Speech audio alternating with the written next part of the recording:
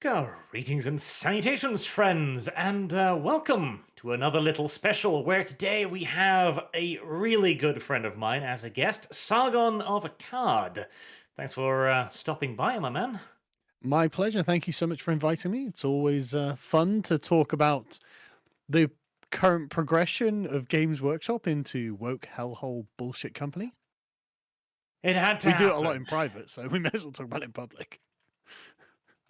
See, man, I remember, like, I called this shit like 5 years ago. It's going to happen to 40k, but I half expected it to be like a really slow and really grindy process because 40k is a hobby for goddamn grown men. It costs a lot to play 40 fucking k. Yeah. And it costs a lot to LARP as a space fascist. It does. And yet here we are already with GW going like, oh, we disavow our entire universe, pretty much. Do you not remember in I think it was like 2016, 2017, when Anita Sarkeesian posted pictures of her and Zoe Quinn at the Games Workshop headquarters in Britain? Did they? I did not know Do you that. not remember? I'll find it. Hang on. Christ, the pieces are starting to fall into place. Oh boy. Yeah.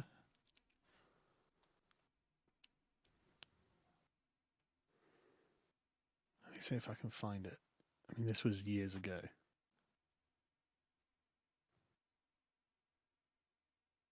Keep going while I look for this. I will. Filler. We'll start with the at the very beginning, of course. The Warhammer is for everyone post, which like this is the moment where people started to realize that Games Workshop has already actually gotten infested and is heading towards a very political direction. And the sentiment in and of itself isn't even that big of a problem. It's just usual corporate non-speak. We are for good things. We are against bad things. Blah, blah, blah. Consume product. I think you're underselling that, to be honest. Well, that's the thing. The part that made it into so much more was that they throw in the "you will not be missed" part. No, I think there's more to it than that, and it's because I've had to do all this insufferable philosophical reading that I think I can flesh it out a bit and explain my sentiment. I can't seem to find this bloody. There was a picture that she posted where she was there with Zoe Quinn and a bunch of other of the the usual sort of SJW types around her at Games Workshop headquarters. I can't believe I can't find it. But yeah. So if we want to go through this this thing, I've got some commentary on it, right? So they just put out this a year ago. They put out this just one statement: Warhammer is for everyone. And literally, if Warhammer is for everyone, that's all you need to say, because unfortunately, everyone includes Nazis, Murderers, child rapists, jihadists. I mean, literally, they're saying Adolf Hitler is welcome in Warhammer from this standard. And it's like, okay, well, odd precedent. I would have personally said Warhammer is for most people. Like there are going to be some people who either aren't welcome or aren't interested. But they say one of the great powers of our hobby is its ability to bring people together in common cause, to build bonds of friendship that cross divides. We believe in and support a community united by shared values of mutual kindness and respect. Now, there's something to pause on here. That's not what unites the Warhammer community. What unites the Warhammer community is love of Warhammer. That's it. That's literally the only thing that makes the Warhammer community a community. It's the only reason any of these people are talking to each other. They've gone into a particular store for a particular reason, and that's not to spread shared values of kindness and tolerance and respect. It's to play Warhammer. That's it. Anyway, they carry on. Our fantasy settings are grim and dark, but that is not a reflection of who we are or how we feel the real world should be. Fucking amazing statement, that, isn't it?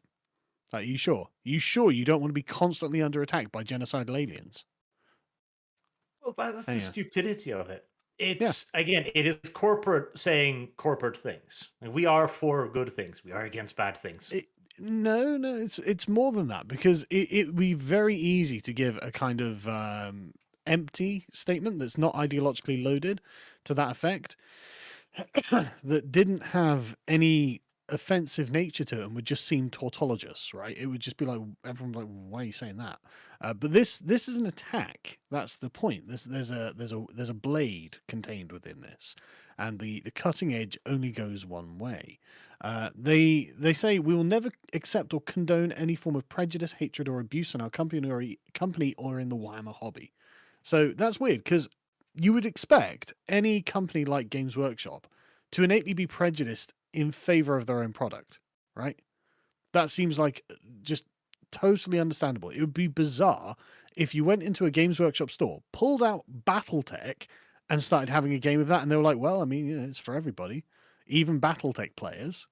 But that's, of course, not what they're talking about. What they're talking about is arbitrary characteristics. But they say we will continue to diversify the cast of characters. Notice the code word, the dog whistle, as it were, the diversity and inclusion agenda being genuflected towards there. The diversify the cast of characters we portray through miniatures, art, and storytelling. Now, I love this so much, right? I used to have an entire, you know, like Tyrannid army, Genestealer cult armies, and I'm sat there going, yeah, if there's one thing this Tyrannid army isn't, it's diverse enough. Where are the black trans women, right? Like, come on. Like, I honestly, I hate this so much. Anyway, so they say through miniatures, art, and storytelling, so everyone can find representation in heroes they relate to. The fuck are you talking about? We're talking about genocidal space aliens fighting each other? Like, when my friends are playing Necrons, I'm playing Tyrannids. I'm like, okay, who do I relate to here? Like, the point is not to relate to them, in fact. The point is that they're so unbelievably strange, and in fact, dare I say, alien, that it makes it interesting. You know, it's not something boring of the real world, right?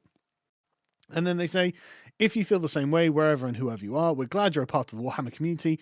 If not, you will not be missed. So basically, fuck off if your primary concern when playing Warhammer isn't Warhammer. It's like, right, this is a really strange thing for a company to say if you know nothing about the concept of social justice. And so this is a really good expression of what Herbert Marcuse would have called repressive tolerance.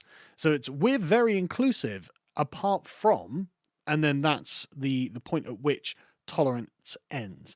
And he expresses how literally if we want to reach the sort of atomized individualistic world of communism where no one is reliant on anyone for anything and everyone is essentially on their own forever, if you want to arrive at that point, what you have to do is remove tolerance from what he called the right in order to continually shift the Overton window towards the left. And so that's what's being said here. If you are just standing there doing nothing other than playing the game, it doesn't matter. The toleration of you enjoying the hobby has been removed on something that is extraneous to the hobby. And so this is how you can see, like, this is the progressive grindstone in action, how it continually grinds away at things that are right wing or whatever it is. And so this is very ideological, and it's only in, you know, the last year or so that I've come to understand how ideological this is, just so you know. What do you guys think? I think it's very interesting because you're reading a lot into this, and I can very much see why you are as well. Because there is a hidden blade in this. And as I kind of picked up on that myself when I was first discussing this, because I made the point, Warhammer's always been for everyone. There's never been an instance in a Games Workshop store where somebody has gone in and they've gone like, oh, your color is wrong, or you're the wrong type to get out. Well, it hasn't happened. This is the point, right, of the repressive tolerance of it, right? Is the idea of total inclusion through intolerance, through exclusion, to eventually repressive tolerance is only 16 pages as an essay. It's really not very long, and I actually really recommend people read it because it's actually surprisingly readable when you know how to read it. When you're like, okay, what's he trying to do? He's trying to achieve communism. That explains why he just wants total censorship of things that are not on the road to communism. And when they say things like for everybody, that's actually a terrifying statement, right? I don't want Warhammer to be for everyone, and no one on Earth, other than the progressive left, wants anything to be for everyone, because that is a really, really thin layer of, to have something that's amenable to everyone, it has to be like water, tasteless and necessary. Why else would would it be for everyone? People have preferences. And so Warhammer, no game is for everyone. Games are for people who want to play them, right? And so every single game has got like a certain maximum potential of constituency for those people who would play it. In Warhammer's case, it's the kind of people who like to play miniature building games where you paint them and fight battles with each other. There are lots of people who don't enjoy that and who have got absolutely no fucking interest in it, and it's not for them. And that's fine for it not being for them, because it's totally up in the air for everyone to choose. Like it's available, the access is there for everyone, but that's not what the statement "it is for everyone" means. And that's the problem, because now it has to become diversified and inclusive. And we're going to diversify the cast of characters as if, like black trans women weren't playing Warhammer because they didn't have a black trans woman Nazi inquisitor in the Inquisition, right? That's not the reason they're not playing it. The reason they're not playing it is because they got different cultural interests. And so that's the blade in it, though, because you can see how it works only in one direction. We've already said, right, there is actually a constituency of the hobby that is the problem.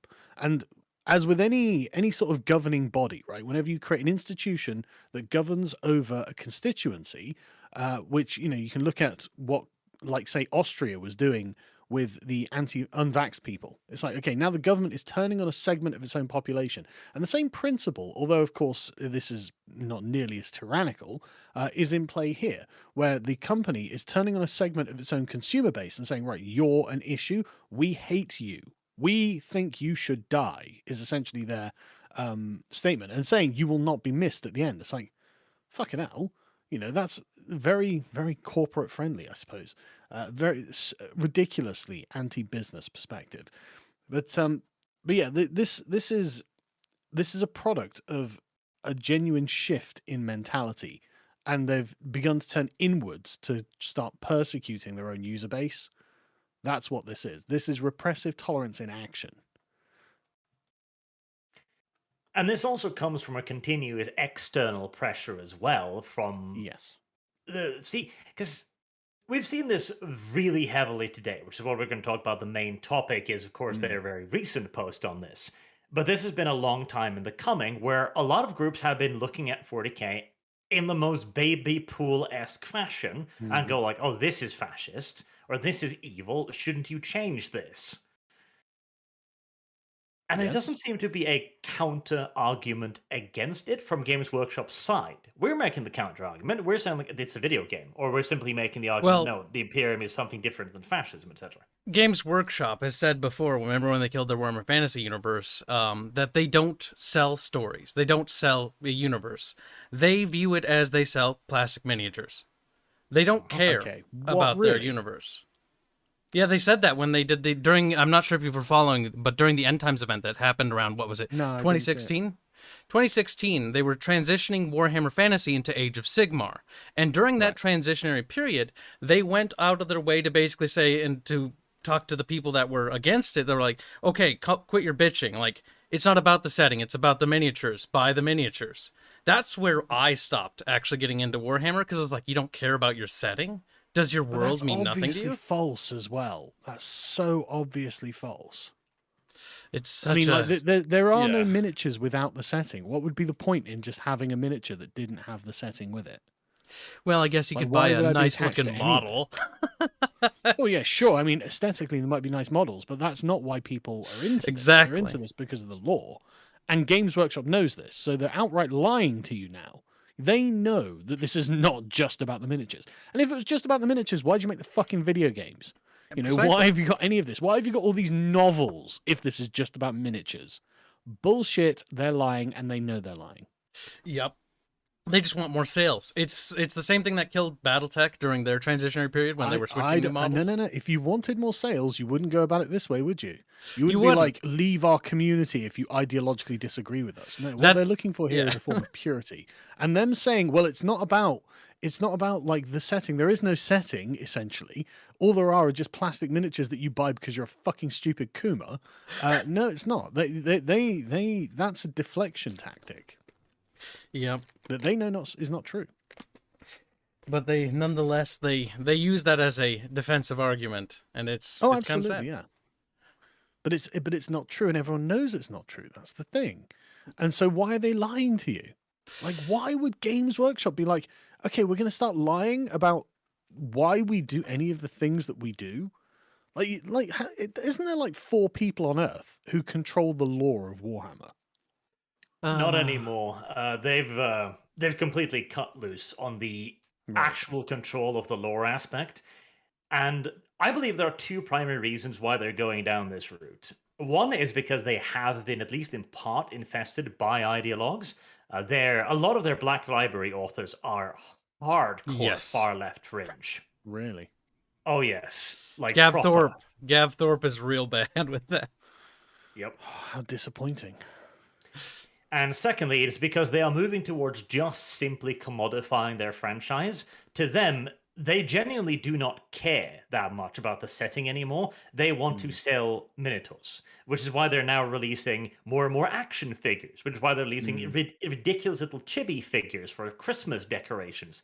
They're making more non-40k shit than 40k stuff at this point. But isn't that interesting, though? When the primary commitment was to the integrity of the universe, they were very cagey about it. It wasn't just about making money, because there was something valuable about the integrity of the universe. Now they've gone woke and they're disavowing their own fucking universe. They don't give a fuck about it. And it's like, yeah, no, shill it, fuck it, who cares? Aren't they Full actually woke capitalism now? I think they're backpedaling like the little cowards they are. Because if I remember right, I thought I saw an article where they're trying to revive the classic Warhammer Fantasy universe, the one they killed. They're like, "Oh, please come back and buy our shitty minis again." Tragic. But there too, in the new old world, the old world as they call it, you can very clearly see that they have lost that spark of interest, because now it's just generic goddamn fantasy. Kislev is just ice, ice, ice, magic bears. That's it. That's the entire concept for Kislev. Yeah. They've completely misunderstood that restraint is what breeds value. It's what makes things special. Like the fact that not everything is this thing means this thing has more charm and more appeal. Yes. The fact that the Tsarina was the only magic user in Kislev made her very special. But now her entire bodyguard wields magic ice weaponry now. God. See, this I can't get past the fact that what they're doing with this Warhammer is for everyone statement is they're setting up their community or their institution to have a goal that is actually not reflected at all in the institution, right? The fact that we believe in supporting a community united by shared values of mutual kindness and respect, like that's not what the purpose of Warhammer is. The purpose of Warhammer is to enjoy the Warhammer universe. And so, okay, so you've chosen now a different goal with what you're doing. And like with any institution, it's a commitment to the institution that produces the pleasant, positive side effects, right? An example of this is football. If you played football to get exercise, you'd stop playing football because it wouldn't be interesting or fun. But exercise is a positive consequence of playing the game of football. You run around because you want to score goals. That's the reason you're doing it. But in the meantime, you get camaraderie, you get teamwork, you get exercise. It's good community fun because you get friends and family watching. And so, but they're not the point of the game. The point of the game is to score goals. And so this is the same sort of thing with Warhammer. You got all of these things, like you were saying earlier. It was open to anyone who wanted to come down. And of course, everyone playing was always, oh, brilliant. What army are you interested in? What have you got? And I remember the first time when I was like 13 years old going into a gaming club, and there were these dudes there playing 2 Space Marine armies just facing off against each other. And the first time I fucking saw the Dreadnoughts, I was smitten, absolutely fucking smitten, because they were just enormous, chunky fucking war machines, and they were made of lead. Right. And when I first got to pick one up, I was like, holy shit, the weight of it it felt so real, and this is how you got into the hobby. This is sort of the doorway in. But if they were like, so come on into our new cult. We want to talk to you about mutual kindness and respect. I'd be like, I'm really here to talk about the fucking death machines. You know, how many aliens can this thing kill?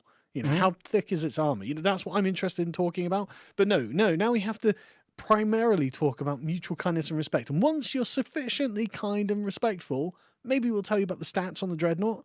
But until then, you know, I'm out. I'm not, if I, you know, if that was me as a 13-year-old, I'd be like, okay, fuck off then.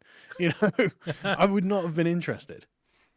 What gender is your dreadnought? Exactly. Exactly. So can we go on to their next statement now in this context, if that's all right? The website? Yeah. Sure. Yes. So literally like yesterday, and this has been driving me nuts, right? So they put out this statement. The Imperium is driven by hate. Warhammer is not. Okay? Is the Imperium driven by hate though? No. The Imperium is driven by the need to goddamn survive in a Yeah. galaxy filled by starving evil gods and genocidal aliens. They're doing what they Yeah. have to Nice and to simple. survive in a grim, dark universe. But that's a position that has a positive attitude towards the self, right? Mhm. That's deliberately marginalizing alien races in Warhammer. It's actively trying to, you know, the Imperium is where the locus of our attention, because we're humans and it's the Imperium of man. And so naturally we consider it to be a representation of ourselves. And this representation of ourselves is constantly trying to push back the evil forces at the border and minimize their power at the expense and increase our own. And so that's why they think this is driven by hate, because that is the progressive worldview of what hate is. Hate isn't a personal emotion that you feel towards an individual or, you know, a group, you know, gang of people or whatever it is. Hate is the general consequence of policy. You follow? And yeah, no, Yeah, no, I I get it. agree. And the thing is, again, this is so tone deaf to their universe. They even go on to Oh, yeah. say like there are no good people in 40k. And that's the thing. Okay, let's agree on that. That also means that there are no bad people. You know, this is Yeah, a great neutral point. universe. This is a universe of survival. The Eldar are fighting for their survival. The humans are fighting for their survival. The goddamn Tyranids are fighting for their own survival. Everyone in this is doing it for themselves. Yeah. No, that's a great point. If there are no good guys, there are no bad guys either. Like you've erased the distinction of value judgment. Then stop talking to me about your value judgments. You know, why are you getting yourself tied in knots over a bunch of value judgments you claim don't even exist? And they go on too. Its numberless legion of soldiers and zealots bludgeon their way across the galaxy, delivering death to anyone, anything that doesn't adhere to their blinkered view of purity. Which is, see, literally, that is the propaganda Based. reason that they give out. It's like this is Yeah. this is why we fight. Whilst in reality, they fight because shit, we're running out of men, we're running out of plants, we're running out of food, we're running out of fucking dudes. We need to seize territory. We need to They hold what fight we because got. there's constant alien invasions in human space. Like Yes. it would be irresponsible not to fight if you were there. Like I watched Hell's Reach the other day, right? Fucking phenomenal. Like I was like I wasn't I tried watching it when it first came out, but I wasn't impressed with the art style, and so I couldn't get into it. But for some reason I decided, okay, I've been you know collecting Dark Angels for a while. I may as well give this a go and see what it's like. And I actually really fucking found myself enjoying it, especially the bit with the Titan. The whole thing was fantastic. And it's again, like not about hate, it's about preserving what you have. It's actually conservative. It's actually about defending that which already exists and seeing value in it. And so that doesn't come from a position of hate. That comes from a position of love. That comes from a position of valuing something. And so if you're a progressive, you say, well, we need things for everyone, and that includes the aliens trying to destroy it. Well, then you're shit out of luck. We've reached an irreconcilable pass. We can't have that and have the humans as well, because the way you've designed the Universe Games Workshop is that the aliens are trying to wipe them out. And don't get me wrong, that's a great hook.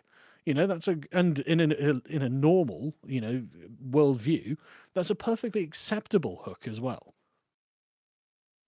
And the thing is, too, this is a universe created by people who were genuinely interested, who were passionate, who made this universe. And they came up with these ideas. Okay, we have complex characters, complex factions. There are reasons and rationales scattered through every level of their existence, of every action. We have swept all of that aside now into this simplified, toyified version of Warhammer, where everyone is either a good guy or a bad guy. And not only that, like any amount of resistance amounts to an emotional form of hatred, right? That's really important because that means that you've got no legitimate reason for self-preservation. Like Because it's just hate. exactly, it's just because you're an irrational, hateful monster that you don't want your children implanted with gene seed, like gene stealer spores or whatever it is. You know, it's only because you're an irrational, hateful monster that you don't want them to get Nurgle's rot. You know, Nurgle's rot is just as valid as your healthy human body, don't you know? That's what's being implied in that statement. Oh, their view of purity. What's wrong with the people who've got Nurgle's rot are people too, you know? Are they? Like, I don't know. You know, I'm not even sure that's true. Gene stealer cultists are people too. Are they? I don't know. But then I don't hold this all-inclusive worldview. In my opinion, a person can do something wrong. And see, they've got the entire series of events here backwards as well. It's like they do this because they hate. No, hate is not a reason. Hate is the tool, as is repeated again and again throughout the story of 40k. The Space Marines themselves, hate is my weapon. It is something they wield to grant them strength. It's not their reason for acting. And one could say it was a defensive weapon as well.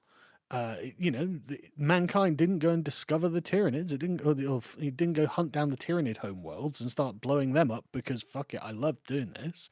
You know, the Tyranids came to them, things like that. It's like with the orcs, you know, they're constantly being invaded by alien races. What are they supposed to do? And in the case of the Emperor, he sees the galaxy. He knows what chaos is. He has seen the galaxy fall to chaos once already. And he's like, okay, well, chaos is the ultimate evil. He will destroy the entire galaxy if allowed to continue doing this thing. I'm a human. I'm going to fight for the survival of humanity. If that means I need to violently repress everyone else, so fucking be it. But that is exclusive, right? That means that the human race, as it is, not bastardized and debauched by aliens, gets to exist as the human race.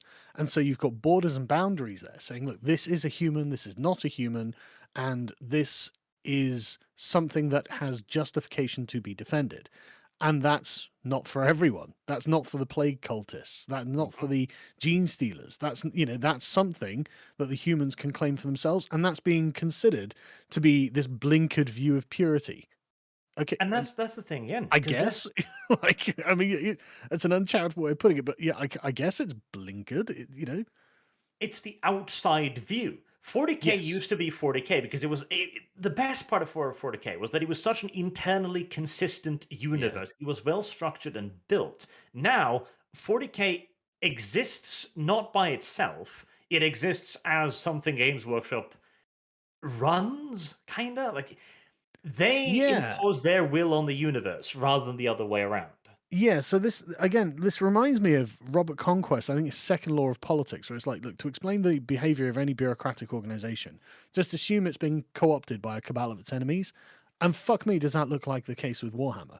Because before, when back in the golden era, it was very clearly run by people who had a deep love of the property and were doing something inside the universe. You know, there was an internal principle at work here. And so from these internal principles, the Warhammer universe as we know it grew out. But as you say, this is definitely coming from outside because as we saw in the previous one, they've set up an outside principle. Like there's a different animating principle as to why any of this is happening for kindness and inclusivity or tolerance or whatever they, respect or whatever they call it. And but that's not what we're talking about. That's not the purpose of this. And so now you've taken an outside principle. Now you're applying that principle to the Warhammer universe. And of course, nothing in the Warhammer universe operates on this principle of like extreme progressivism. Why would it? It's not about that, and it never was. And so, of course, nothing in the Warhammer universe measures up to the standards that are being set. So now the entire universe is being judged by some bizarre outside standard. You could do the same with any other standard. You could be like, okay, well, how Islamically orthodox is the Warhammer universe? Oh, not at all. The Emperor of Mankind doesn't believe in any gods, and the only gods there are evil demon gods, more than one evil demon god. Yeah, this is totally un-Islamic. This has to go. This has to change. And they could have put out a fucking statement saying, well, the Imperium is driven by infidels, but Games Workshop is not. Games Workshop respects Allah and goes to the mosque every day. We're not like our universe or anything like that. And it would be exactly as fucking ludicrous. Yep, and you see this also with Warhammer. Like, you guys remember the kids' books that they were trying to push it on people as well, too, right? Oh, yeah. And they're trying to make the universe into something it's not. Like you said before, they're sort of casualizing the universe, trying to make it very approachable so anybody and their grandma can get into it. But in the process of doing that, they're erasing the one attracting feature, which is the grim, dark setting. And I'm really glad you framed it that way as well, because I've been thinking about this a lot, about the sort of the idea of universalization means that you have to subtract any particular qualities from the thing, right? And so this is why corporate boardrooms are also fucking bland and beige and lifeless, whereas if you go to like a Moroccan market, it's very much full of local culture and life. It's because it's very particular. It's not for everyone. It's for the people who go to that market. And if you want to go there, you can enjoy this rich, different, diverse culture. But it's not going to be like the corporate boardroom you left before you went on holiday. And that's the point. And if you try to universalize the market, it'll just end up looking like the corporate boardroom eventually when you get there. And that's exactly the same process that's happening here. It's like, okay, well, we have to take away the edge and the grit and the fun bit that enticed you in. We've got to minimize all of that to broaden out the number of people who would at least not be repulsed in some way by the fun of that, Mm-hmm. Exactly. It's one of those things. Like, you see this happen with so many other settings. This is another casualty. Like, we saw it with Star Wars. Absolutely. We saw it with almost every IP that's fallen. And that's why we have to do something about it. Like, we do have to gatekeep it, because otherwise it will lose all of its meaning and feeling. And this will just look exactly what Disney Star Wars is. Totally. But you notice, again, I want to come back to the weapon concept, right? The weapon is in the narrative itself, because what the critical theorists, and this is the product of critical theory, right? What we're reading here is a direct product of critical theory. Again, Marcuse's repressive tolerance is the sort of the agenda setting weapon of critical theory, and it's being played out right here, right? Because the edged weapon that's within what's happening here is in the framing of the narrative, because they worked out that basically the way things are framed controls the way people think. And so this is why you see such naked lies about Kyle Rittenhouse. The naked lies. Because what they think is if they can maintain the narrative so consistently, then they can make everyone believe that Kyle Rittenhouse was the villain, even though he was the one being attacked. And this is what they're doing in this very next line, right? Listen to this. Right. So they said the numberless legions of soldiers and zealots bludgeon their way across the galaxy, delivering death to anyone and anything that doesn't adhere to their blinkered view of purity. Almost every man and woman toils in misery, either on the battlefield where survival is measured in hours, or in the countless manufactorums and hive slums that fuel the Imperial war machine. It's like, okay, that's not really an accurate representation of what's going on. It is like technically true, but there's so much depth that has been squished out of that as to, I would say, arrive at a misrepresentation of what the universe actually is like. Otherwise, why the fuck do the Space Marines care about it? Why would they give a shit? Yes. Like, they can hide in planets that are like the Grey Knights, hide in a secret planet for 10,000 years. Thanks for that video, by the way, Arch. I really enjoyed it. Why would they care? Why would they fight a single demon on behalf of anyone else? Because they want to preserve. It's the oversimplification of the goddamn universe. And this is done by the creators, quote unquote, of the universe, where they boil it down to the literal tagline at the beginning of the book. Like, this is the baseline. It is so much more than that. This is an incredibly complex and interesting universe. And it isn't all manufactorums and toil. It is families. It is friends. It is societies. It is world. It's just simple life. If you ask any one of these manufactorum drones if they'd rather get up at 6 in the morning and work their thankless job, or be raped to death by a gene stealer hybrid, Yeah, they'd still Who choose knows? their shitty job. because they'd rather But live. that's the yeah. point, though, isn't it? That's exactly the point. There's a lie contained in that line, then, because if that line was an accurate representation, then you could accurately describe it as you've just done by saying, well, it's an incredibly complex and deep world of people trying to survive in a terrifying and dangerous galaxy. That's an accurate description, I would say, of what the Warhammer universe is, and not just. But there is an aspect of, the sort of thankless, grim dark of it. There is an aspect of that, but reducing the entire thing to that separates and removes and negates all of the other detail that you've just been alluding to. So now they're lying with the narrative framing of their own product. Why? Because this is an opportunity for them to push their agenda again. Because the Warhammer is for everyone thing caused a great deal of controversy and backlash. A lot of people did not like that because it was very clearly exclusionary. Even the people that knew nothing about outside of politics looked at this and thought, this is a weirdly worded thing to put out just like that. It's creepy. Creepy. It's very bizarre because what they're trying to do is essentially reframe the entire universe. And what they're doing as well is notice how they're stripping it of the dignity it had as well. That the framing means that the universe is actually not very worthwhile.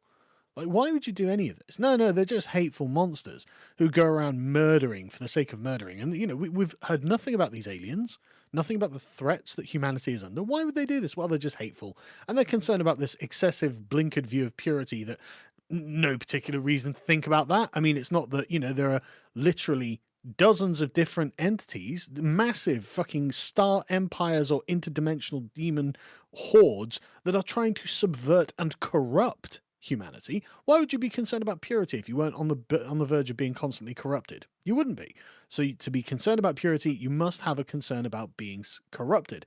And that's totally built in to the very fabric of everything about the Warhammer universe. And rightfully so. It's an awesome fucking thing. It makes perfect sense. It fits the universe. But that's totally gone, and now that's been stripped away, and now it's being framed as if the Space Marines are the villains for being concerned about corruption. Yep, and makes them Nazis because they're purifying, and they make that Exactly. comparison, and it's one of the things that these people don't understand the universe. They don't care about it. They're here to subvert it and politicize it. Exactly, right? But anyway, let's let them carry on making this narrative up, right? Because this again, it's so fucking. It's so fucking insufferable, right? So they say, in all of this enslavish servitude to the living corpse of a god emperor whose commandments are at best only half remembered, twisted by time and the fallibility of humanity. Now again, I'm no lawmaster in the Warhammer universe, right? My first love for Warhammer was painting and playing the game. And that's what I did. And I just, imbibed the lore because you do when you're reading the codexes and, watch a few videos and stuff like this, right?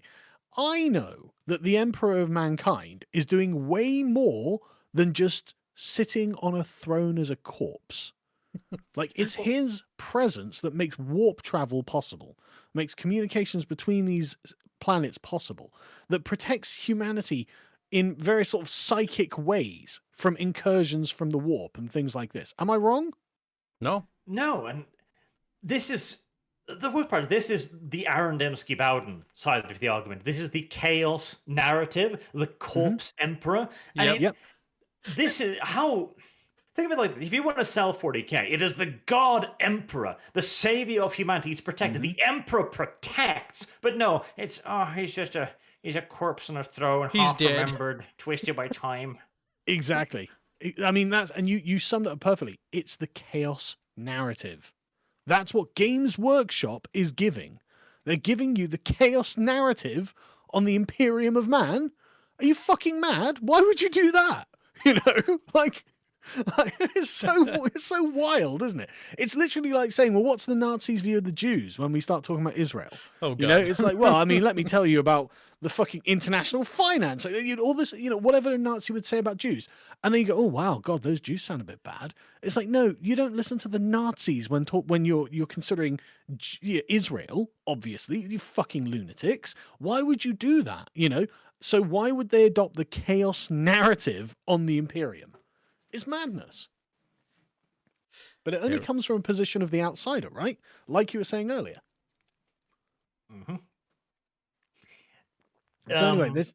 Oh, sorry. You can go on too, because the next part I think is particularly interesting as well. Oh, boy. Oh, it's fascinating. So Warhammer 40,000 isn't just grim dark, it's the grimmest darkest, right? You could have had that as just line 1, and that's just ended it there, right? The Imperium, but notice how like they've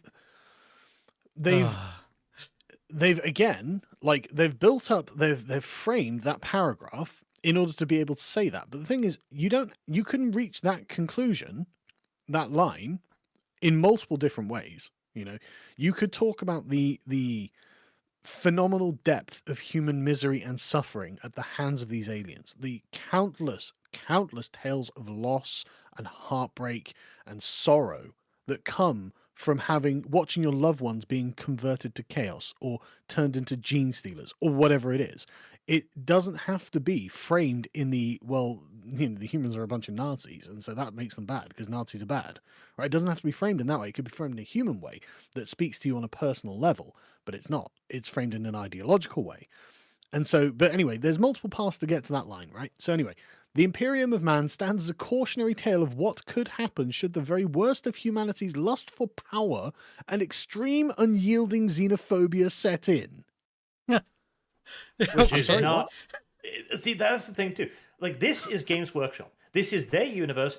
This is what they write about it. Like, this is not true at any level.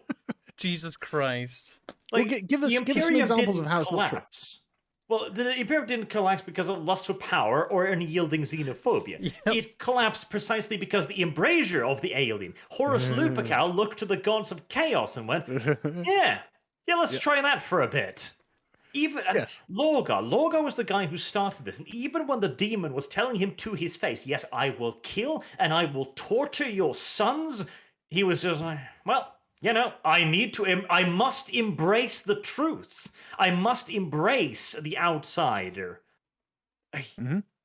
And so what they've done there is they've spent the first paragraph lying or lying by omission, and now they've set the stage for a direct lie, right? Because the Imperium of Man is a cautionary tale not of the consequences of the agency of mankind, right?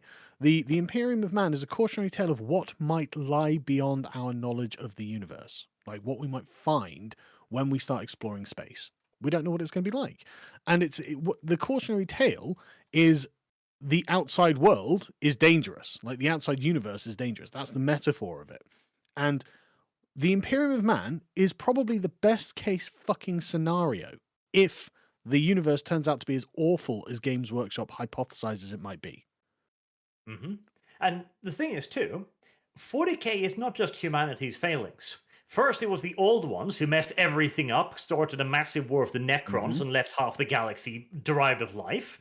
Then it was the Eldar who fucked everything up by giving birth to a chaos god. Like, we're the third on the list, and frankly, we've done better than the preceding two.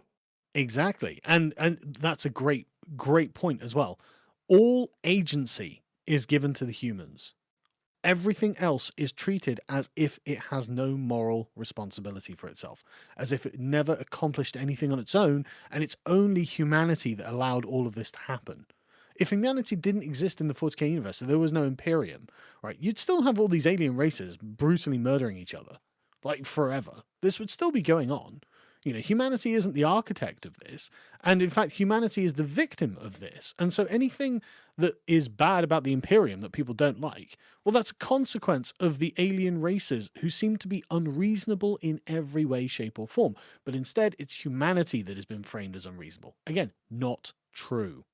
This is just not true. Yep. Because you have races that are hell-bent on humanity destruction, like the Nids. They're hungry, they're eating. The Orcs, they just want to fight everything. Chaos, who take pleasure in it. And the Orcs, who take pleasure in it. Yeah, true. Like, literally, races that are sadistic and enjoy causing suffering. Like, at least the Imperium isn't about the enjoyment of suffering. Well, you know, everything about the Imperium is, oh, this is a necessary evil. Okay. According to this article, those guys aren't so bad. They're misunderstood. Exactly. In fact, they don't even get to choose. There's no judging like Slanesh or Khorne or any, or the orcs. There's no judging any of them. They're just like animals in It's cages. just their culture. Exactly. They can't help it, is what's being said here. Oh, this is getting spicy.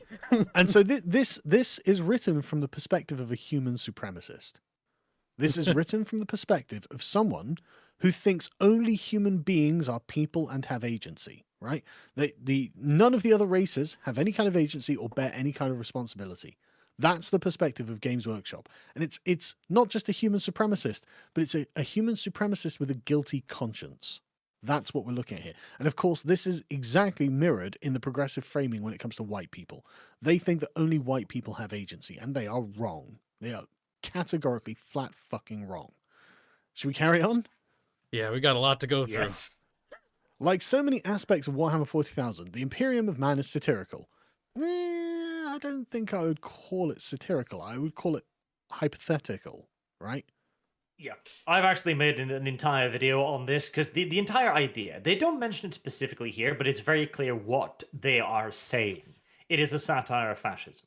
If it is, it's a bloody bad one because the Imperium does not fulfill the requirement of a fascist state. No. And that's the thing. It's just like with the Starship Troopers thing. Even if you have the person who made the thing saying, oh, this is totally a satire or commentary on fascism, if what is in the movie does not do that, I don't care what the author says his intentions was. Exactly. It's like if I bake a cherry pie and you eat it, and you're like, there's apples in it, It is what it is. That was a satire of a cherry pie. Oh, I gotcha. yeah, it was a satirical cherry pie. That's a great analogy. It's just full of apples, But this is the thing, right? Like, it doesn't look fascist. Like, nothing about it, like, not even the aesthetic of it is fascist. The aesthetic of it clearly is derived from the Roman Empire and the Catholic Church. I mean, it's just naked. Like, they use Latin. Like, what do you want to say? They don't wear fucking Hugo Boss uniforms or anything. At least in Starship Troopers, he at least got the aesthetic looking fascist. But in Warhammer, it doesn't look fascist. I guess the Death Corps of Krieg are the closest thing, and they're a fairly new innovation, as I understand it. Yeah. So it's not too close either to there, so it's kind of weird. Like the commissars kind of remind you of the almost Soviet Union style political commissars. they're called commissars. Yeah, exactly, like political commissars. Yeah, so they're not called Gestapo or SS. Yeah, that's true. Exactly. They're not called black shirts, are they? Like there. If there's a satire of fascism here, well, you could have actually included it, Games Workshop. But anyway, it's a satire, right? Okay. Well, I think we're stretching the definition of what a satire is, and that essentially means that any fictional universe is some kind of satire, which makes satire a kind of pointless term now. It's the same as the word fiction. Okay. Yep. Pointless. So anyway, they say, for clarity, satire is the use of humor, irony, or exaggeration, displaying people's vices or a system's flaws for scorn, derision, and ridicule. Really? That's very interesting. At no point before the modern era of Games Workshop, did I feel that Games Workshop were ridiculing, scorning their own product.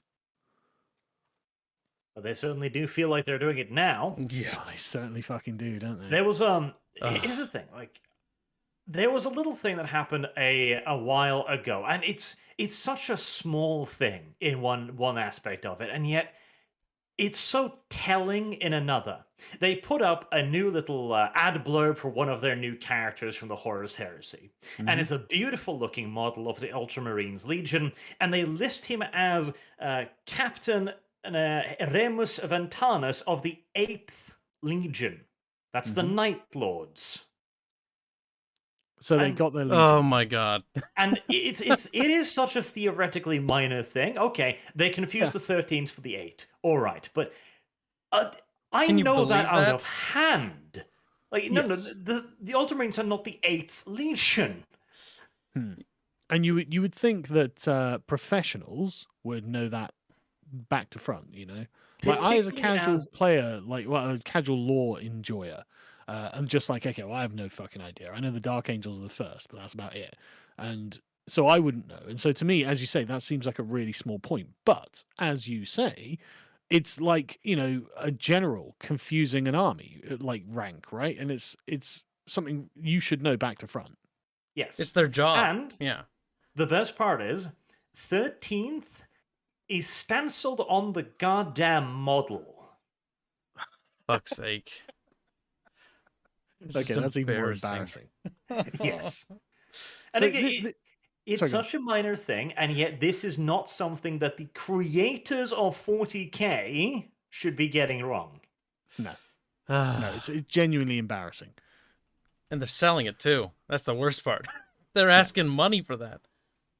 But the thing is, as well, like, so there's a truth contained within the lie, though, right? And that all the best lies contain a seed of the truth.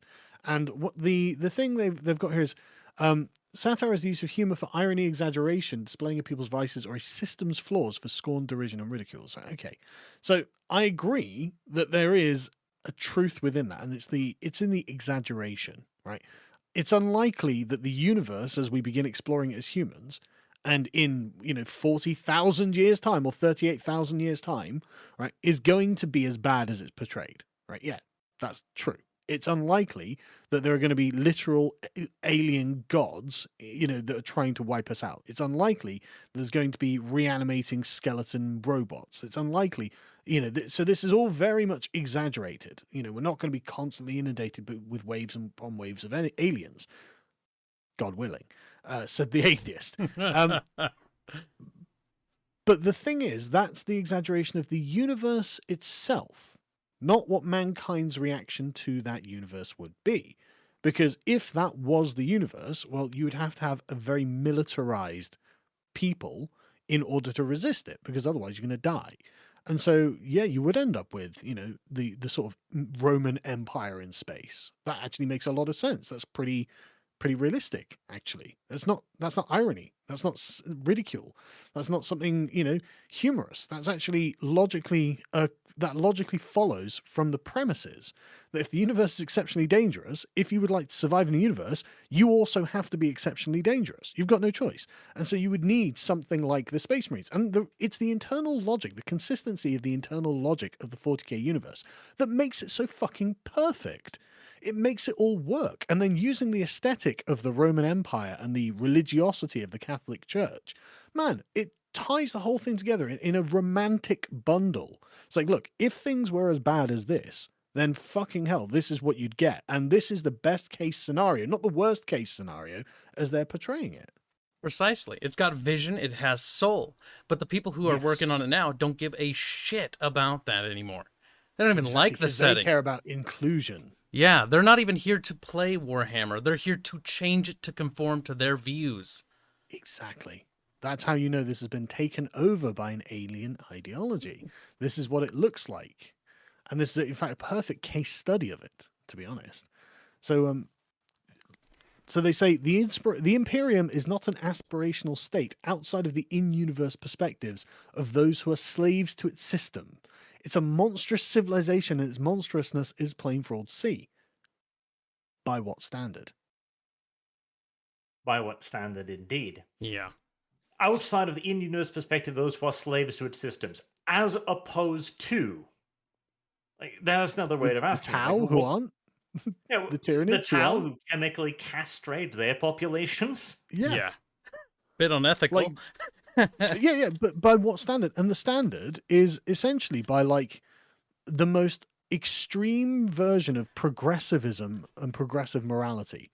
That's what they're saying. Unless you are a really extreme leftist, this is a horrible, this is by that standard. It's yeah, sure. But if you're a regular person who's looking for security and safety, this is the best you're going to get. If you are one of those slaves to the system, you're worried about where food is coming from or where the nearest security shelter is, not whether or not the aliens are going to be inclusive enough. Whether the Astartes will get here in time to prevent this orc horde from killing you all. And you're extra worried if the Astartes are wearing red. But note the point though. Again, it's coming from a universal perspective. They even say, right, the particular, the thing you might be concerned about on a personal level, we don't care about that. We're looking at it from a systemic perspective, from the universe's perspective. it's like, okay, that's very interesting. Why would the universe care about anything? Like, the universe doesn't have a set of values. Everything is contained within it. So it doesn't care. The universe would be totally indifferent to the living or dying of anything that was in it. And if all life became extinguished in the universe doesn't give a fuck, because it's not a sentient being. It doesn't have a set of priorities. Like, it literally doesn't care. And so they're taking this universal perspective specifically away from the particular in-universe perspective of the Imperium, which feels justified in everything it does because of the danger it's put in. So yeah, because the universe is cold and uncaring and hostile in many fucking ways. Of course, if you take a perspective that's not from the perspective of one of the civilizations in the universe, of course it looks awful because it's not inclusive, as they say. But why would you do it? It's irrational. It doesn't make any sense. And again, it's one of those. I hate the fact that Games Workshop is repeating this idiocy, because their answer to this should be, yeah, we know. We are aware. As 40k players, we know that the Imperium is it's not good. It's made to not be good. It's a harsh, fucking uncomfortable life in a galaxy that wants to kill you. Of course it's not good. That's the fun of it. Yeah, You know, no one was like, fucking hell, these Games Workshop guys are fucking lunatics. Look at what they're trying to do. They're trying to turn everything into a Nazi superstate that spans the entire galaxy. Nobody thought that, Games Workshop. Nobody thought that. Not even the people criticizing you think that. But they think it internally, so what are they really doing in there?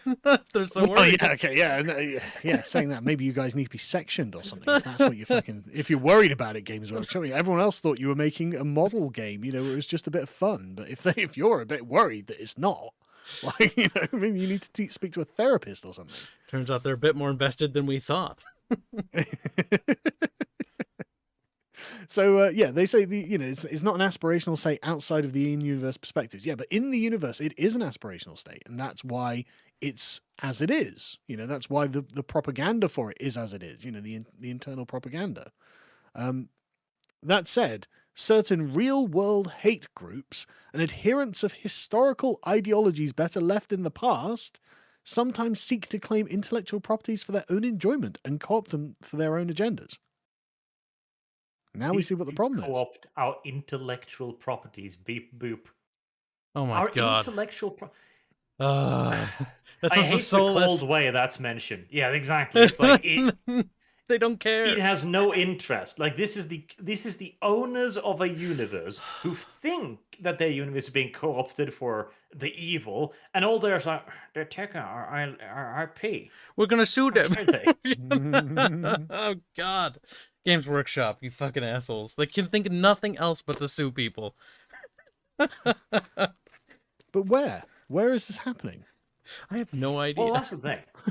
So, what spurred this entire idiocy? Like, I told you this before the stream started, but for the sake of the viewers, what kicked off this entire shit show, including like a half a dozen articles from various mainstream gaming outlets, was a guy attending a competitive tourney dressed, we are told, in Nazi paraphernalia, calling himself the Austrian Painter, so that people would forfeit their matches because they didn't want to play against him. It sounds like a giant shitpost. What a dickhead. It is the most obvious troll in the history of trolling, and yet it's also one of the most successful, as not only did people forfeit against him, yeah, if he's on fire he now has his own GW post. That's embarrassing, because you'd be like, oh, fucking hell, I'm going to crush this guy. Fuck you. Like, if you genuinely didn't like Nazism, as you shouldn't, then you would be like, I'm going to fuck you up. Yeah, kick his ass on the tabletop. Fair and square. But is there anyone who looks at this and says, oh, this is a genuine endorsement of Nazism? Apparently, they think it. Exactly. It's ridiculous. It's such an obvious parody. Oh my and the goodness. thing is, I bet you, I absolutely bet you, within a week or so, we're going to have pictures of this guy coming out, and he is going to be wearing something like what PewDiePie wore in that one video, and like a British officer's uniform, and they were like, oh my fucking god. It's like one of those flight jackets or something, and they're like, Nazis. Like it's like, oh, Jesus. The it's RAF. Connected with an army. Oh my god, get him. Fascism. It's militarism. It's all the same. They can't even tell the fucking difference. I swear to God. Yeah, exactly. They're basically saying the British Army are a bunch of fascists. It's like, are you fucking serious? The Like, guys I who grew up on fought. military camps. They are not fascists. Apparently, Sargon, they actually are. I know. What did I know? You know. Apparently. But that's the point. He needs to wear a bomber jacket, and on the back there needs to be like written out in bold. Sun Tzu says, "A true genius finds a way to not fight." But the point of this though is like, okay, so you are addressing a constituency of people who are ideological in your view, right? Now, I assume it's triggered by this one Spanish guy, but I don't think it's based purely on that. I think it's based on a kind of latent fear of this unnamed ideology that resides in the hearts of the people who are promoting this worldview. And the reason that they've changed, if they can change Games Workshop's core mission to be about tolerance and diversity, well, why can't it be changed to something else? And I think that's what they're trying to head off at the pass. And they're using the issue to push their agenda. Exactly. Because like we wouldn't have to worry about Nazi ideology if we were just talking about Games Workshop products. If we were talking about the Imperium of Man or the Chaos Powers or whatever, we wouldn't be talking about fascism. We wouldn't be promoting fascism, would we? Yep. In a normal universe, this entire post would read, GW discovered shit poster at convention. Kick shit poster out. Have a good day. That should be a one-note thing. But they've made it into a big deal because they're going to use this to try to justify what they're going to do. Mm-hmm. That is exactly what is happening here. It's transparent. But so they give us the statement of like, oh, what we believe is, oh, fucking, I don't care. You know, like, I literally, why would you think I would care about what the makers of Games Workshop believe? I want you to believe that your product's good and you're going to protect it so I can enjoy it. That's all I want. It is very much so shut up plastic toy manufacturer. Go back to making plastic toys and stay the fuck out of politics. Christ's sake. Your job isn't to tell me what to fucking think for my moral compass. Ugh. Exactly. So they say, we've said it before, but here's a reminder of what we believe in, as if literally everyone at Games Workshop has exactly the same political opinion now.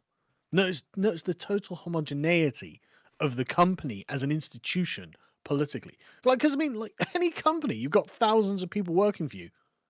Did you hire them based on ideology? Did you sit there and go, right, okay, so who did you vote for last time? Well, sorry, if you voted for conservatives, you can't be hired to make plastic models for us. I doubt that came up in the interviews. I can't help but be cynical about this. And so they say, we believe in and support a community united by shared values of mutual kindness and respect. Our fantasy settings are grim and dark, but that's not a reflection of who we are or how we feel the real world should be. We will never accept nor condone any form of prejudice, hatred, or abuse in our company or in the Warhammer hobby. Okay, couple of points there. One, I mean, like, prejudice, hatred, and abuse, they're literally illegal in this country. Games Workshop's a British company, so don't care about your opinion on that. You know, that may as well say, we're going to follow the laws. Oh, brilliant. Fucking... the bare minimum. Well done. Not gonna give you a pat on the back for that. Strangely, and then we're united by shared values of mutual kindness and respect. Okay, so you've not got a commitment to the law of the Warhammer universe. Good to know. The fantasy settings are grim and dark, but that's not a reflection of who we are. That's interesting, isn't it? Because the worldview they are genuflecting towards at the moment does believe that everything we do is a reflection of who we are. This is why they call the United States a white supremacist country, even though it's rationalistic. You know? Yep. As in, this is unconscious bias that they are saying comes out. And it's like, okay, they're essentially trying to say that the Games Workshop product doesn't reflect an unconscious bias. But when pressed on this, how will they deny it?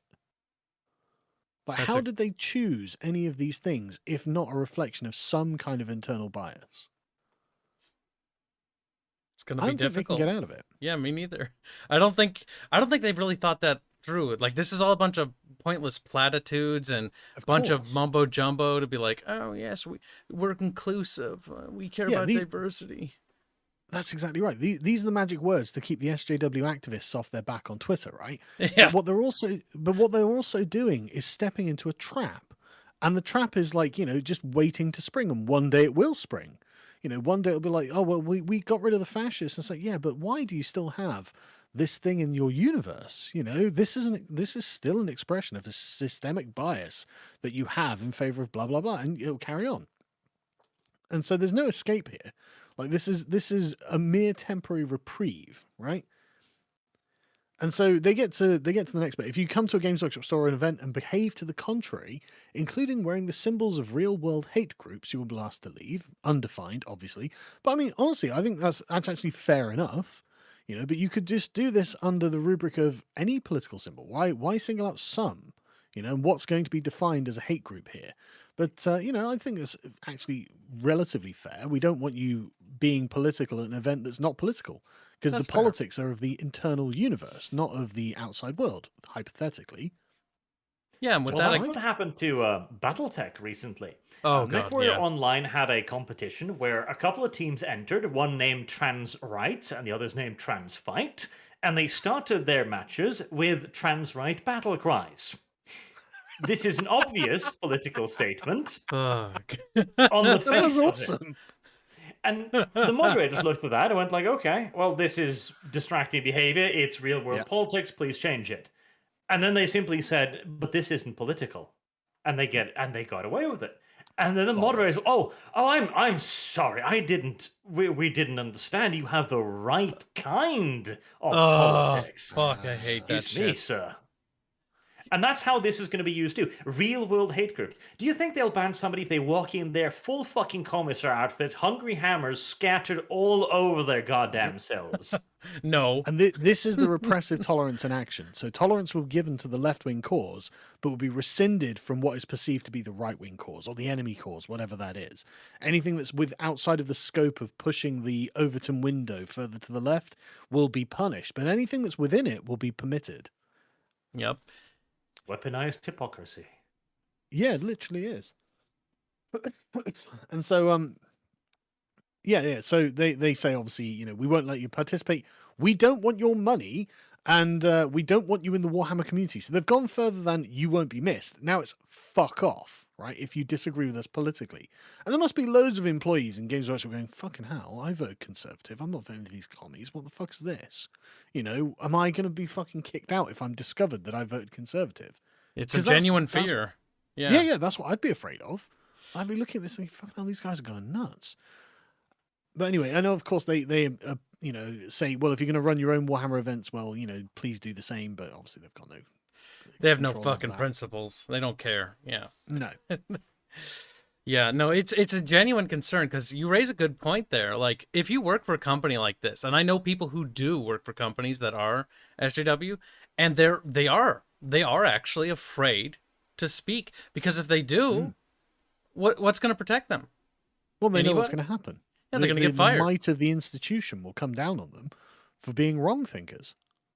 And they'll be punished for simply having a different opinion. And that honestly is it's ironic, isn't it? That is the most fascistic thing of all of this.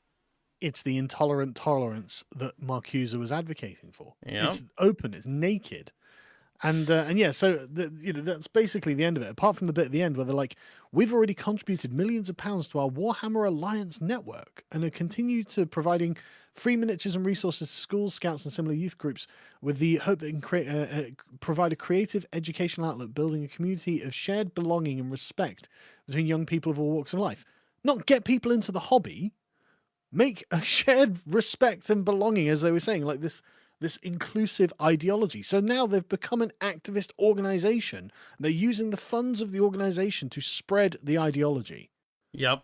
Like, you make fucking miniatures. Like, oh, fuck, this shit's so annoying. Exactly. Oh. So the skin suit of Games Workshop has been fully co-opted by the ideology and is now parading around as if we're supposed to be like, oh, well, look, it's Games Workshop as they've always been. Nothing's new. Nothing's different.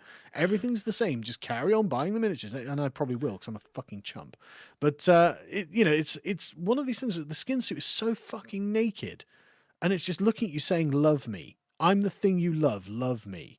Oh god, yeah. Fucking hell, man. And you see that with all sorts of IPs. This is not the Yeah. first casualty either, or the last. But this is just such a good example of it. Yep, because we get to see it in action here. Yeah, and the lies are so brazen as well, though. You know, because there was, I mean, when I used to play 40k when I was younger, it was so obvious that the people running it loved this universe. You know, there'd been so much work put into it, and it was so rich and I was going to say diverse, but I don't dare use that word anymore. See, that word's not a bad word. It's just been co-opted by the left and stolen. It's a beautiful word Precisely. that they stole from us. Yes, and that's why they used it, because how could you argue with diversity? Well, like, yeah, precisely. Like, look at the Warhammer. Warhammer is a diverse universe filled with diverse factions. Variety is cool because it breeds conflict. Yeah, exactly. It does breed conflict, which is one of the things that makes Warhammer great, because the whole point was there's nothing but war. That was the point. But now there's nothing but inclusion and tolerance and love. Misunderstood orcs. The Tyranids just want to cuddle. Oh, that's so cute. You just have to listen to them, you know. Invite the gene stealers in. Being infected with Nurgle rot is just the same as not having Nurgle rot. Yeah, it's inclusionary. You know, exactly. They're both valid perspectives. Could you imagine them actually send the Space Marines just like, oh, it's a Nurgle rot demon. Come here, give me a big hug. Well, the final point I wanted to make about this. Sorry, I realize I've been doing a lot of the talking on this one, but this really got my fucking goat, because, like, obviously I'm essentially working every day on what progressive ideology is and how to identify it and what to do about it. And the thing that really got my goat about this is they only disavowed the Imperium of Man. Yes. Nothing else. They don't even mention any of the other things. There are, like, think again. I keep bringing back the Eldar. I hate the fact that the Eldar are always given an out in this. The Eldar were the ones who ruined the universe to begin with. Very true. Nobody ever mentions it. It's like, oh, no, it's fine. They don't even mention... so noble. They don't even mention slavery. The Dark Eldar do slavery. Isn't that a bad thing? Do the same, do they not? They indoctrinate people against their will. Yeah. And the Tau Empire are literally... Their entire existence is, we are the greater good. If you don't submit, we'll just fucking kill you. Yeah, talk about a hellhole. Yeah, but that's fine. But the thing is, the thing is, the Eldar and the Tau are like the closest to the humans as well in motivation, right? Like, they want to survive. And okay, that's great. You know, that's awesome. That's interesting content in the universe. But they didn't disavow chaos, right? They didn't disavow Khorne. They didn't disavow people. They wrote from their point of view, practically. Exactly. They actually gave the chaos narrative on the Imperium. So they've adopted the chaos position of the bloodthirster, the keeper of secrets, the great and clean one, the Lord of Change. They've said, like, no, these are just as valid as the purity of the Space Marines. It's like, are they really? Are they really? One faction that is just about murdering people. One faction that's just about infecting them with hideous diseases. One faction that's just about sexually debauching them. Yeah, like, rape. Exactly, the rape faction. You're like, oh, well, we haven't disavowed them. We disavowed the Imperium of Man, who don't want the rape faction, but we don't disavow the rape faction. The literal Weird, rape isn't it? faction. Well, that's what Slash is. Exactly, but it's funny because, like, yeah, the literal murder hobo faction, the literal, like, creepy pedo rape cult, like, they're fine, no worries. But the Imperium of Man, no. Zench is literally the liar faction, you know, the deceiver, the tricking, the conniving faction. Oh no, we avow all this: the violence, the rot, the pedophilia, the lies. We avow all of that, says Games Workshop. We're against the people who are against that. Those purists, those fascist purists in the Imperium. Look at them, not being tolerant. Oh, God. Exactly. And then, again, not even getting on to, like, you know, the monstrous things, as in the Tyranids, who just turn up and just destroy all life. Oh, you're an organic piece of life? Well, sorry, you can't be bigoted towards Tyranids. I mean, you know, they're just animals following their biological imperatives. What are you? You know, that would be awful, wouldn't it? It's like, no, you have to cull animals that just eat and consume and kill for the sake of it. You have to cull them. That's what Europe There's no did question of it. To those predators that kept eating people. People killer animals generally get culled because, well, we don't want to die. Yeah. There's a great outrage, right, on the internet every time someone in like Kenya or something hunts a lion, right? And you see this all the time. It's oh my god, this guy shot a lion. Oh, this is terrible. Oh, And you see Westerners who are in no danger of being fucking eaten by lions, being yes. like, I can't believe it. But in Kenya, they shoot lions all the time because lions are really dangerous and they come to villages and kill people. They kill Like you have children, to shoot yeah. man-eaters because otherwise they keep doing it. And it's like, so it's just like this total position of security and safety where it's like, oh, well, But it's how could they have done inconvenient it? for their Well, that's how they did it. sensibilities. You see, Exactly. you raise such a good Exactly. point with that because, like, you remember when the British Empire, I assume you studied that, when they were building yeah. railroads in Africa, and the lions and tigers would just like attack people all the time and kill hundreds of people. And so we sent, your people sent hunters to go deal with them and help the tribes, so they don't get devoured by horrible monsters. Now imagine that kind of rhetoric back then. Can you imagine what it must be like to be a Kenyan and like you just hear on the news like some British person going like, "Oh, the poor lions," as like he's like, "My son was mauled the other day." It literally ate my child. Like what fuck the that lion. fuck? Like this is so like it's so narrow-minded. These are the same assholes who would preach like, "Oh, we have to care about the colored people because they can't take care of themselves, so we will do it, us white saviors." And then at the same time, they turn around and go like, "Haha, lion funny," as it's mauling children. What the hell? No, it's mad how like Games Workshop are like literally pro-lion mauling at this point. That's what this is. Like Games Workshop saying, no, actually, it's fine if a lion mauls your kids. It's fine if Slanesh debauches you. It's fine if you get Nurgle's rot. It's fine if Khorne murders you. It's fine if the Tyranids consume your entire planet. It's fine. But the Imperium, trying to resist that and have purity standards that are exclusive, that make the poor Tyranids feel like they're not welcome, oh, that's Nazi-ish. I can't believe that's such Nazi. We can't have Fuck fascism in our grimdark setting. Exactly. Exactly.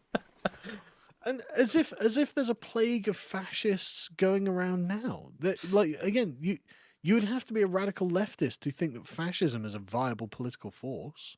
Yeah, as You'd if. have to be nuts. Well, that's the thing. I remember you made at this point a while ago, Sargon, so I'm going to rip it off whilst giving credit here. But you said there's no such thing as Fashhammer on Reddit, but there is Sigmarxism. Exactly. It's true. It's true. And those fucking assholes they're the same people attacking like the Battletech fandom right now because I'm into the Battletech scene. And Oh yeah. these people don't care about Warhammer. They don't even know what Battletech is. I saw them come into the Battletech Reddit, never posted once before because we mentioned Arch was doing a collaboration with us because we were doing some Battletech fan art and whatnot. And they just come in there and be like, Arch is a Nazi. It's like, this is your first post on this Reddit. What are you doing? Are you contributing to this community? Are you like, adding any commentary to the IP? No, what are you doing? You're just bringing up politics and contemporary bullshit issues because you got to cancel Arch. You know what we didn't do? We didn't check Sigmarxism, did we?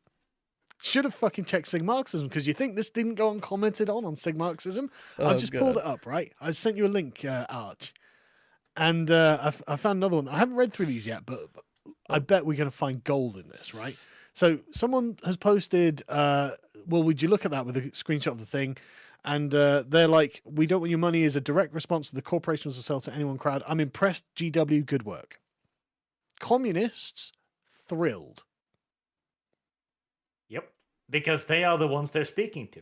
The only people who are happy about this are the commies. Okay, well, there you go. Now you know who they're speaking to. Mm-hmm. And again, I want to point out too. The the audience they are aiming at here, their core audience that they're trying to get at here is 28,000 people on Reddit. Yeah. You're going to replace your millions with this, are you? It's going to work out real well, isn't it? Mm-hmm. I mean, literally, I'm looking through these people who empathize with the Tau and someone who's got luxury gay space raiding party. So, you can see exactly the sort of people. Like, frankly, these sound like Slanesh cultists. Like, I could name the chaos god they worship. Well, actually, literally, if you see at the top, you see the things on their banner there. You've got an ogre, a gene stealer cultist, a Tau, a goblin, and a dryad from Warhammer. The dryads kill anything that isn't them. Like Oh yeah. these are their heroes. Yeah. The invaders, the subversives, the greater goodists. Yeah. These are their heroes. Isn't that amazing, right? And so I found this other one. So this is a response to it. And you know how we were saying, how I said earlier, oh, well, this is a good start, but it's not going to be where it ends. Well, now we get to the bit where it doesn't end, right? So this is what they say. Oh, so now they want to remind us that the Imperium of Man are meant to be the bad guys. They certainly didn't make any attempt to highlight that at any time during the last 6 or so editions, when they constantly churn out endless chapters of Space Marines, each one telling you about how gritty and hard they are and how much you should admire them. What did I fucking say? What did I fucking say? Oh, you just turn around and disavowed the entire Imperium of Man? Not good enough. Why didn't you do that 6 months ago? Why didn't you do that 5 years ago? Why do they even still fucking exist? It's never good enough because, and hell, you admitted yourself, Games Workshop. Okay, so this is a satire of fascism. Do you think a satire of fascism will be welcome under the communist regime to you? Exactly. Oh, it's satirical. Oh, that's cool. We don't have freedom over here, so remove it. Yeah, exactly. Yep. And nothing is apolitical either. You can't say, well, this is its own little contained universe where we're not commenting on real life or anything like that. You've already admitted you're commenting on real life. You've called it satire. You've admitted you're speaking to reality with this. Everyone else thought you were speaking to fiction. Fiction that happens 38,000 years in the future. No one thought this was a satire, a commentary on reality. But now they do, because you've deliberately tied it to it. And so now these people have got all the fucking hooks in you that they need to drag you down. You fucking idiots. Should we get... do you mind if I carry on going through this? Like I said, I haven't read it, but it looks fucking gold, right? Go on. So they say, almost every single one of the chapters is telling you, it's okay, we're the good genocidal fascists. It's those other chapters that give us a bad name. I wonder what chaos god this person worships. Because they fucking clearly do. The big ancient strongmen are coming and taking control of the entire Imperium is definitely being portrayed as an entirely positive thing in the lore that none should question. Is that true, Arch? No. Is it not? And the best part to me is he actually goes down there where he goes like, my favorite point of view is from the orc viewpoint. Oh, there you go, I guess. I haven't even got to that bit yet. But the point though, and just to be really fucking clear about it, is if it's get fucked in the arse by an orc or get saved by a space marine, I'll choose the saving by the space marine. So it's no wonder the space... And go back to the original post where they say, oh, there are no good guys in 40k. So yeah, because whenever anyone has to explain 40k to a newbie, to someone who's brand new, they have to frame it like that. And it's become such a ubiquitous meme in Warhammer that you've got to be like, well, look, from our perspective in the liberal West, everyone's evil. But from the perspective of the people living 40,000 years in the future who have to deal with all of this shit, these are the good guys. You know, these are the people who are at least defending your freedom. Yes, they're brutal and belligerent and will wipe out an entire planet if there's a chaos infection or something like that. But it's what has to be done because of the severity of the problems in the universe. That's the general theme you have to put across. Am I wrong? No. Again, you have to view it from the in-universe perspective, but they are not. This entire post, the big copy-paste from the top, for example, all of that is out-of-universe. It is the outsider going, well, your universe isn't good enough. And again, that's the thing, too.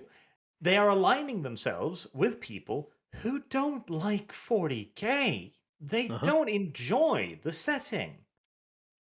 In fact, they actively repudiate the setting. To be honest, that's what they're doing here. Let me carry on. So I find this fucking fascinating, right? Everyone's so eager to see which Primarchs can come back, wholly conveniently forgetting that Primarchs are literally inhuman creatures created in a lab to be super weapons that would destroy everything in their wake as they conquer the galaxy.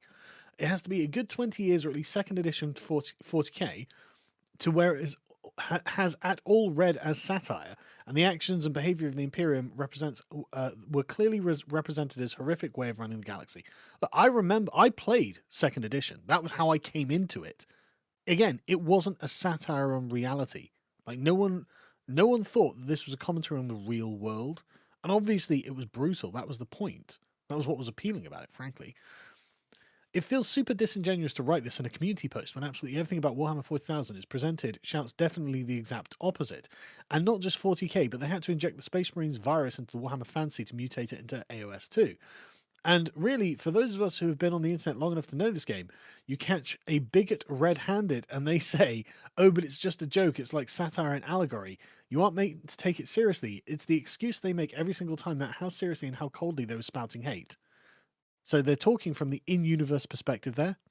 So if they're like, I hate the gene stealers, they should be wiped out. Oh, you bigoted against gene stealers. What? Yes. I'm racist against aliens. What do you want?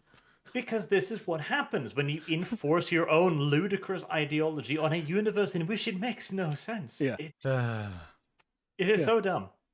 But again, like, it comes back to the point that they will never escape this critique while the Space Marines exist, right?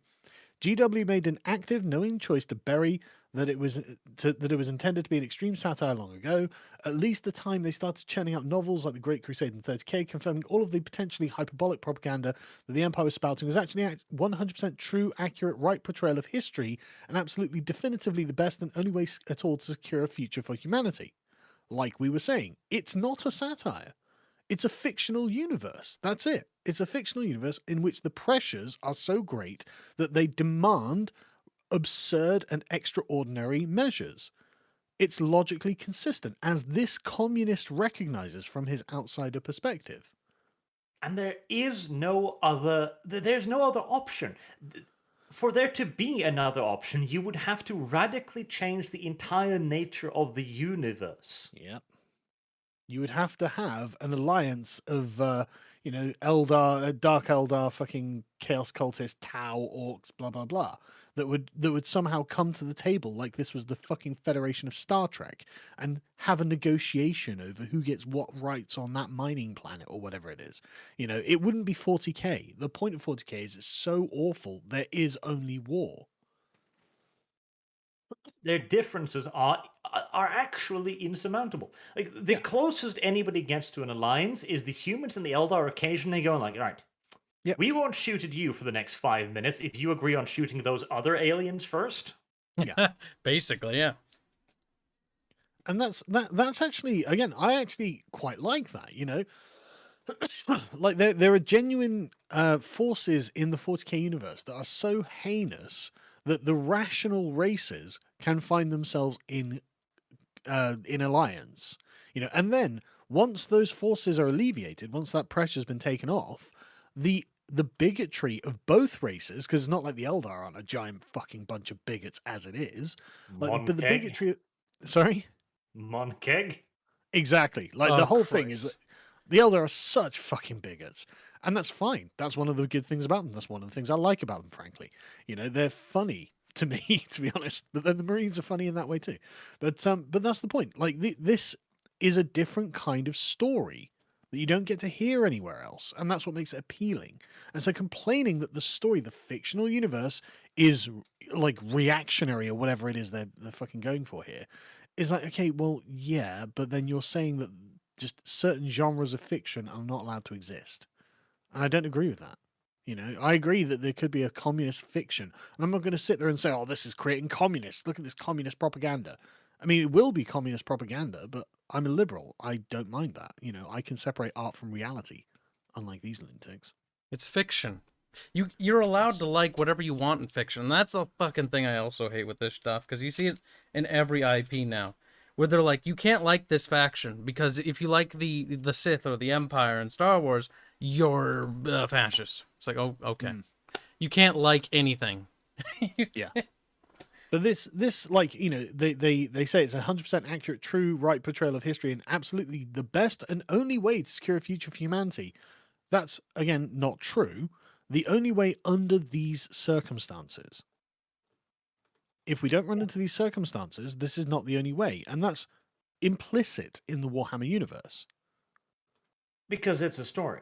Like this is one of those key fundamental misrepresentation that so many people use when they argue politics in systems. They go, oh, but hey, if we just change everything, then this is no longer true.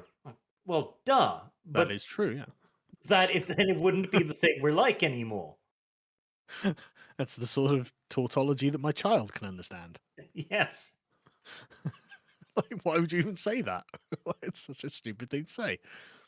Anyway, so they finish off with and they're going to act surprised and try disavowing it when they attract these kinds of reactionary of their IP groups.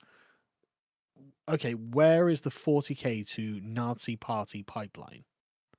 Where is the fascist Reddit, as you cleverly pointed out? Yes. Where is the Doesn't- fascist Facebook group? Where's the fascist community thread? Where are they?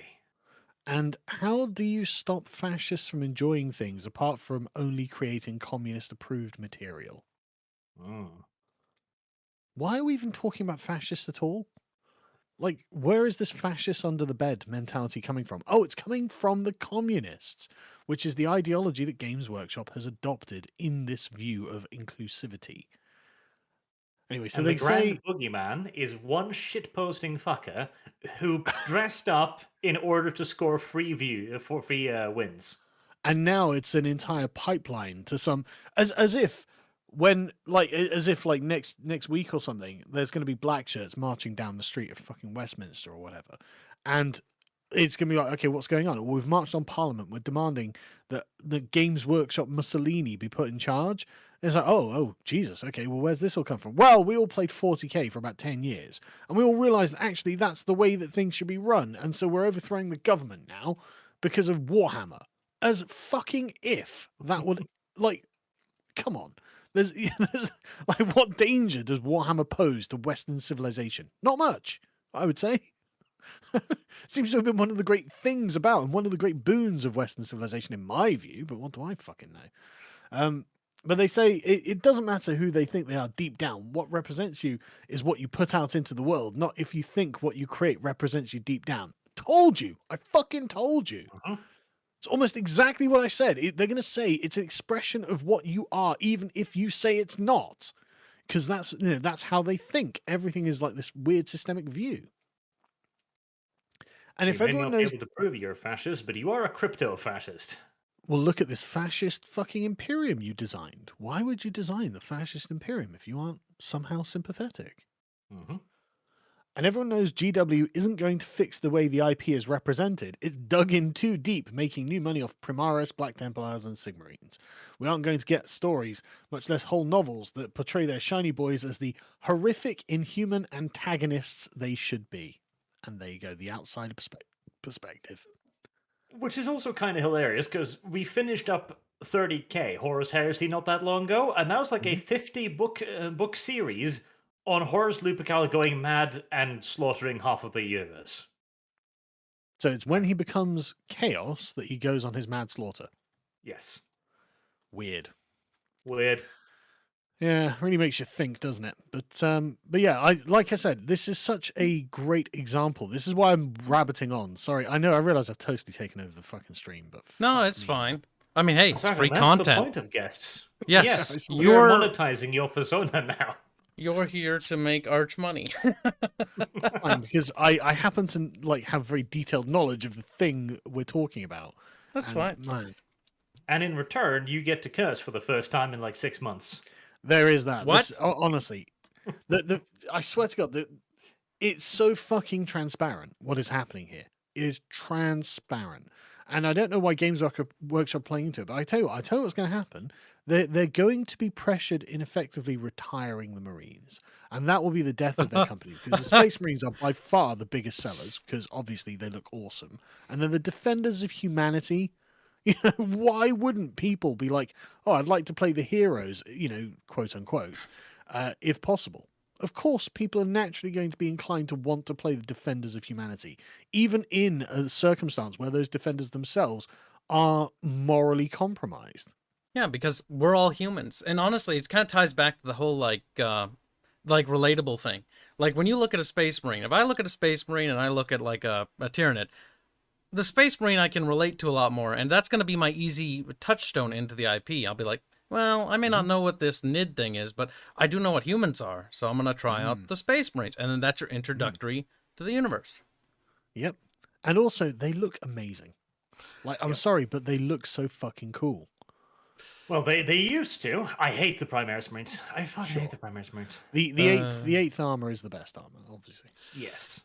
Because it is knights in space. It is gothic looking knights. It perfectly captures kind of the mix of old school and tech at the same time. And the Catholic sort of aesthetic on the Titans, the cathedral looking like Titans and stuff like this. It's just so awesome. It looks so good. It's gorgeous. I love it. Yep. And how could you not? And so, what? I've got a question about the Primaris Marines, because like I say, I'm not a lore fiend or anything. I just like models and stuff.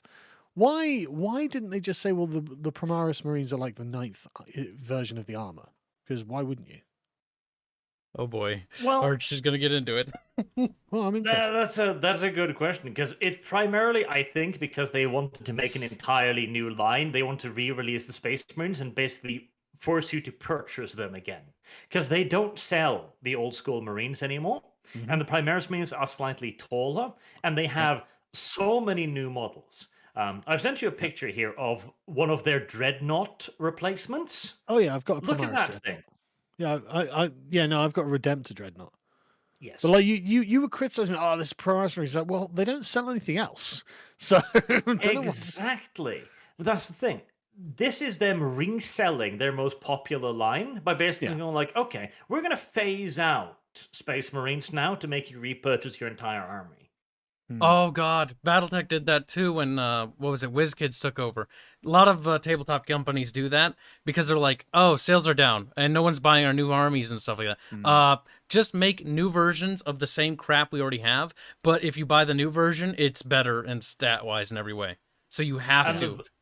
The benefit of a Space Marines 2 is you can sell the exact same models for like 7 different army books. Oh, these are White Scars. Oh, these are Ultramarines. Oh, these are blah blah blah. God, it's kind of scummy when you think about it.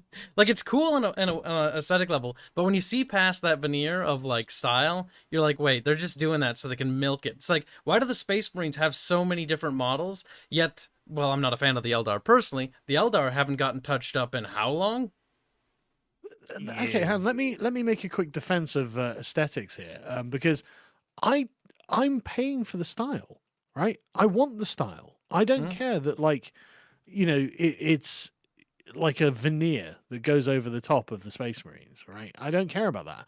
I happen to actually quite like the Dark Angels as a chapter, and so I would like them as my chapter, you know. And I've like at some point I'm probably going to get a Zench army as well, because I just think they look awesome. I just like the style. I like the lore, you know. I like the theme behind the faction, you know. And so for the aesthetic of it, I just enjoy it. It's pleasurable, you know. So I'm going to do it at some point. And I know I shouldn't. I mean, don't get me wrong. I'm not saying I won't get a 3D printer at some point to do it with. But the point is, like, there's nothing wrong with wanting to be frivolous with the aesthetic. That's fine. That's the pleasure of life. You know, that's what, you know, the point of life is, really, is at least Nietzsche thought so, and I think he's probably right. I mean, if you enjoy it, that's awesome. My only issue, I am biased when it comes to Warhammer because I feel burned. Like, when I was getting into it, that's when the End Times thing I mentioned happened. I bought all those models, and then they said they were all fucking useless, and I felt attacked. And so, what my personal perspective of Games Workshop is I fucking hate them. Yeah, and I don't blame you. I'm not saying you're wrong either, by the way. You know, I'm not saying that at all. I'm just saying, like, there's nothing wrong with wanting the nice aesthetic, right? Oh, definitely. There is a satisfying aspect to it. Yeah, you want the cool looking minis. Like, I mean, I can't really fault you. Like, sometimes I wanna, like, go dig out my box of stuff and actually paint them, because I still have a bunch of Space Marines. I've got some Space Wolves and whatnot, but I just, every time I think about doing it, like, it just, like, I think of Games Workshop, and I remember this shit they do, like this, where it's like, you're not welcome, and I'm like, fuck, I don't want to be a part of that. Like, it just burns me out. I mean, don't get me wrong. I totally understand, and I realize I'm being a total traitor to the cause. Right? Traitor. No, unironically, I am. I claim in my own defense that I don't have a choice because my kid would be like unable to understand, and he's really enjoying it. And it's honestly, it's really great when like we've built something and he's just like, "Can we have a battle today?" I'm like, "Oh no, we haven't got enough time today, but we'll do it tomorrow," sort of thing, or whatever. And then we have this battle, and he has a really great time. Like, it's a really great time playing this game with me, and I'm loving every second of it. And so I have to feel dirty, I'm afraid. Yeah, I mean, it's for your kid. It's a family matter. I've got an excuse. I don't. Saying. Lucky you. You're right. Like I can't fault you for that. The Nazis had an if excuse I for see, I want to go like Sargon, you dirty fucking race traitor. But if I say that, like then I'll just come off as an asshole because he's. I'm a scab, quality dad time. One of those people who crosses the picket lines. You little I totally am. Whatever, you get your fucking pass. Well, in my defense, people bought a lot of it for me. So I didn't even buy it, and I was like, okay, well, am I going to return it? Am I going to sit there and go, thanks for this present for me and Daniel, Mum, but let me tell you about how Games Workshop are woke, and I can't accept it. Oh, man. I didn't feel like I could do that. You're a better man than I. When my mom took me to see, oh, fuck you. Yeah, my mom took me No, I say that sadly. I'm annoyed, because I am basically just justifying enriching communists. You're fine. It's just, my mom took me to see, what was it, the last Star Wars movie that came out as a birthday gift, as a surprise. Yeah. That was, I couldn't. I sat through it, but Thanks, I Mom. couldn't smile. Like, yeah. It was hard. Yeah. I can't I get you. I can't do that. Totally get you.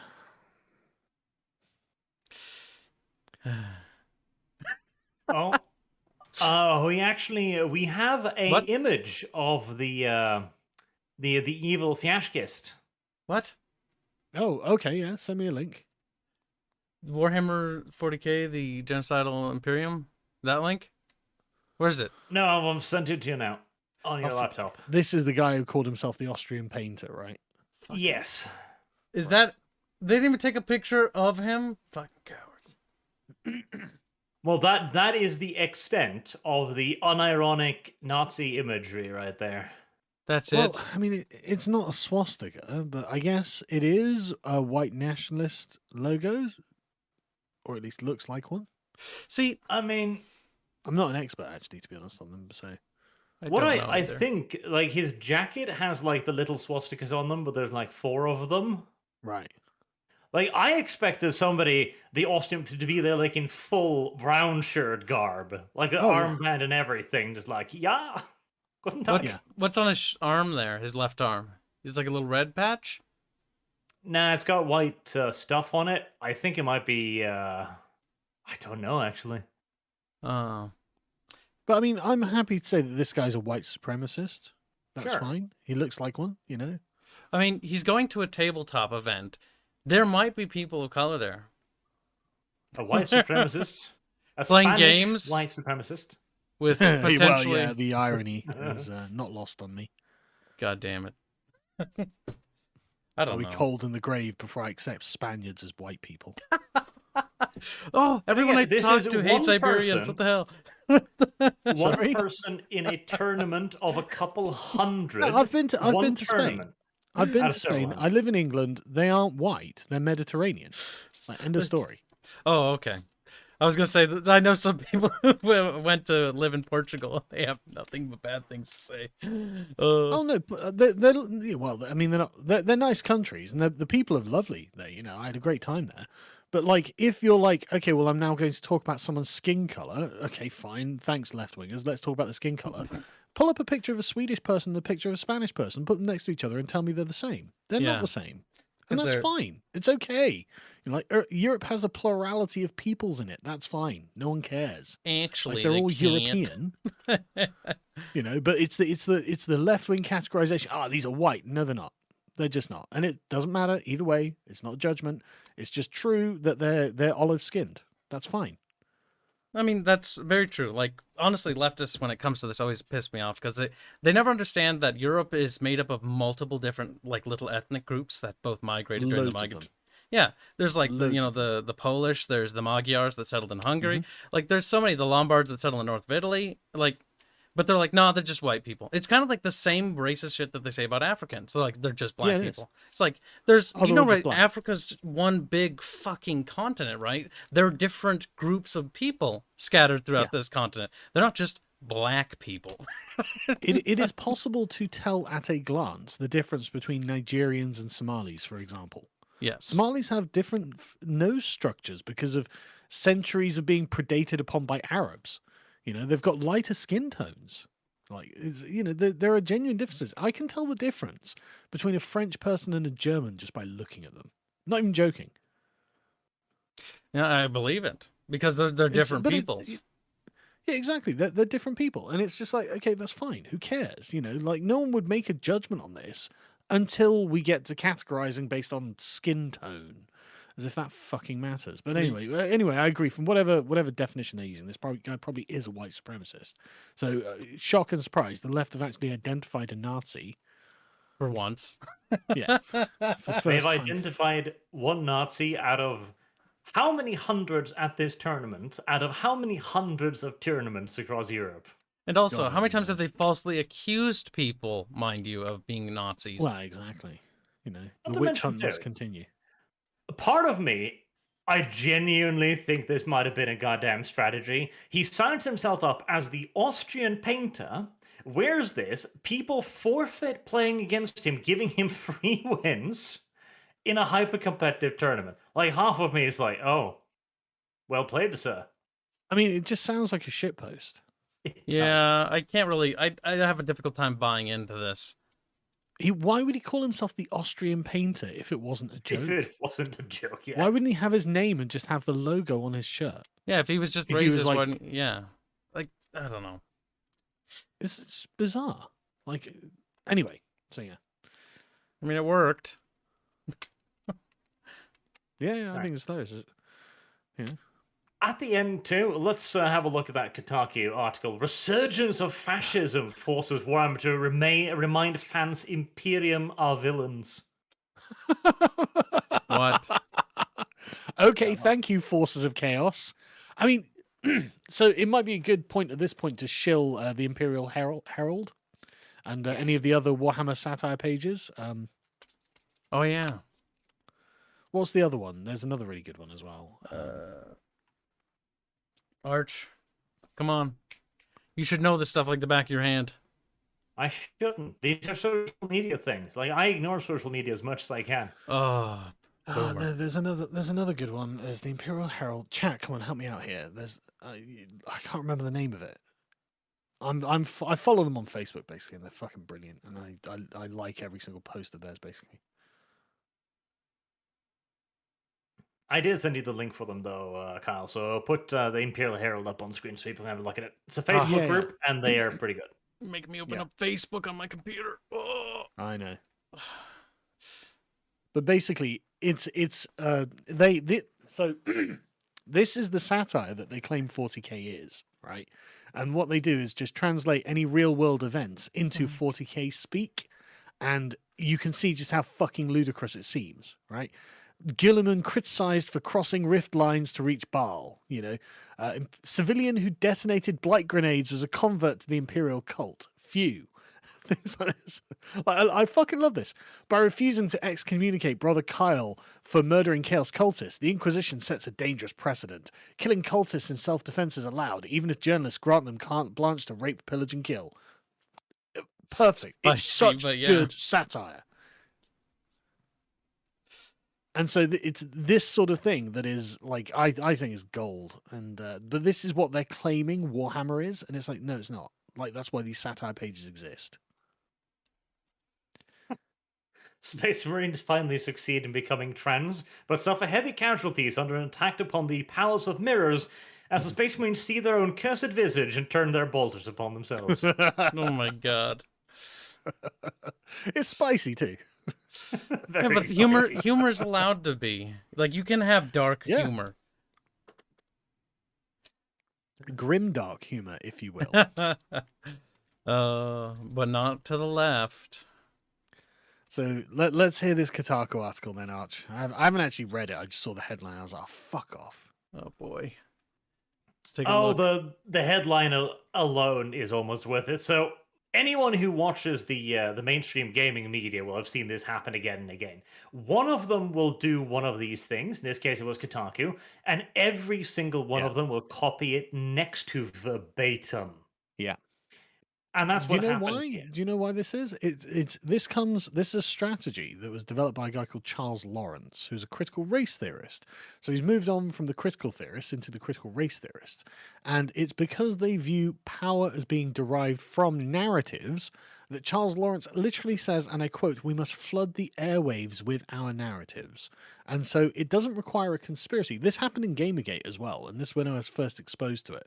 When the Gamers Are Dead article was written by some shill, and then they all started saying the same thing. And I obviously thought, well, fucking hell, they must have coordinated this.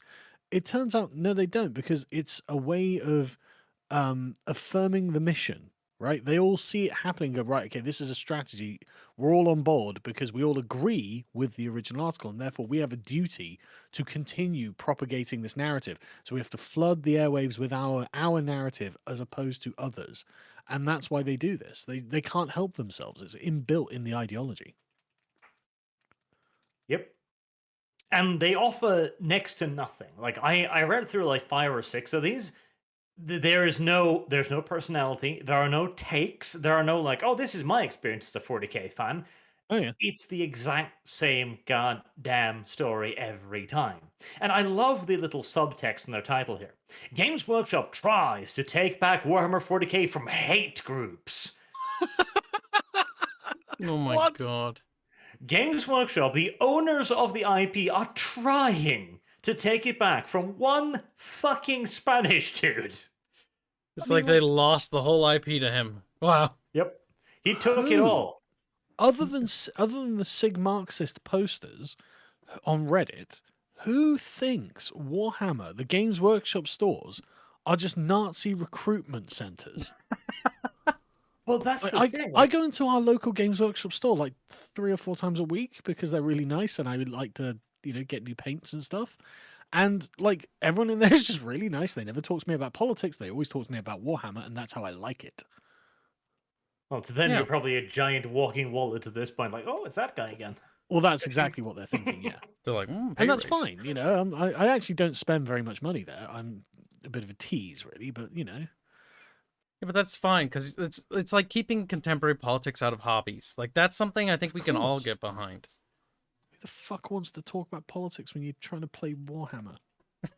Well, I want Sig to talk about Marxism. politics of Warhammer. That's great. I'd love to Yeah. talk about how, the Space Marines are losing an interstellar war to the Necrons or whatever. That's fine. That's great. Carry on. Tell me more. But let's talk about Lenin and Marxism, according, and how communism is so great. Where's Warhammer? It's like that one stone toss meme with the Yeah. burger thing. What, Yeah, Warhammer? How's this going to sell more Warhammer? What? Warhammer? Fucking Jesus! I hate people like that so much. Yeah. I also love how, again, this is written by someone who has no idea what they're talking about. Ethan Gatch here has probably never opened a Warhammer 40k book in his life. He has literally copy-pasted the description, like, if you're unfamiliar, as if he's the expert here. It's a game where futuristic armies of humans, mutants, and demons and aliens duke it out on elaborate tabletop battlefields. All right, well, that is part of it, sure.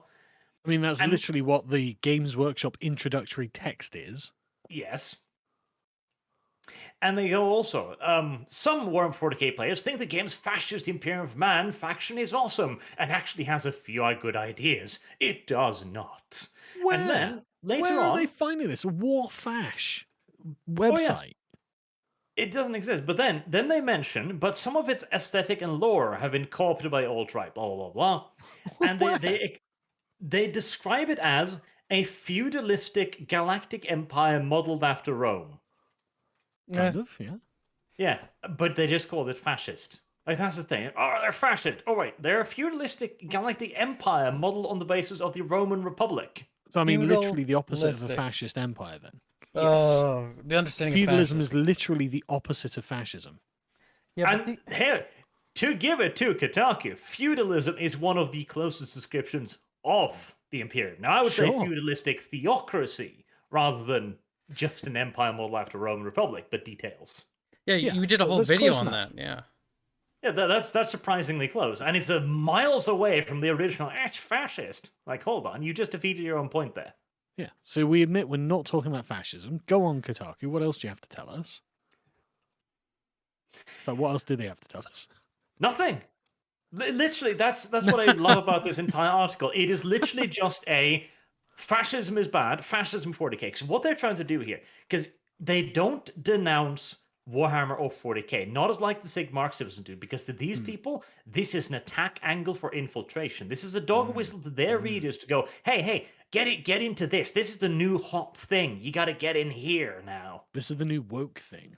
Yes, Yeah, come you over gotta here. go here. It's like, remember when we brought on I'm not sure, I think I know him, Raging Golden Eagle. He talked about this on the last stream collaboration we did, where he mentioned that in his mind, the way that these people get in is they infiltrate from the bottom and work their way up to the top. So they're going to do the same thing here. Cry. This is the cry that goes out across all of the mainstream media gaming channels. Go, hey, we're attacking this now. Get in. Mm-hmm. And that's how the others who are like, oh, we've got to amplify the narrative, know they're supposed to get in on it. That's how they're. Oh well, we'll better. Polygon's got their one out. I can't remember the names of these gaming websites now. It's been ages since I've. Gizmodo has one. Eurogamer has one, etc., etc. All of the usual suspects are like, oh, we'll get into gear now. Kotaku's making a move, and Games Workshop have made the move. Kotaku have picked it up. Now we've all got to do it. We've all no choice. This is the news cycle now. We're propagating, flooding the airwave with our narratives. Mm-hmm. So, I mean, is that literally it? I mean... Yeah, that's literally why I wanted to bring that up, because it says nothing. It is literally just a, hey, attack this. That is the entire article. It doesn't make an argument for why it's fascist. It doesn't make an argument for why it's good or bad. And the closer it comes to even discussing the original post is one line at the end saying, it's nice to have a corporate statement that doesn't mince words for once. Which is openly woke. Brilliant. Yes. I love this, actually. There is one good bit here. Most fans get that Warhammer 40k is not real, and if it were, life in its universe would be exceedingly nasty, brutish, and short. Most.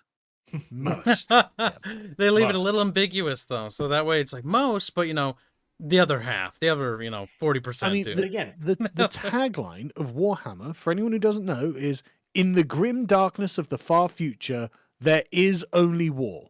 That's what your first initiation into Warhammer, when you first see the fucking box, is what they say. Yep, and every book and every game.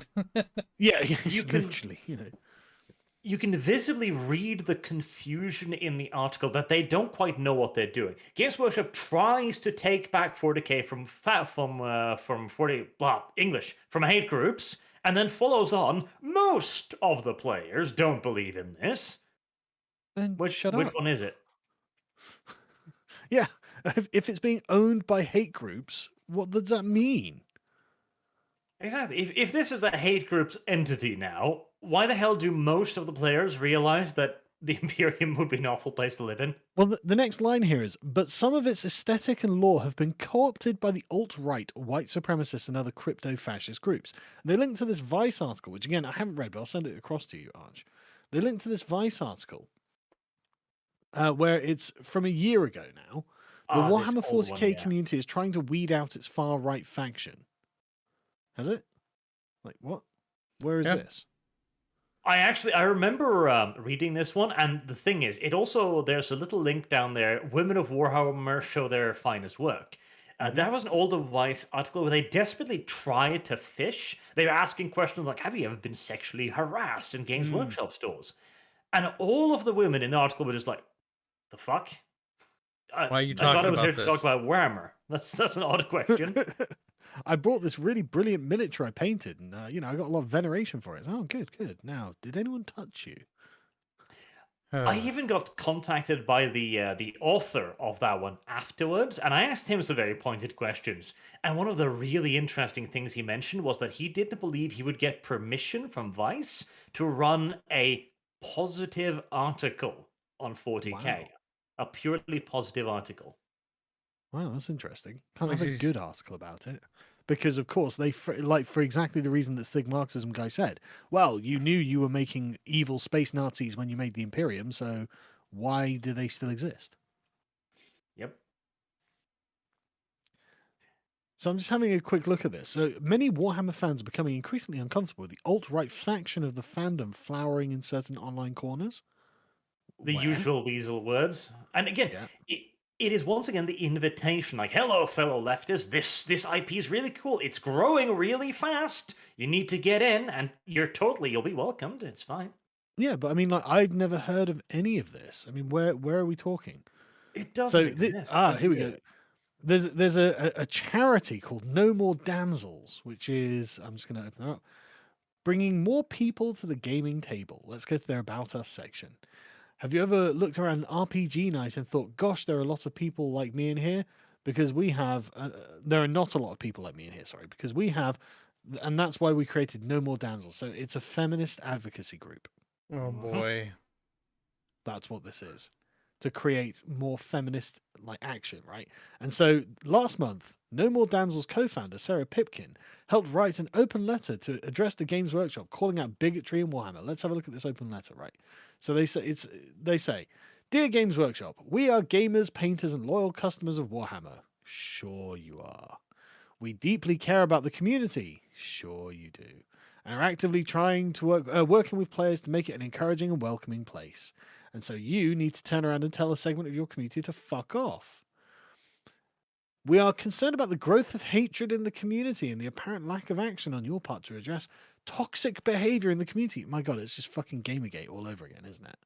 It's the same narrative, the same strategy, the same tactic. Women are being harassed online by gamers. As part of your commitment to Warhammer is Everyone statement, and again, this is building off their Warhammer is Everyone statement, we would like to know what specific actions you are making to address prejudice, hatred, or abuse inside the Games Workshop company, and what specific actions you are making to ensure racism, sexism, transphobia, and homophobia has no place in the Warhammer community. They're on the hook. They can't escape it. They can't. And it's these people doing it, and it's out in the open. It's being driven by radical leftists who are insane.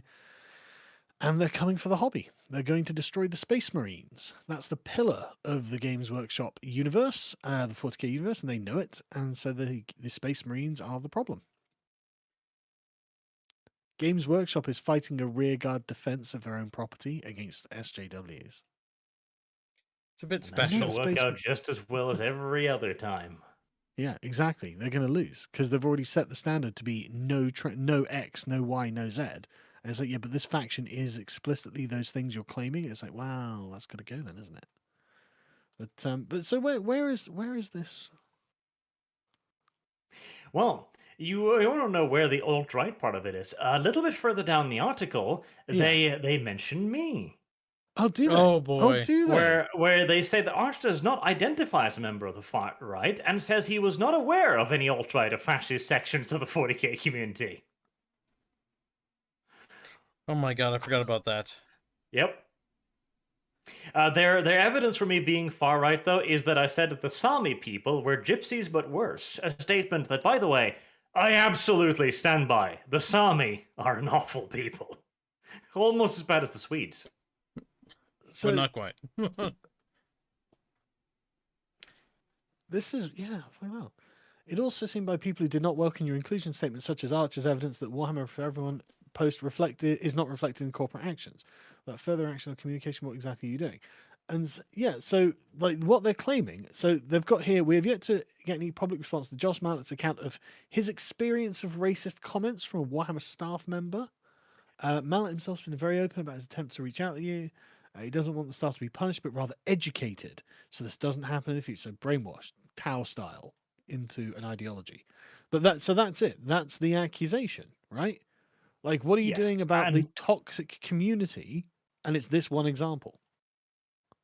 And the thing that happened too is the guy who was exposed to these horrible comments, he was in the crowd when they made an announcement about, I think it was an Alfarius miniature, and he like whooped loudly in excitement, like, yay! And one of the Games Workshop staff had pointed him out, like, look, there's someone who's excited. That was the racist comment. How's that? What? What? That was the racist comment. Okay. Well, they've linked here, so they carry on a bit, right? The lack of response is concerning given the controversies in the Warhammer community of the past couple of months. Community members who posted anti-racism statements have received abuse from people who believe that an inclusive community is political, right? So these have got two links. So the first link is on the anti-racism statements, and this is a tweet from Dana the Reclusive Painter. Her bio is, I'm a miniatures painting YouTuber, Black Lives Matter, fight injustice at all times, she, her. Yeah, She So posts, literally a political person. literally a political person, right? Publicly political. The forward-facing expression of her online is political. And she said, and someone had commented on her YouTube video saying, looked like a great video until politics was forced in and switched off. Can we please leave it alone already? This is supposed to be a fun hobby, not CNN. Seems like a reasonable complaint to me, because I imagine in her videos she was saying something political about Donald Trump, right? Or something like that. And she says, she replies to this saying, that's why I put it right at the beginning, actually. I wanted anyone who'd be offended by the political statements of racism is a problem, by staying silent we're complicit and fascism is not cool, to leave before they could enjoy the video. Okay, well, I mean, mission accomplished. Well done. It's actually more considerate than a lot. At least you're not being subversive about it. I actually approve of that. You know, if you're going to have a fucking ridiculous opinion about something that doesn't have to do with the subject, put it at the front so I can fucking avoid, right? And so the response to this is where they say received abuse from people who believe that an inclusive community is political. Links to an Instagram account called the Modern Synthesist. And he has posted, in fact, I'll show you it. It's actually pretty good. I'll send it to you, Arch, so you can do what you want with it. So it's a picture of a black kid approaching a Warhammer store and a white guy looking at him. And then a woman approaching a Warhammer store and a white guy looking angrier. And then a person, just a white guy approaching a Warhammer store with the all is welcome sign in the window. And he's saying, this is political. So he's getting angrier and angrier. And he says, so my buddy Pasternak made this based on my idea, and it was meant to be a triumph, a celebration of Warhammer official taking an actual stand on an issue, and a condemnation of the trolls who stood against it, except I don't feel so celebratory anymore. After Games Workshop's shockingly direct call-out of some of the hobby seedy underbelly, the one that skyrocketed to be the most liked piece on Twitter, we've had nothing. No further posts of the Warhammer for All message beyond Facebook and Twitter. No content about it on the Warhammer community page. Nothing more than what all the trolls said was this was. A single post on a couple of their social media platforms, ultimately signaling nothing. I've been in contact with people who have reached out directly to Games Workshop about allegations of racism within the company. Those individuals have received the same from GW, nothing. So I'm sharing this comic here because Pasternak did a great job, and I don't know how to feel about it anymore. To be clear, all we were asking for is that this message be clearly shared on all Games Workshop's channels, flood the message, including Instagram, Twitch, and YouTube, and most importantly on their websites. I'd also love to see it in White Dwarf and hung at Warhammer World. And only when it only appears in a few places and not uniformly in those places, it gives deniers space to say that GW doesn't actually mean what they said. Also, have had to declare bankruptcy on the comment section for this post has grown beyond the point of keeping up with it. Right, okay. So complaining that it's not enough. It's just not enough. And they're sat there pretending that this is somehow not political, even though one of them has admitted it's openly political. Yeah. I remember I talked about this too, because I was sent this by a friend of this guy who was like, I know this guy, you know, he's decent, but he's a bit fucking crazy on this. And he informed me that this was partially due to my video. I made a video where I urged people to go and email them, and Games Workshop shut the hell up. They didn't make any further comments, and now he's screeching about it, that they're not pushing their political message. And that's the beauty of it, isn't it? It's like, this is blatantly political. They are telling us this is politically political, and it needs to be more stridently political, whilst also going, this totally isn't politics. Exactly. Juxtaposed with the comic saying this isn't political, and criticizing and saying that you're making it political. It's like, sorry. But that was what No More Damsels co-founder had written in her open letter, right? And so Vice, going back to the Vice article, they're just going on now. Now the No More Damsels person is being harassed by trolls on these alt-right trolls on the internet, and blah blah blah blah blah. Yes, yelling at her for bringing politics into the hobby, which is exactly what they're doing. And But Yep. why are they alt-right trolls? Why? I mean, literally, the example she gave was someone was like, "Look, I don't want to watch CNN. I want to watch a painting video about Warhammer."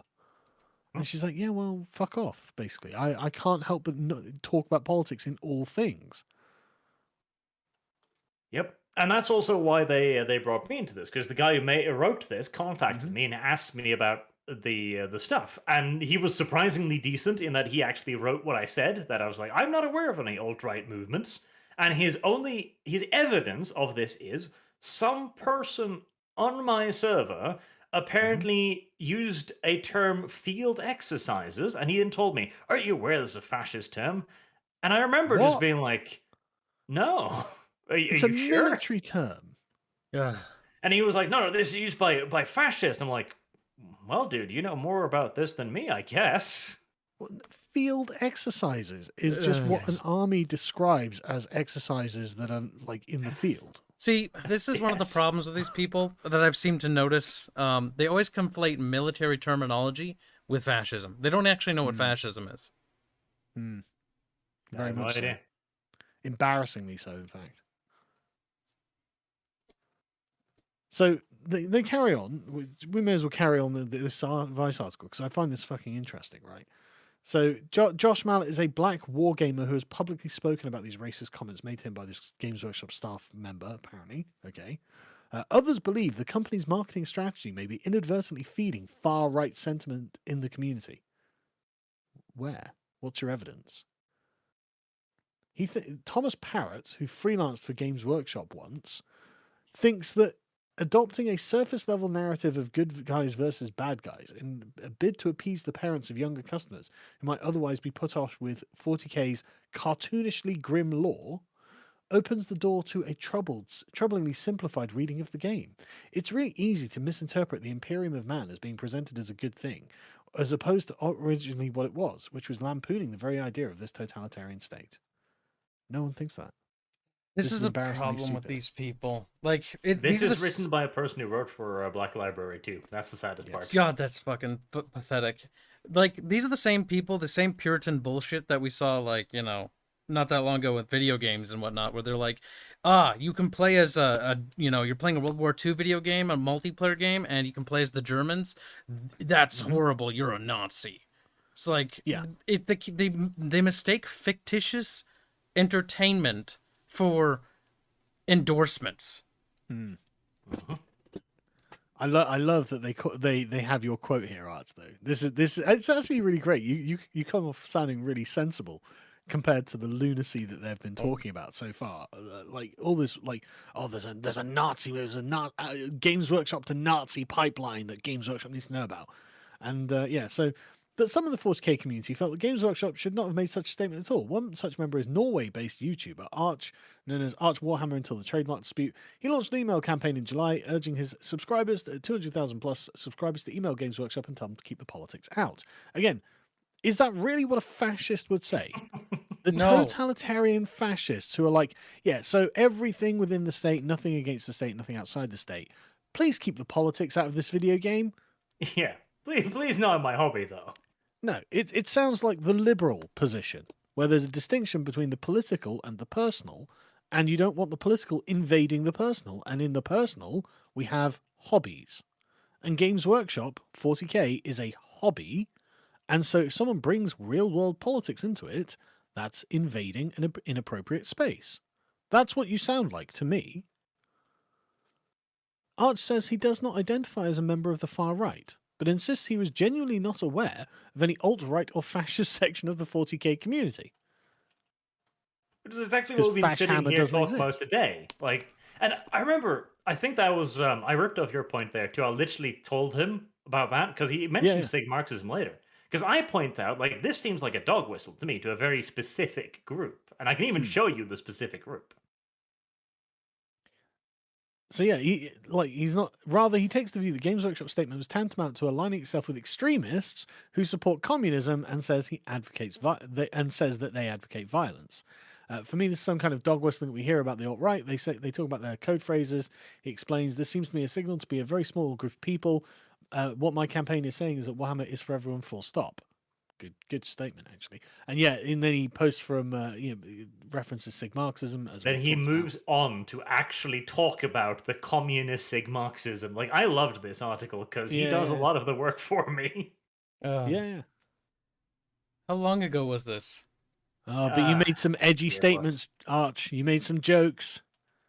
And that's the thing, too. This guy does not understand Europe because he's a vice reporter. Like, the Sami are our Native American population, and they moved in here after we did, and then we're like, we own this shit now, and we just have to sit there and be like, no, you don't.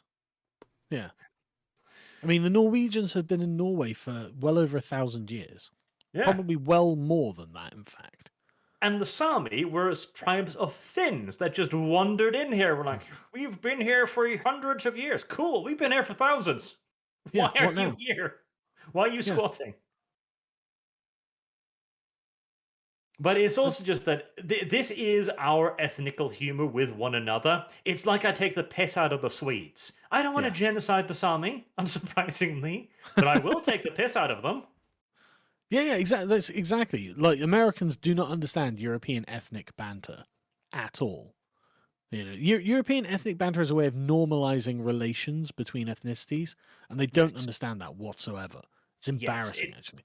The English and the French is exactly like us, the Swedes and the Danes. We have been at war with each other so many goddamn times, it is just a joke at this point. The fact that we today can joke about each other is incredible. Yeah. It's genuine social progress. If that's how if that's what you think is important, well, that's what it looks like, you know. But I love the way that they've got to reference a Warhammer player called Leaky Cheese. Oh, salty cheese! Imagine being like, okay, so now we go from Arch saying, well, you know, let's have a tolerant, pluralistic, non-political view of Warhammer, and then Leaky Cheese comes along going, no, communism now, everyone's a fascist. Oh, he's such an extremist. He unironically, like, he says, I forget what he said, some sort of sexist bullshit that he actually said towards Disco, and then Disco's like, I'm a woman, and he's like, oh, my argument collapsed. So he just, guess what he does? He fucking blocks her. It's like, oh. Amazing. Yep. Oh, there's Disco in chat. Salty cheese. I remember seeing that on Twitter. That was so funny. Well, we've got a statement from him, which is unsubstantiated in the extreme, as far as I can see. He says that ignoring fascist leanings of certain players will likely prevent new members from becoming a part of the Warhammer community. Fascist I thought fascists were everywhere. If anything, this should be fantastic marketing, surely. But I mean, if the Imperium have banned fascist, then I mean, surely that all of the players are going to be fascist, basically. But based on what though? What implies that people walk into a Games Workshop store, see the black suns on the walls, and like, yeah, okay, I'm not. This isn't for me. You know, this is clearly a Nazi recruiting tool or something. I mean, no one has thought that, have they? Is there a single example of this? Nope.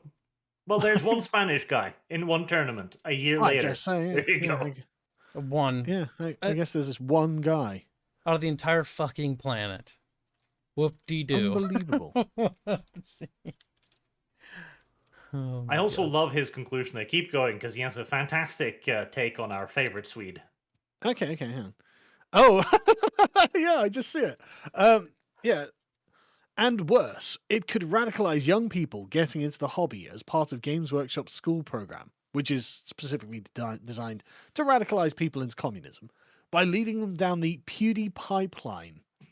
What? Nice. The That's what? towards extremism and far The right content. PewDiePie pipeline. PewDiePie's oh no! Oh my god. PewDiePipeline is what it's called, towards extremist and far right content. Amazing. I love it. PewDiePipeline. Such a good portmanteau, or however you pronounce it, of something that's not existent at all. As far as I'm aware, he's still not very political. Like, he just does his own thing. Yeah. It is beautiful. It is absolutely beautiful because his argument here isn't even that it's fascist. It's the PewDiePie line towards extreme and far right content. It might be. might do this, it might do that, it might do the other. But do you have a single example? No, I don't have a single fucking example. Shut up. It might do this. Yeah, but My there's no example evidence. is PewDiePie, one of the largest YouTubers in the world. That Nazi. Oh Like, my this is God. fucking ridiculous. Like, this is embarrassing. No one would take this seriously, surely. So Leaky Cheese suggests a positive step would be a sign posted in every Games Workshop franchise saying, no Nazis, Nazis bad. Oh, brilliant. Positive step. And the thing is, the funniest thing about it is, I love the fact that he's like, we're not just going to assume that everyone involved is just against Nazis. We're not going to presuppose that. We're going to have to be like, no, we actually think you might be Nazis. So put a sign up saying no Nazis, or else we think you are a Nazi. Do as we say. Do it. Like fucking. So yeah, I mean, that's basically what he's saying. They need to put the satire back into it. The other thing they need to do is stop making Space Marines appear as heroes. People on the alt-right think they are superhuman, ubermensch warriors. The Games Workshop do stuff around that. It just needs to be brought back to the fore. Are you fucking serious? Who in the alt-right thinks they're ubermensch? Like, I can't think of a single person in the alt-right who would make that claim because we would have laughed in their faces. Imagine millennial woes saying, I'm an ubermensch. Oh my God. Come on, none of them said that. Well, again, it's because Andrew these Anglin people, never said that, and he was as radical as it comes. these people's understanding of fascism is Paper thin. is based off their own straw men of fascism. Yes. You know what? Honestly, it sounds like this after all this talk of it. It sounds like, to me, that a fascist in their definition is somebody that disagrees with them. And full stop there. Fascism means person I don't like. Yeah. No, it's more than that. Fascist means someone who is not going to permit the destruction of their own civilization. That's what a fascist is. Fair enough. No. That's yeah, exactly. That makes everyone a fucking fascist, basically.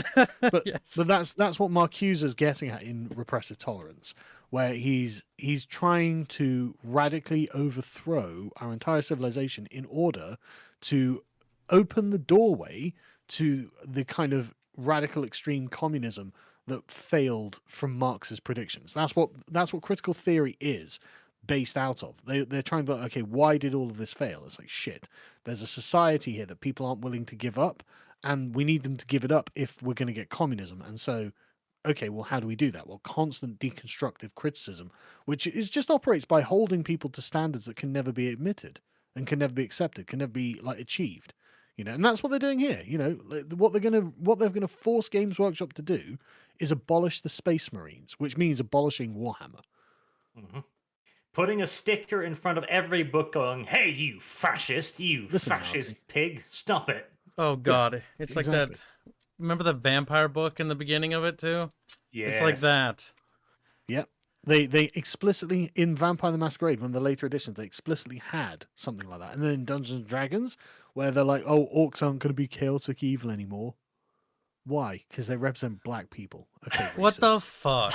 Okay. I love that. Oh, Nobody looks at orcs in D&D and go, black people, except Yeah, exactly. Oh, But- God. Well, apart from progressives, actually. Don't forget Yes, extra credit.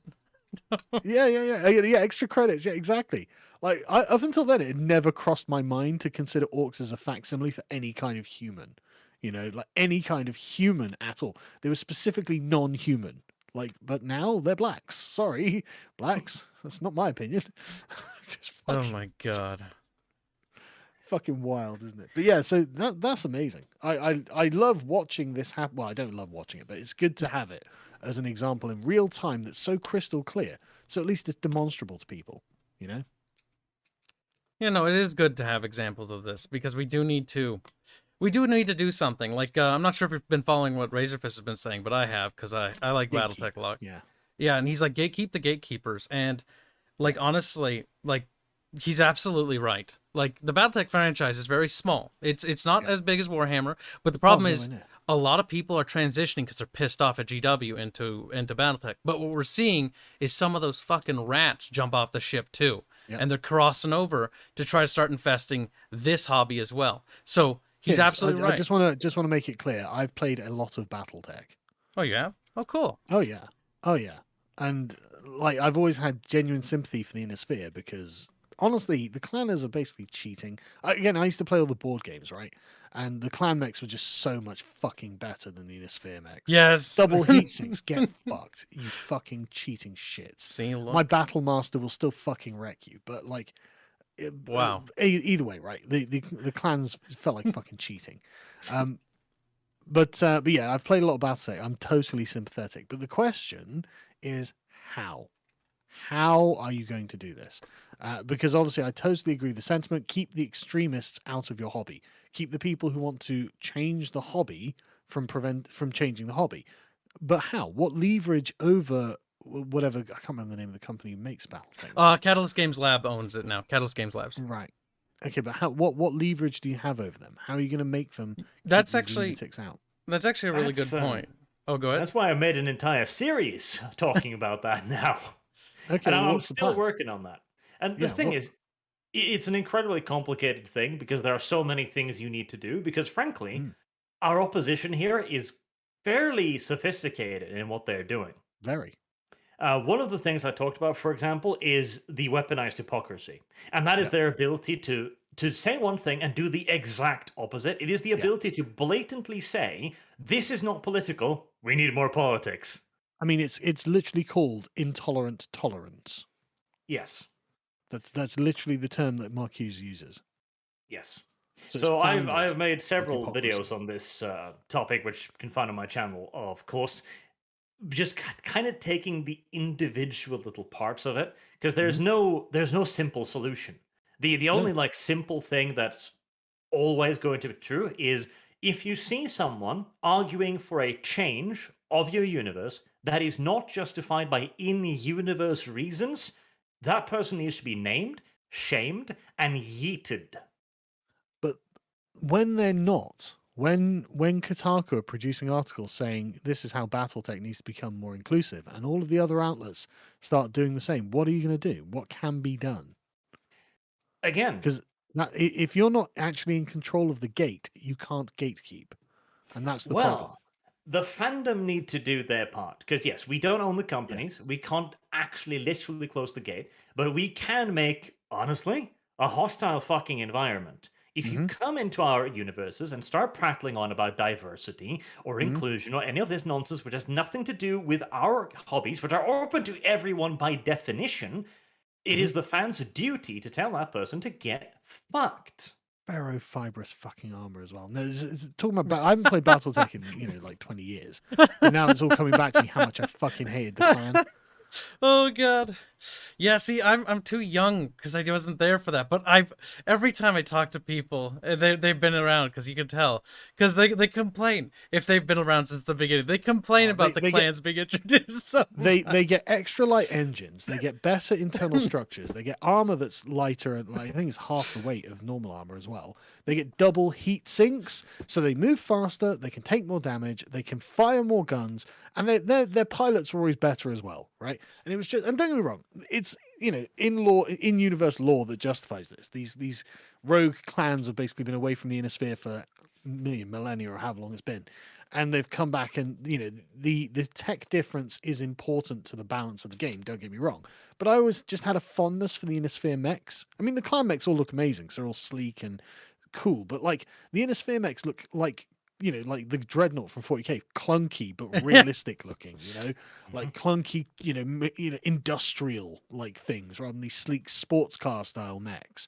Yeah, and I like the underdogs as well. To be honest, I like playing the underdogs. I mean, no, you're not wrong. Like that is cool because the clan invasion. I like the clan invasion bit from a lore perspective because in my mind it's kind of cool because you have this faction, the exiles from Kerensky's forces return with like super advanced military weapons to reconquer the Inner Sphere. And the Inner Sphere, because they've been fighting all these gosh darn succession wars, have nuked themselves backwards, like in terms of technology. They don't even know how half their shit's working. It's like held together with duct tape, and they're trying to resist a superior military force, and they're throwing everything they have. They have more numbers, but the technological disparity between the two is like massive.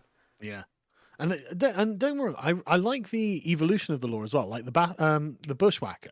Like the Bushwhacker is a cool Inner Sphere like adaptation of clan technology. and it looks awesome. You know, it's one of my favorite mechs just because it looks like what I imagine like a sort of if an alien spacecraft crashed, what the human approximation to reverse engineering the technology would end up looking like. You know, like it's that kind of style, and I just really like it. It looks great. Yeah, not a bad pick. But yeah, so I mean, is there anything else on this we need to go through, or should we do like super chats and stuff? No, I think it's time we get to super chats as they have kind of piled up just a tiny little bit. I'm glad to hear that. Just a tiny little bit. Sargon, my new money cow. Well, if my channel's demonetized, I may as well help out my friends. Well, see, you. I keep bringing up you as an example when I talk about the cancel culture too, because there's been this push recently. We cancel culture isn't real. Look at these millionaires who haven't been cancelled. Every time I do a video about that, I can literally say, no, one of my friends has been cancelled like, what, 3 times now? Yeah. And been demonetized 3 times. Yeah. Wait, so are you still demonetized? Oh yeah, my channel's demonetized and I'm banned from Patreon. What? Yes. This is why you should go sign up to loadcease.com. We're doing a lot of good work. Give the me a reason link. I can reel all of this off the top of my head is because we're genuinely doing remarkably good work there. Like, we're getting to the bottom of this leftist shithole. Send it to me, You Arch. unironically should. I'll plug it in chat. I already have the link to Lotus Eaters in the description box, obviously. Oh, check the description.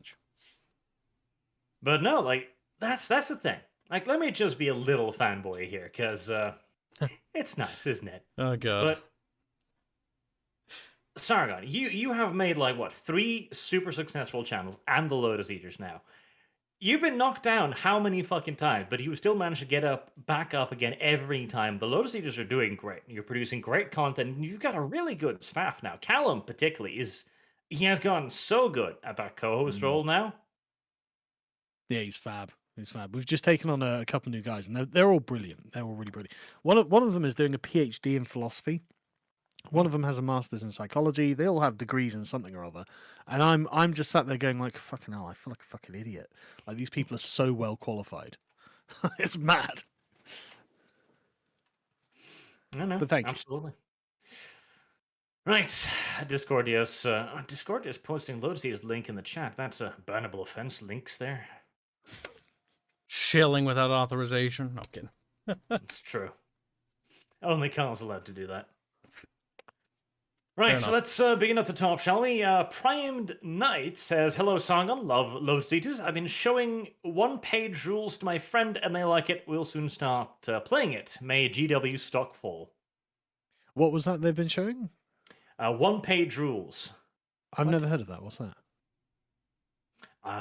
Not sure. I thought it was something in reference to you. Oh, okay. Hang on. Let me Google.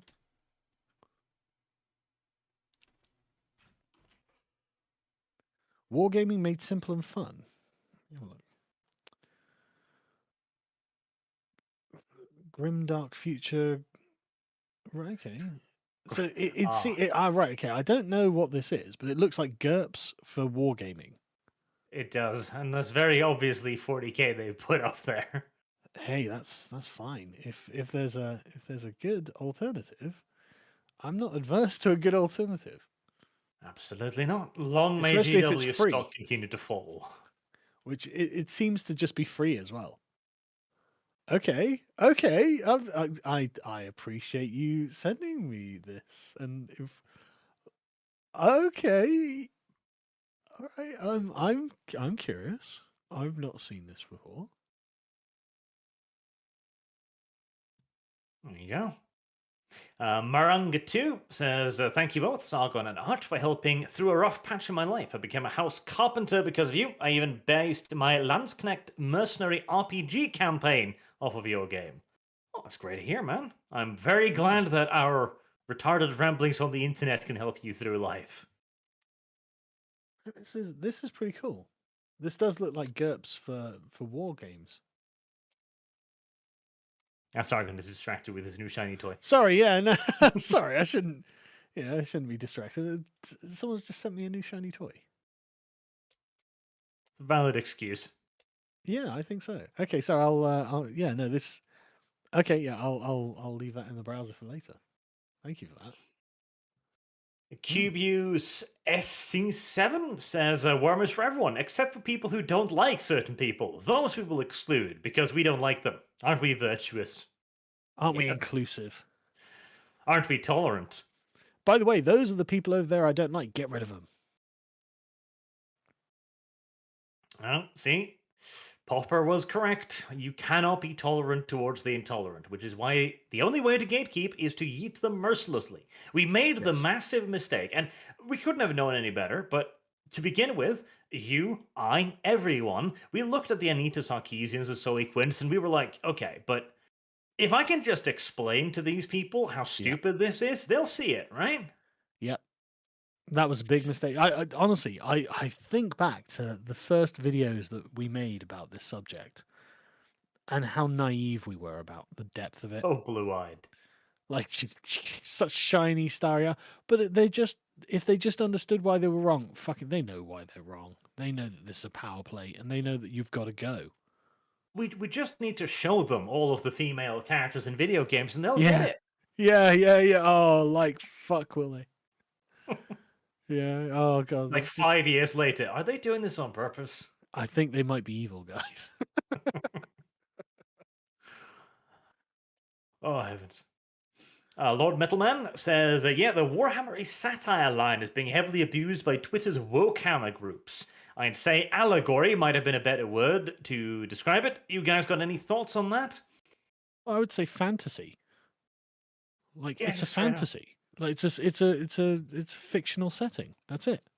No fictional setting has to justify itself beyond being fiction. And the thing is, too, satire and even allegory as well are terms that have just been bent and broke and butchered until they don't mean anything anymore. It used to be something fairly specific, as if you were satirizing something, there was an obvious reference to the thing you were satirizing. That was kind of part of the point. It was a current event. Yes. Now it's just like, haha, this is fascism. What, you mean our theocratic space empire where individual planets have near complete self-governance and the only connection they have to central authorities paying tax? And set 30,000 years in the future? Like, this What are we seems like satirizing? a bad satire. I mean, don't get me wrong. If it's satire, well, the people who are going to understand it as a form of satire are probably not going to speak English. I mean, they're 38,000 years in the future. Who fucking knows? That's an optimistic satire at the very best, right?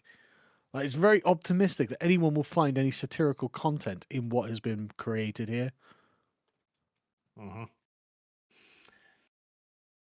The Mad Hurusdin says this recent statement by GW is rules for radicals in action, accusing the enemy of what they themselves are doing. It's also disregarding for the Imperium and the much of the in-universe law. And it's also holding the enemy to their own rule book, right? When they've said, "Oh, we will never have any racism, or all racism is bad," blah blah. So okay, well now you've got to get rid of everything. You can't actually like have this fictional setting with no racism in it, because literally, if you don't have racism in the Imperium, the alien races will kill you. So it's baked into the setting that it's a contradiction. You know, but it's just a fantasy, for fuck's sake. Why are you talking about it like this? You know. But And it's great the point that problem it's rules again. for radicals. It really is. They're painting themselves into a corner. This is one of the reasons why their stock is taking a hit, even during the goddamn holiday seasons, because people are looking at 40k right now, and they're not recognizing 40k anymore. Like, they're looking at this thing and going like, okay, what's all of this? Whoa. Okay, Primaris Marines have taken over Space Marines, right? There's this Call fella, okay. Right. Gilliman's suddenly back. Everything's nice and fluffy, and now the Ultramarines are invading Nurgle's palace. I guess. And there's black Ultramarines everywhere. Suddenly, Don't worry about they it. are doing too many weird things to it, and their website too. It looks like a children's cartoon. Their entire website is covered in these kitty-like drawings, and it's just this. Is it? Let me have a look. I haven't been to the website in forever. Well, I was on it the other day actually, looking to see if I could get any of the old Marines, but I don't remember thinking about that.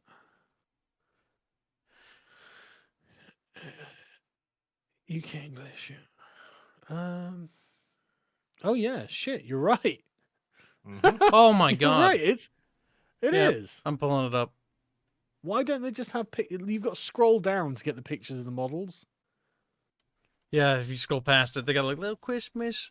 Saw a kitty like cookie. No, But don't get me wrong, it's so weird because the new sculpts are fucking brilliant, right? The new models look great, really great. But look at that box in the middle, second row. Space Marines Chibi Advent Calendar Wait, what? Fucking hell! Oh I god. hate it.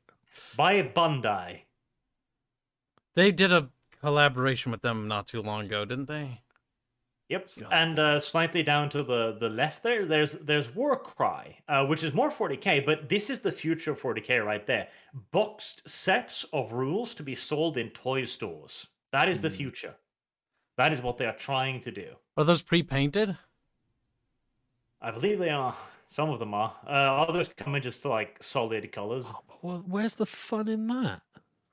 Well, that's the thing. This isn't about being a hobby anymore. This is about being a commodity. Like This a will be- Risk or this is- Monopoly? Yeah, they are moving away from this being a hobby and they are moving over to this being just a product, a toy.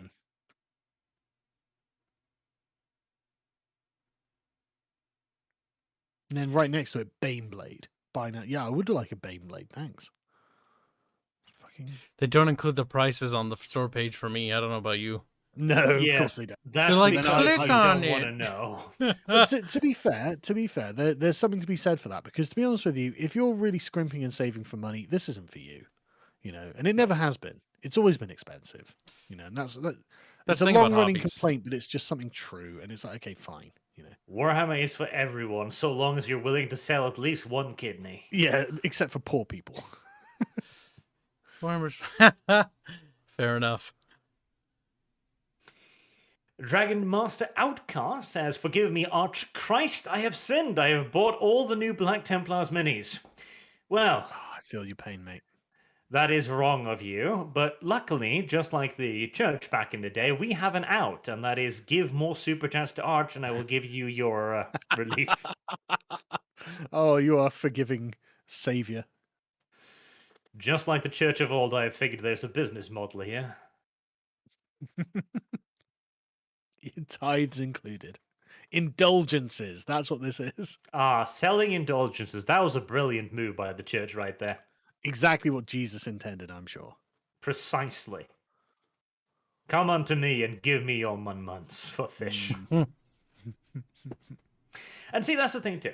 I get it, right? I absolutely do. 40k is a very cool hobby. It's got a lot of cool ass miniatures, and honestly, there just isn't that many alternatives. And those alternatives that do exist they feel like second or third rate copies of 40k and Warhammer. It's hard to get the depth of lore anywhere else that 40k has. 40k's lore is so dense and so nice. Yes. And logically consistent. And most of the competitors don't bother with that. And so I get it. All I'm saying is if you want to do your part here, fine. Don't bother about like boycotting what you can't boycott. You know, your main hobby, your main miniatures. Don't bother about that. Just don't get Warhammer Plus, because that is their main money. That's their bet right now. They're like, this is what's going to pull us up into the future. Yeah. And that's how I've justified being able to buy miniatures. I'm not buying Warhammer Plus. Yeah. I mean, in your case, question. I mean, he might. You never know. No, I certainly won't. Well, I mean, I watch Archer's videos talking about it, and I'm genuinely unimpressed at the amount of content. We produce more content on lotuses.com. Oh, hell yes. Yeah, I know, With way right? less We produce- staff and with way less budget, I guarantee you. Absolutely. And so, like, it's shocking how embarrassing a rollout Warhammer Plus had. Like, I would have thought, like, it wasn't that long before they started literally purging the internet of fan content and then hiring these people. And initially, I was like, okay, well, they're hiring the people who've made the stuff. In a year or so, 2 years' time, we're going to get some fucking incredible Astartes content style, you know. Instead, in like, what was it, 6 months or something, they were just pumping out shit. And it's like, okay. Instead, we get Cheap. Hammer and Bolter, where the animation is right. Let's just drag the orc's jaw a little up and down to make it Yeah. look like he's Oh. speaking. And the thing is, I could forgive this, right, if it was just part of a tapestry of products, of series, because the story wasn't bad. I didn't dislike the story, you know, and so I was, you know, moderately enjoying it. It's nice to see orc culture operate, you know, I find it amusing. And so, you know, I'm happy to engage, you know, I watched the first episode, didn't hate it, but I'm like, I'm not paying for this. Yeah.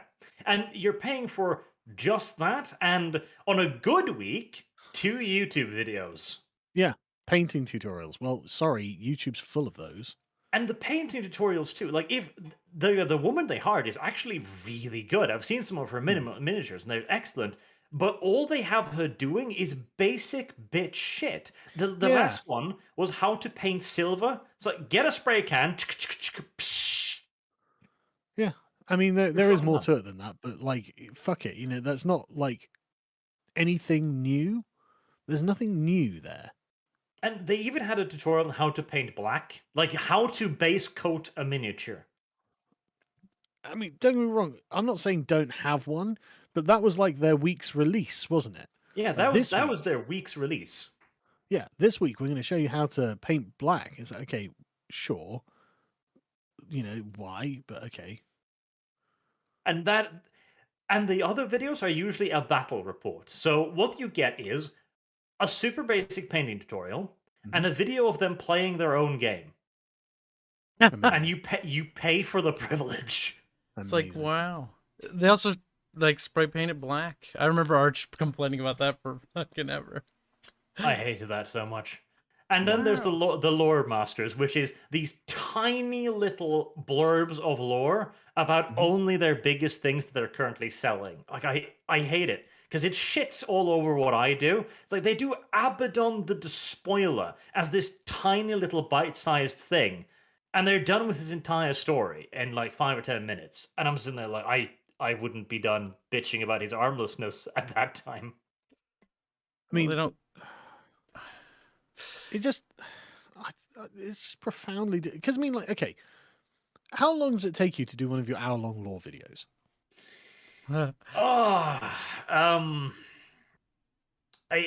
like an hour-long lore video, depending on the flow, but it'll take me at least like 6-7 hours easy. Right. So it's not unreasonable to think that if you have a team of 7 lore masters, you can have one video a day produced every week by a different person every day for every week. That seems like a reasonable workflow, you know, because then it gives them breathing space to read the material, to write a script, to then record it. Totally feasible. This is what Bo and I do with Epochs about talking about history every week. You know, it's like an hour and a half or whatever we do talking about a historical event. Gives Bo plenty of time to read the material. He doesn't feel under pressure. You know, we've got breathing room, and it makes the episodes fun to do. Like, it'd be easy to do. And if you've got Games Workshop money, you could get 7 people to do this and get one a day. Worth the content. I'd pay for that maybe, if I didn't hate what Games Workshop were doing. On the other hand, I make a weekly lore video plus daily videos on the alternative channel for weekdays, and then 2 streams when we're doing the RP. That's one person with no other real supporting staff. And GW can't do better with 100 employees and a couple £100 of profit. I mean, they must have so much money as well. And you can tell that they put a lot of money into the setup. Like, they've probably hired like a good cinematographer to set up the lighting and shit. But they never gave thought to what to actually put in it. And they've only released like 2 or 3 lore masters over like 4 or 5 months now. Yikes. That's fucking awful. Not good. Like, the thing is, presentation-wise, they're really cool. They've got good lighting, you know, that's clearly nicely scripted. But it's such surface-level bullshit. Right. It's like that's Wikipedia what annoys stuff, me. Like, huh? Abaddon the Despoiler is an hour video plus. I would have thought it would be a series, because surely there's, like, again, I'm not a lore fiend, right? So I know the character Abaddon the Spoiler through the miniature, through the way it looks. Mhm. The battle effectiveness of the character, not because of where he comes from. Obviously, I realize he's a powerful Chaos War Master and blah blah blah. But I can look at the character and be like, look, there's a lot going on here. Like there's a huge backstory to this, and I can tell there is a huge backstory to this. I don't know what that backstory is, but I know it's there because I know Games Workshop. I know what they're like. Like, you would have to start with 30k. You'd have to start with how Yeah. Abaddon became Abaddon, how he went from an aggressive but noble commander to an absolute cockweasel. And then you'd have to go over the Black Crusades. Then you have to talk about if it was, as GW said, that, oh, no, he failed 13 times because he totally meant to fail 13 times. Or if you call them on their bullshit and go like, no, he's just kind of shit at his job. Embarrassing. You call him Failbadon for a reason. Yup. Anyways, moving on. Maranga 2, here's my Saga shilling. It can be easily played on Tabletop Simulator, and the Punic Wars may be interesting and remind you of the glory days of Rome Total War, on top of other settings such as Crusade, Vikings, Fantasy, etc. So, Saga, that's another tabletop war game with a historical flavor See, to it. I've long been curious about the idea of a historical tabletop war game, because obviously I would deeply enjoy playing Carthage. Honestly, it's about time and money, really, and not even money necessarily. I'm not worried about the money too much. It's just time. I just don't have time to do stuff like that anymore. I mean, it's a And, whole it's other a bit of a- hobby. Yeah, exactly. I don't have time for hobbies, basically, and it was a bit of an extravagance to get into Warhammer again. So, I mean, I'm if I had a social circle that played them already, I definitely would, but I don't. So, And that's another problem with the competitors too. It's much like BitChute and Rumble, in which that they seem to be happy to be alternatives rather than Yeah. competitors. yeah, Like, to get into, they don't want to compete with Games Workshop. They just kind of want to exist and sit there, mouth open, waiting for people to fall in. yeah, yeah. No, you're right. But still, alternatives are nice. Yorozuya says, "Sup guys, hail the Imperial Father Louis." Pastor Louis. Chaplain Louis, I think, is the appropriate term. Yes, considering the setting. Yeah. Moonfail says, Modern Warfare 40k makes Matt Ward look good by comparison, as much as I hate to admit it. Yeah, kinda. I mean, Matt Ward had like one or two fuck ups. We've had a lot more at this point. Wouldn't you rather take Matt Ward over what they've done now? It's I not so mean- bad anymore, is it? Matt Ward only made Gilliman the spiritual liege. Modern day GW brought him back to life and gave him an Eldar wife. So, yeah. Oh, it's so fanficky. I hate it. How can he get an Eldar wife? Well, you see, how the can that Eldar be justified? The Eldar showed up in Ultramar alongside an agent of the Inquisition and the Black Templars, Right. the most Xenos hating of all. Yeah, chapters. I mean, sure, why not? Go on. They showed up near one of the heavily fortified watch stations of the Ultramarines, and the Ultramarines just went like, "Hi, can we help you? Do you need a lift anywhere?" And they said, "Yeah, take us to Gilliman, your Primarch." And they were like, "Cool," and so they did. Right, okay. Sure. And so a warband of Eldar were brought into to the Primarch, It Right. doesn't seem very believable. where they broke out a giant armor thing, which was supposedly made by Belisarius Cole like 10,000 years ago, and they just slapped it on the Primarch, as all of the Ultramarines were just standing by like, yeah, we're going to let this Eldar witch mess with our Primarch. I don't see a issue with this. No problem with any of this. Right. And None. and this is I thought this was a xenophobic faction that that were evil Nazis who didn't tolerate aliens. Not at all. And when Gilliman then awoke from his stasis field due to the magic of plot, he too looked around, being confused as fuck, as the last memory he had was 10,000 years ago, getting stabbed by Omegon, and he just gets along with it, business as normal, like, oh, hey, Eldar, are we friends now? Cool, let's find some chaos dudes. Well, I can't say I'm terribly impressed with that storyline. It gets worse too. They God. then head to Terra, and the entire Ultramarines fleet get attacked, get wiped out, and captured 3 times on the journey to Terra. Yet break out every time because the captors always keep their weapons, armor, and tanks right next to their cell blocks. Right. Brilliant. As you do. This eventually culminates with Magnus the fucking Red, the Demon Primarch, and Gilliman having a fist fight on the moon, which Magnus wins, because Gilliman's been captured and defeated like 3 times already at this point. Yeah. And then the Custodians just kind of show up and be like, yo, we've written ourselves into a corner here. Like, Magnus is winning, so could you just fuck off? And he just kind of leaves. He just does. Right, okay. That sounds fucking shit. It's very bad. It's so fucking bad. And this is after they blew up Cadia, mind you, as well.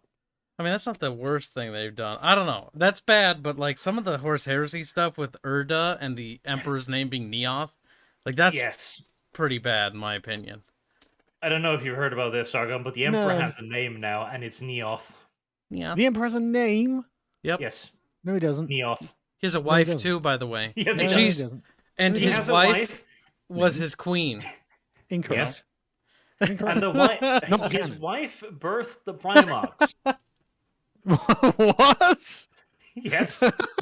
No, that's not canon. No, I disagree. Yes, that is canon. No, and then, canon. It wasn't the Chaos Gods that scattered them across the galaxy. It was his bitch-ass wife who did it. Wow. I mean, don't get me wrong. Appealing to the misogynist demographic is certainly pricking my ears up, but I'm afraid that's not canon, game. Yeah, believe you me, Woman Ruins Universe is a story I can get behind. Yes, it's an old story, but I do appreciate it. You know, no, fucking bit the Emperor spicy. Doesn't have a name. He doesn't. The Emperor doesn't have a name. His name is Neoth. You have to accept it. That's a shit name. Yes, it is. I don't even know what the fuck Neoth means. What does Neoth mean? Does it mean something? Does it? I have no idea. It's a shit name. It is. It's not a cool name either. I've been thinking about it. At least if the idea that the Emperor has a name is verboten to begin with. No, the Emperor does not have a name. But okay, no, that's fine. We have to name the Emperor for some reason. Okay, yeah. We actually have a logical contender for this. His name is Adam. Mm-hmm. I'll take that. These something with gravitas. Better than Neoth. Anything's better. Caesar. Alexander. Yeah, Caesar, whatever. Like anything. Something weighty, something that suggests history. Imperious, you know, dominant sounding. Yeah. Romulus. Dominus. Perhaps. I'd take that. Romulus, yeah. Dominus, Romulus. Something historical and heavy, but instead historical and mythological at the same time. You know, like Adam or Romulus or something like that. You know, like whatever. Connect it to something, but Neoth. And imagine the Emperor traveling through the world, right? The entirety of history. He's been observing humanity. He's been fighting dragons, the dragon of Mars. He's been fighting monsters that were sent to wipe out humanity. And every time somebody asked him, "Stranger, brave stranger, what is your name?" Neoth. That's such a shit name. Such a bad name. But I disagree with the concept that the Emperor has a name. I mean, you're right about that. I love it. It undermines what his character is. No, he doesn't. It undermines his character. Some mysteries aren't meant to be solved. For precisely. Yes. That's the point. Let there be some mystery in the universe. Don't have to explain everything. Exactly. This is just like how Han Solo got his name. So it doesn't matter. Oh, no one asked. No one ever asked how he got his name. No one ever asked. It doesn't matter. His name is Han Solo. That's all we need to know. Good enough. Oh, he's the Emperor. Good enough. Oh, that's it. And it's because he is GW has been waging a war against the Emperor for so many years now, trying to make him sound like a flat-out villain and a retard. Yeah, That's what yeah, annoys me the most, that they make yeah, him just sound like an idiot. yeah. But again, Games Workshop waging a war on their own property. One of the best aspects of their own property as well. I fucking The why? fucking God Emperor. I don't know. Yes, we went from the God Emperor of To mankind to Neoth. Fucking lame. Oh god, I don't. I like I said, I don't consider that canon. Well, But it's axiomatic. Like it's built in that the emperor doesn't have a name. You don't know because it's lost in the mist of time. That's the point. it is. And he does not have. This is the thing too. The whole Primaris Marine was setting up so that the Astartes were not invented by the Emperor. In fact, the Astartes What? got their name because they were invented by a scientist whose name was Astartes. What the fuck? Well, wait. It's really stupid. It's really stupid. The scientist was named Astartes? That destroys the point of the Primarchs. Yes. And it also destroys the entire idea that the Emperor traveled into the warp to steal the secret of the Primarchs and the Space Marines from the Chaos Gods.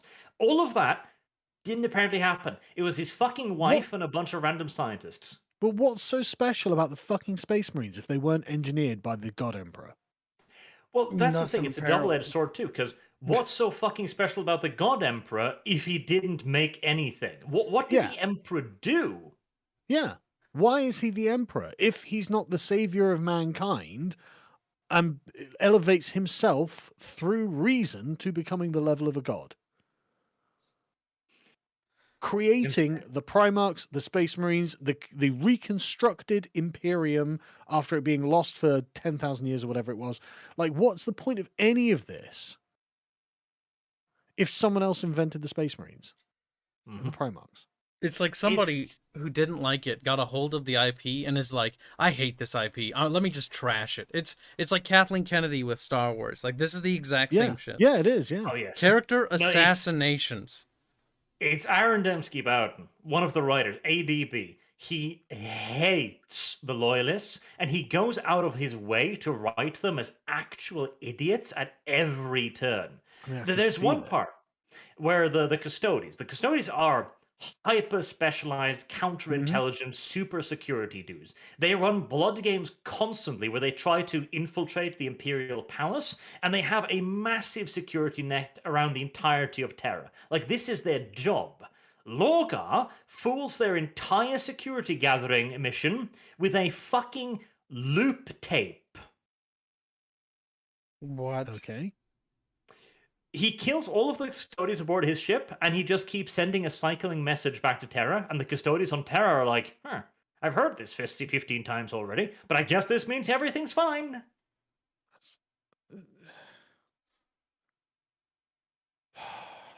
Okay. Good security. Yeah. Just profound disappointment. That's what I'm feeling right ADB now.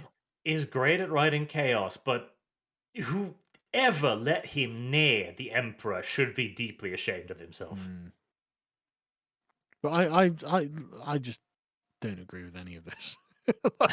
I mean, I don't blame you. I don't think Welcome anybody to the here club. does.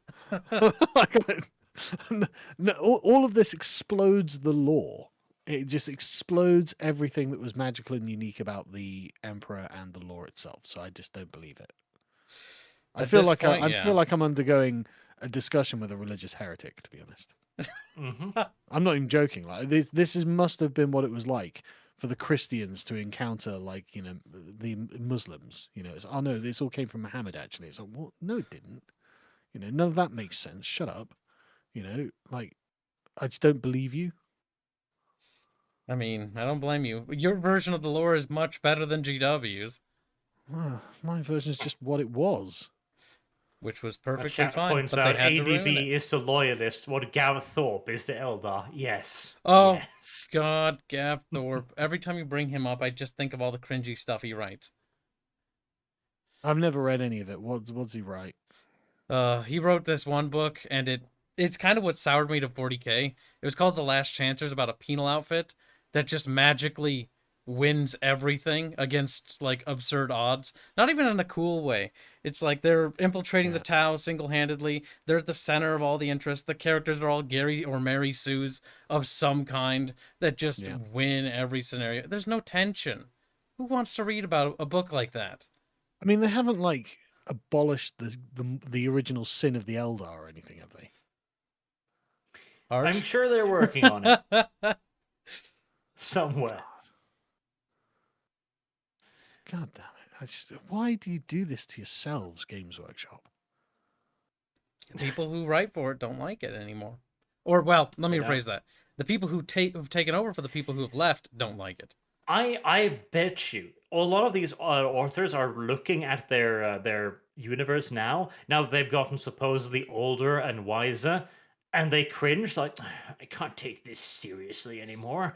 I'm a progressive now. I must have greater goals than just making a good universe. I'm actually annoyed that any of these writers felt they had the temerity to try and name the Emperor. Oh yes, it's just this. Honestly, temerity is the only way I can frame it. Like, who the fuck are you to think you get to do that? Like, that's. Sorry, I won't get stuck. Let's carry on.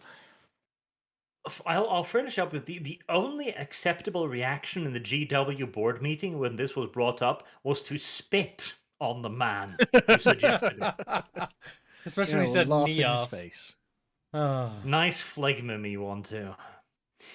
Yes, Dean Domino25 says, did you guys see that Anthony Hubber's girlfriend, Skateboard Bro, said she felt sympathy for Kyle Rittenhouse and allegedly gave him her number? Ooh, see, I think that might actually be a fake. Oh, crap. Oh.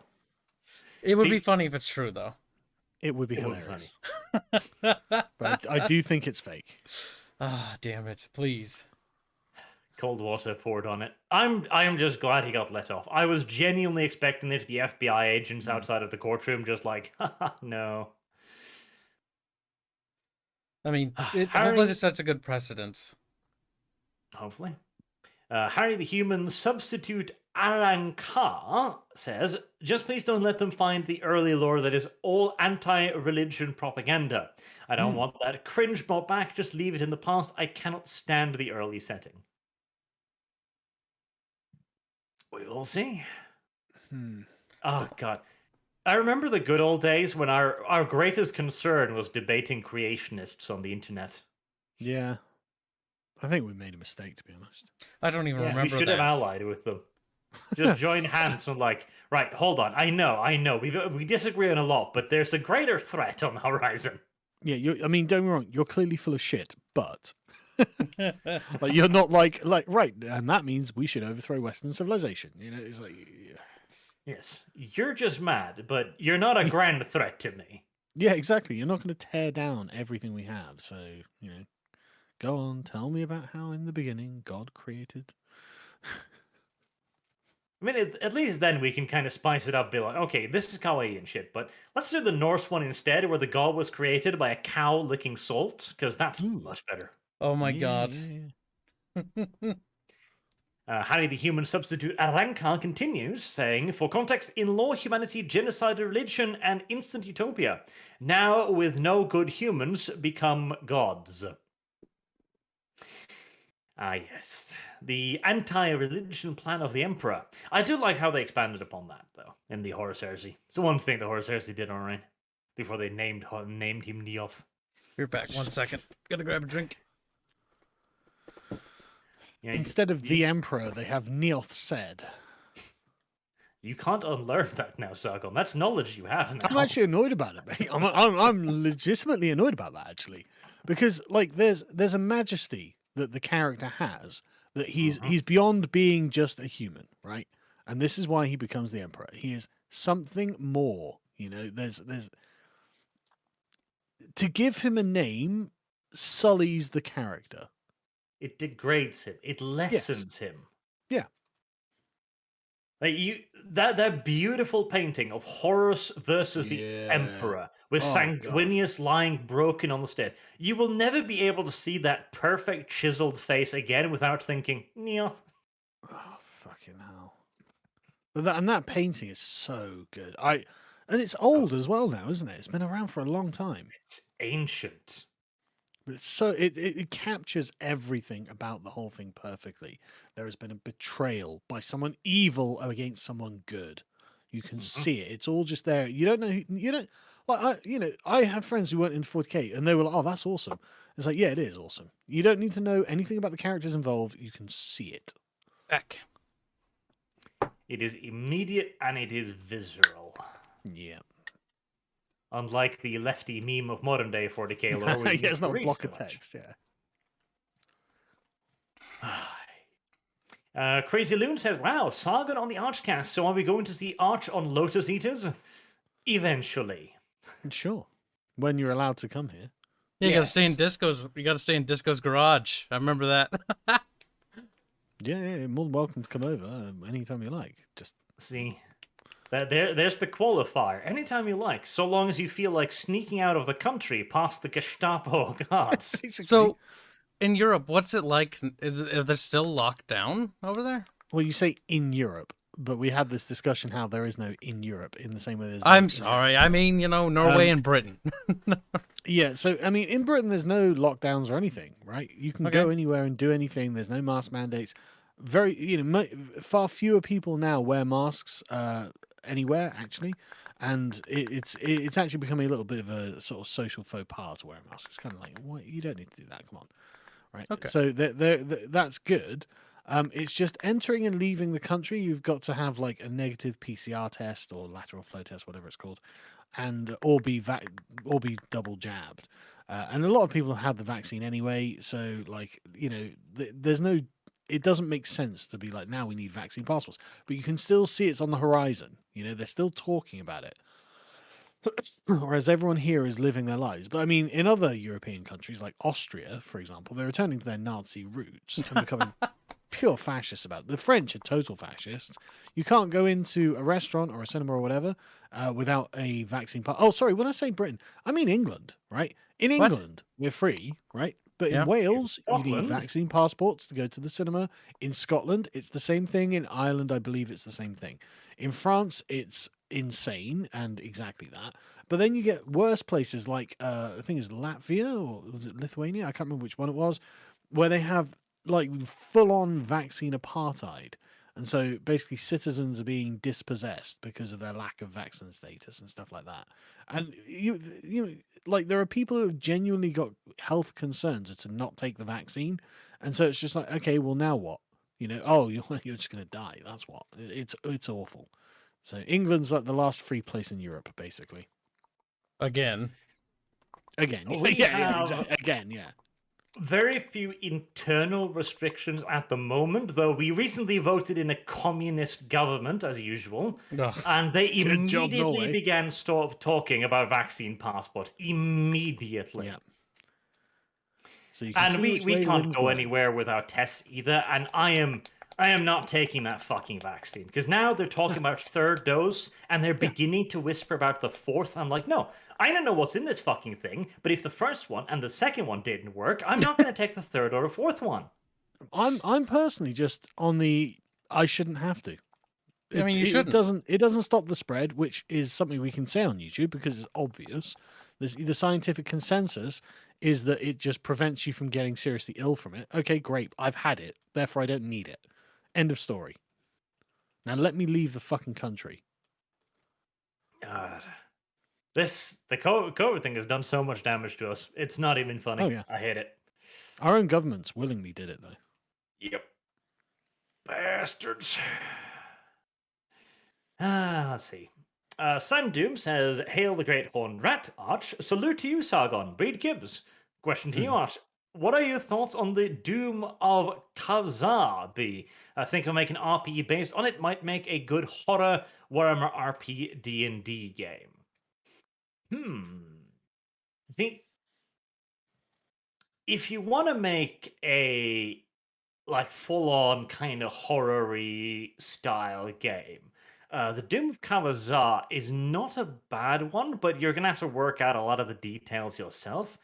Honestly, I'd suggest the first one. Pick up the old D&D module Ravenloft. because it is a fantastic horror campaign, and it'll teach you a lot of the cool little tips around a horror setting. Ah, Ravenloft's so good.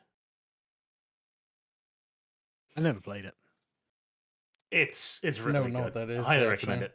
Hmm. And it's really old, so you don't have to open the first page and see this was made by a very diverse team. Oh, Please no be Nazis. Please do not spread your fascist ways. Isn't it amazing? Like in the 90s, there was, like no one, Nazis were a joke. There were no Nazis around, and suddenly, we were constantly worrying about Nazis. Now that we're less liberal and more progressive, we're more vulnerable to Nazis somehow. I mean, hey, I'll say this much: there is that the Kotaku article headlines like with the rapid spread of fascism. You're right. You're Yeah, I guess there's absolutely everywhere. right. Yeah, no. In Austria, for example, where they're starting to mandate vaccines. Oh yes, Sieg. Good point. No, that's a Sieg, very my good point. fellow Nazis. We are absolutely surrounded by fucking Nazis by that standard. I need to have meine Papieren to leave my house. Yep. So that Polizei doesn't arrest me. I mean, the Austrians literally were going to have yellow stars practically. Like, okay, fair enough. You're right. We are being run by Nazis. Good point, Kotaku. We're certainly seeing For the rise of once. fascism. Yeah, I agree. You are right. Harry the Human Substitute Arankar again says, I cannot stand that pre-emperor part of the law where the answer to everything is genocide, religion, more atheism. Well, that's the thing. That was originally the idea of the setting was religion bad. That was one of the original ideas, and it was very blatant in like second edition roundabout.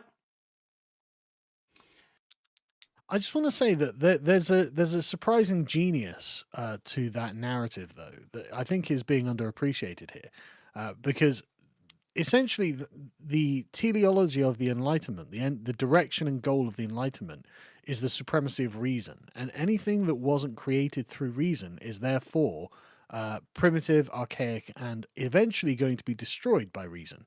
And this, you can see this in Kant's maxim: "If the truth will kill it, let it die." Right? It's like, yeah, okay, that's all well and good, but actually, it turns out that religion has functions and reasons for existing that aren't purely about fact, right? It's morality is not factual. It's opinion. It's how we feel. And so it's got morality is essentially a quality of aesthetics rather than correspondence to factual reality. And so you don't need to have factually correct things to have morally valuable conclusions. And that's what religion is. And so the story of the emperor not realizing this and using his supreme reason to destroy religion, eradicate it from the galaxy, and then find himself in a galaxy that actually is religious, actually has gods, and he himself takes on the aspect of the god of humanity, is a wonderful irony. And it's actually a really brilliant piece of storytelling and world building. And so, like, I'm really not against like this being a part of it, even if I'm not antipathetical to religion, which I'm not anymore, to be honest. I'm an atheist still, obviously. I'm never going to not be an atheist, but like, I'm not against religion for people who need religion.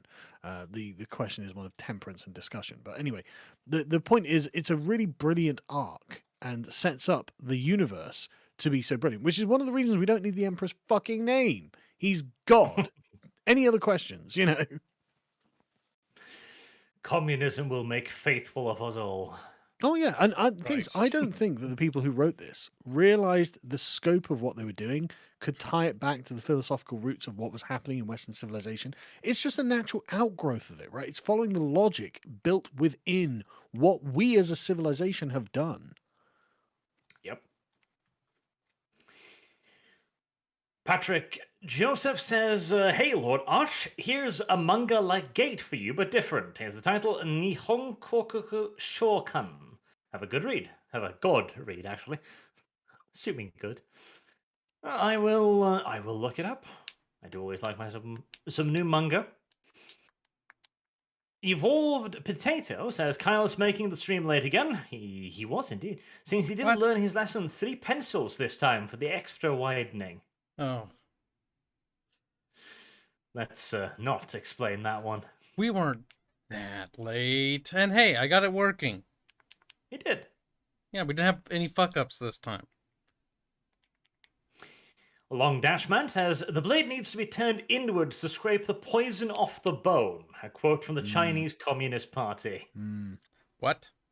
To scrape No, the no, that's what poison they're off the doing. bone? That's why there's a blade in it. And notice that the blade is going against the property of Warhammer now. The blade isn't acting on something outside of Warhammer. Oh, no, no, no. Now we're scraping away the poison that's the Space Marines themselves.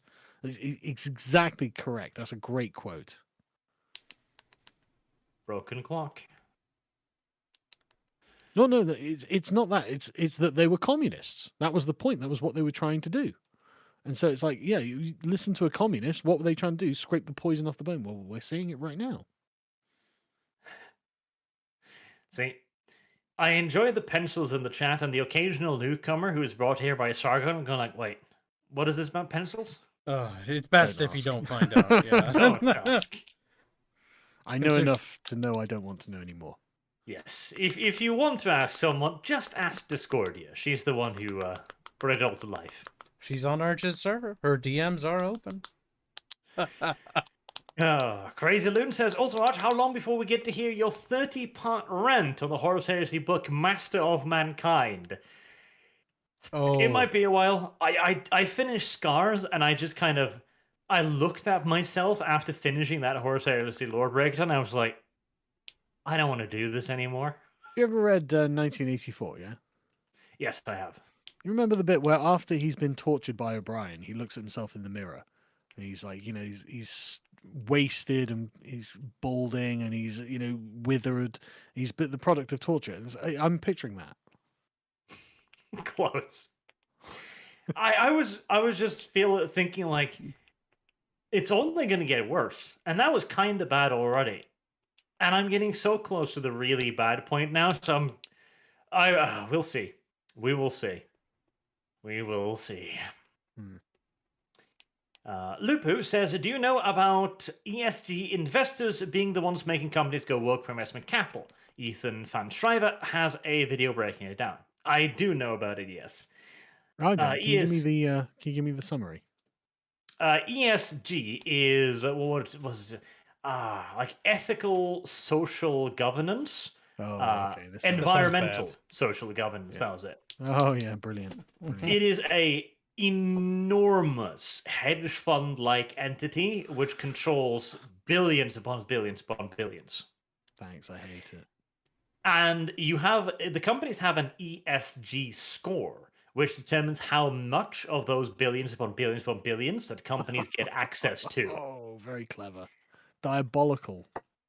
And of course, that ESG score is based on things like wokeness, I think on environmental friendliness, etc. And now we see revealed why the woke companies aren't going broke. Because this has been something that I've seen a lot of people talking about. It's like, well, hang on a second. How is it all of these companies can shit away money? Like Games Workshop must have lost money on this. Like they can't be attacking the Space Marines because it's good for business. That just can't be true. And so how are they not? Well, maybe it's this. Who knows? Mm-hmm. And do you want to know who's behind this? Who the people who started it up? Go on. The United Nations. Oh, of course it fucking was. Of course it was. Pakistan needs those gender studies courses, for fuck's sake. Yep, they sure do. So that way they can throw them off the rooftops just right and proper.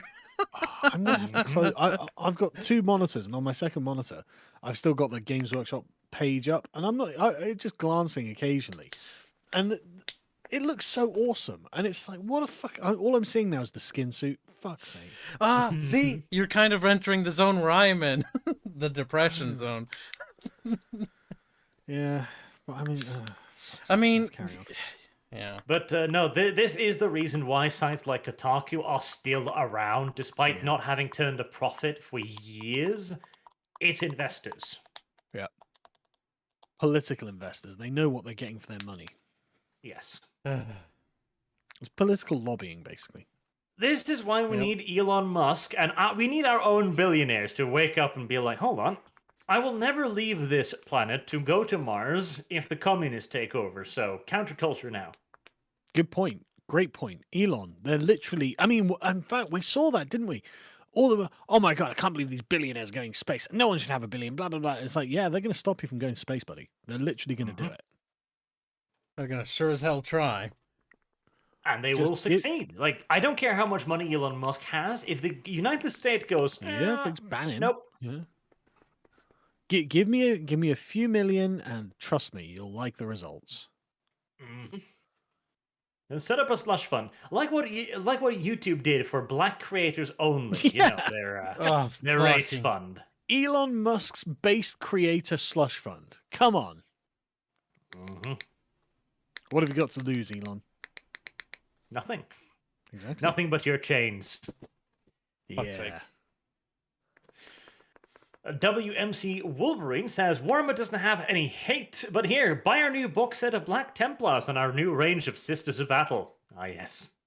See, that again, that is what's going to bite them. Like Sargon is right on this. And if it doesn't matter, they can wag their tongues, they can make the pleading noises as much as they want, but the communists will still look at their boxes of Sisters of Battle and Black Templars and go, no. Oh, but won't it be so great, right, when the intersectional feminists finally expunge the last woman from 40k?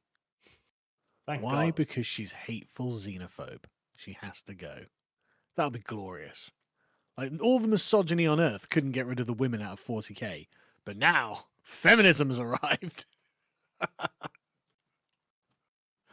I love it.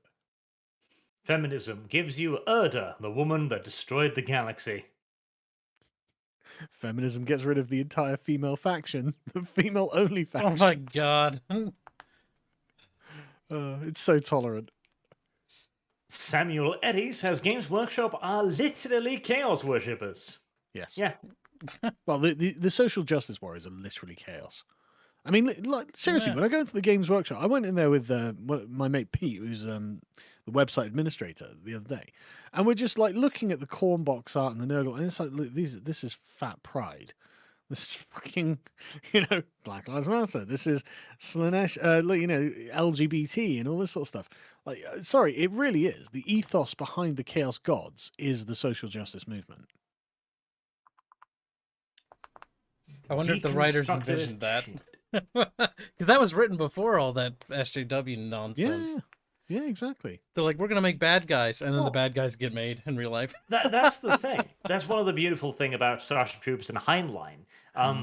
We talked about discussing another video as well, where there was one point he made, which I thought was really interesting, where he just kind of glosses over it. And I was like, oh, he talked about this ridiculous fantasy story where the roaming gangs of vigilantes and crazy kids walking the streets doing whatever they wanted. That'll never happen. America.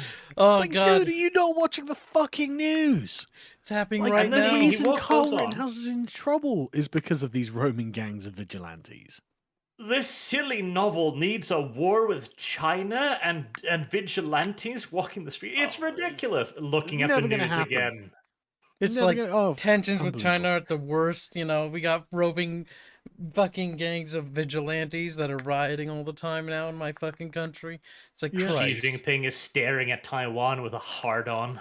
Oh, literally burning down cities. Like, the pictures of the burning buildings. 30 people died in the Black Lives Matter riots. People were afraid in their fucking homes. And he's just like, well, that was a ridiculous prediction. Oh my God. That's insane. People will never be afraid to leave their homes. It's crazy how accurate Starship Troopers, the book, actually was. Well, he's right about the social sciences. Like, if you look at the idea of social science, it is about communist engineering. Yep. Heinlein was definitely anti-communist. I do love Starship Troopers. Hardcore. Yeah, he was hardcore anti-communist. Good. We need more people like him. Yes, we do. That we do. Chloe says, to love something or someone, you have to be exclusionary. To love a particular thing is to neglect something else. This SJW, progressive, whatever it is, does not understand what they are saying, represent, or ignore it for their own good. It is deliberately to exclude other things. For example, I love my wife, therefore I deliberately exclude all other women. That's true. No, that's literally what it is. Like, you have to deliberately exclude things for the sake of the thing that you love. You do. It is the only way you can love something, to put it That's- above something else. It's literally it's how you demonstrate that you love it. Yep. See, Tush Kara sends a string of letters KKBYPKY. KK. You know what? Oh, fuck. Is that someone's activation code or something? Murder. No. Is that, sleeper agent activated now. KK what? KKBYPKY. PKY. Well, I don't feel like murdering anyone yet, so. DuckDuckGo has no answers to this, so I'm Yeah, assuming no. it's just somebody's activation code. Somebody's going on a murder rampage. Someone in the chat has been activated now. Oh, it was Arch Warhammer's audience that decided to go on a rampage in Games Workshop after that one particular stream, deplatform. Finally got him. Yeah. You've finally been canceled, Arch.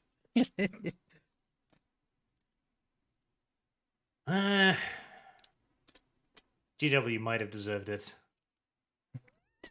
In fact, they almost certainly did. Justin DiBari says, glad to see this crossover, especially with current events. Yes, it was a well-timed crossover too. I was the one who lobbied for this subject as well, because I was seeing all this stuff just coming along, and I was like, there we go. There we go. I can see it all clear as fucking day.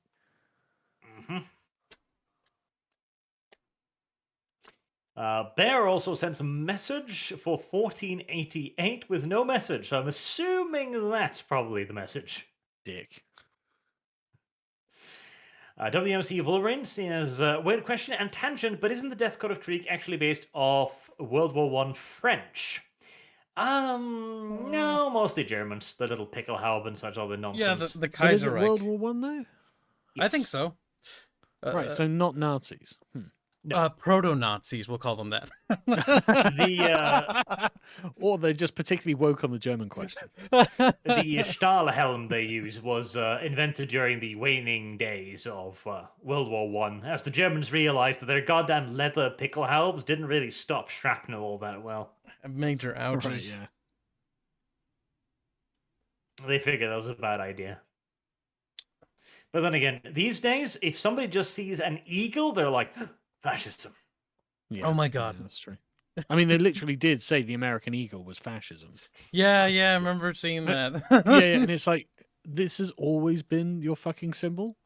Like, just- for hundreds of years before fascism existed? What do you want? These people, I swear to God, they just want to change everything to hammer and sickles. Yeah, they do.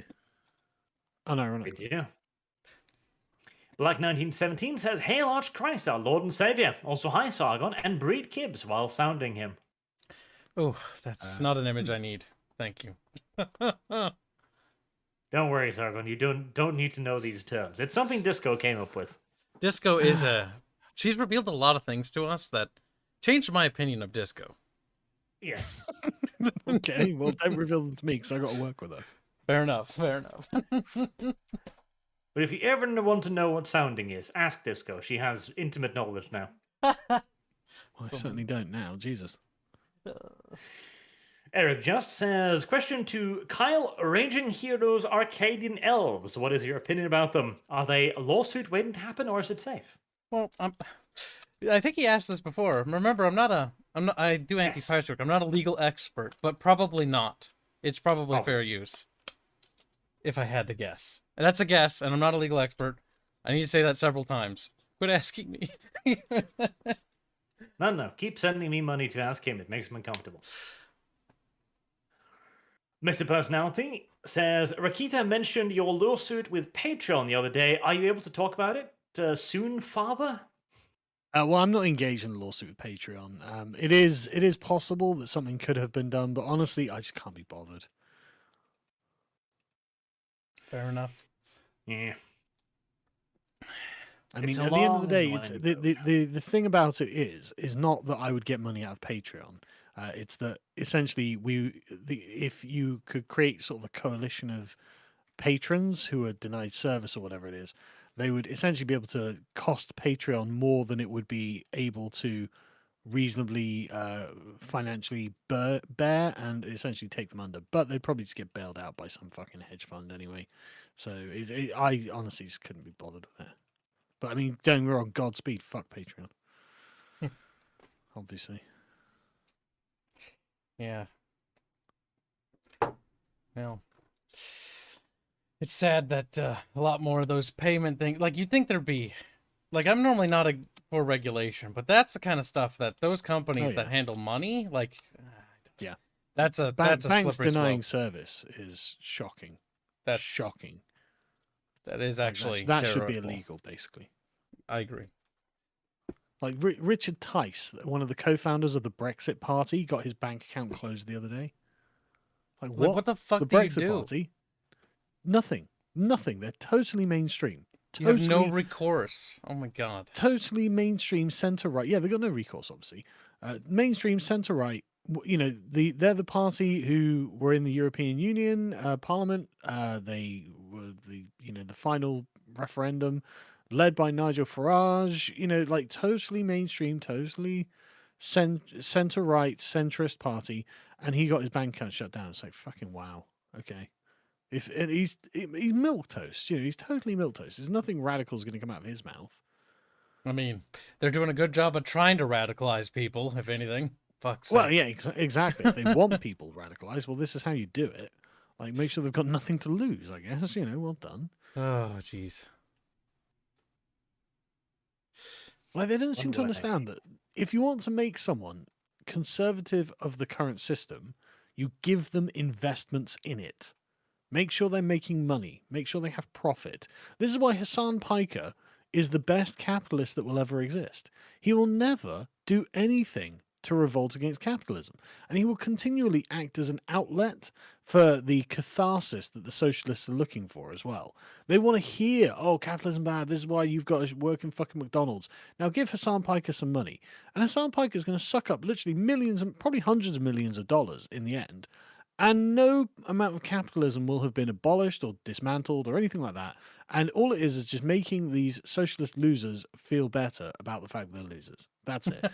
Ultra uber capitalist. Nothing Hassan Piker will ever do will ever challenge capitalism in any way. And that's how he likes it, because it makes him unbelievably wealthy.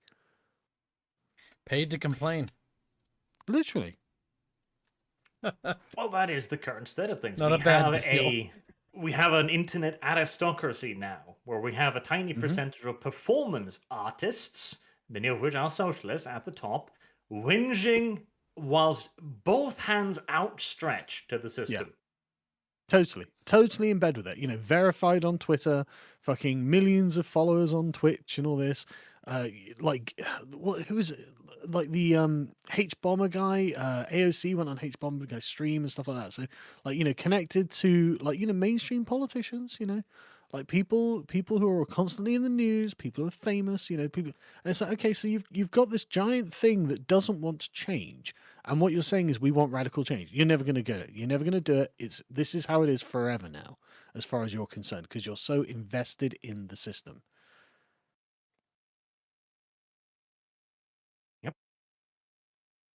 Crazy Loon says the glorious 8th Legion Ultra Smurfs proudly fight for the Emperor Neoth, and the battle cry diversity is our strength.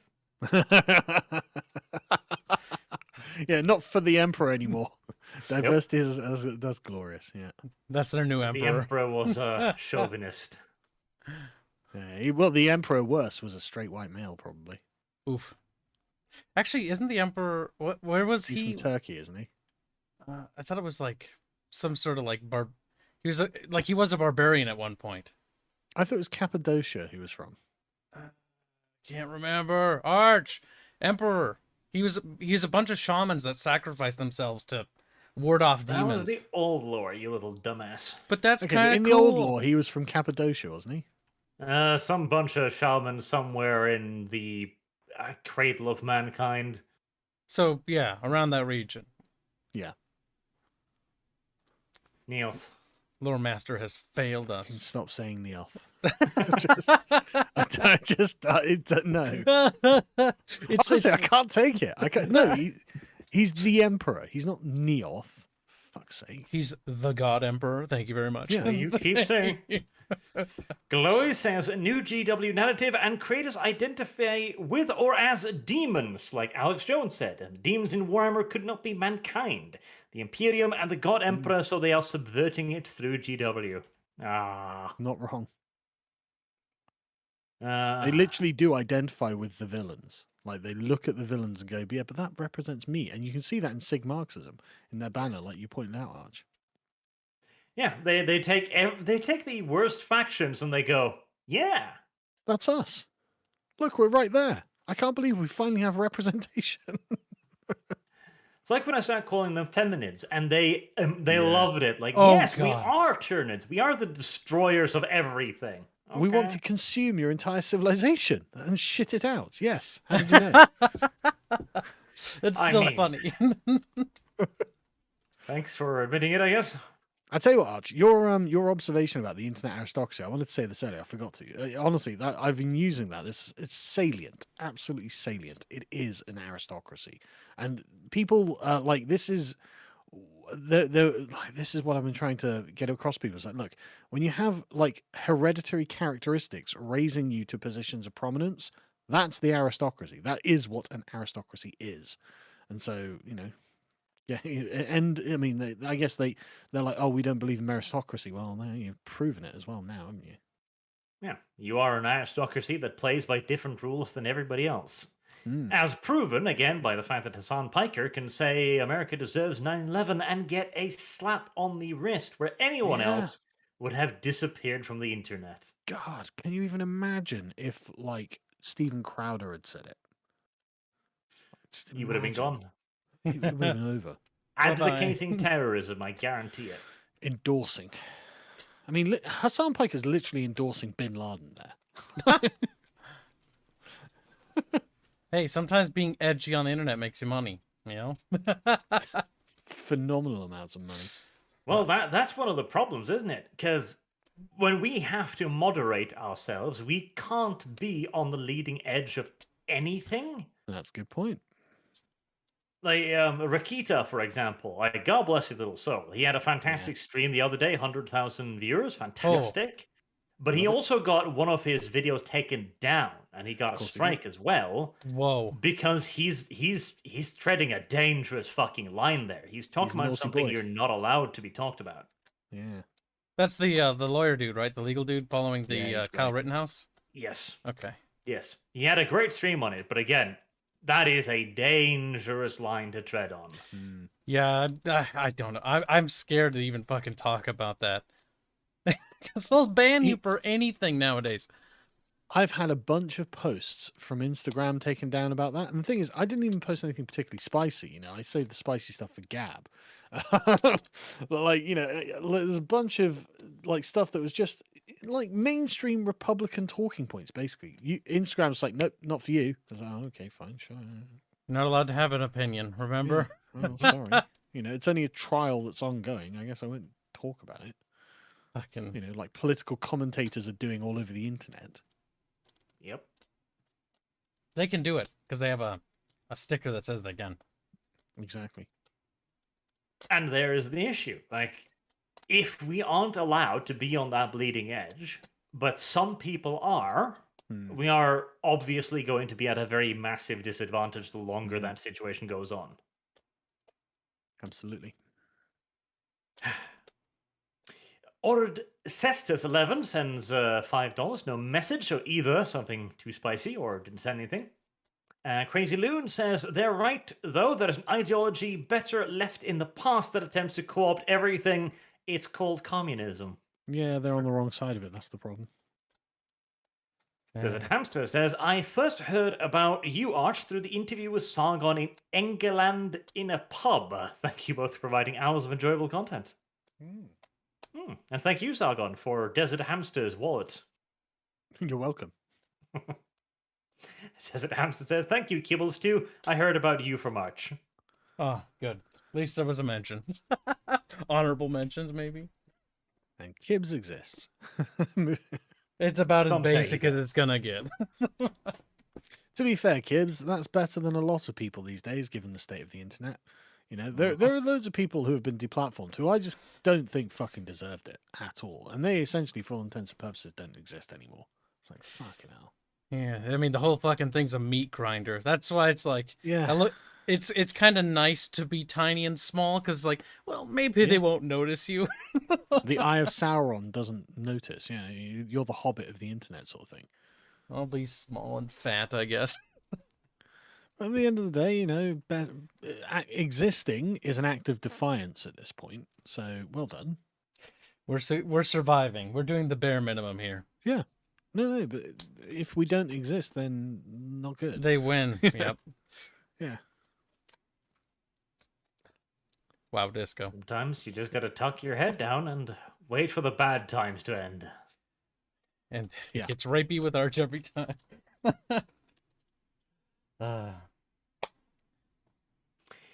Eric just says, question to Sargon. What is your opinion about Nietzsche's philosophy? And have any of you played the Soul Reaver games? If so, which side of the coin? So I'm no expert on Nietzsche. I have tried reading Nietzsche and I've failed, basically.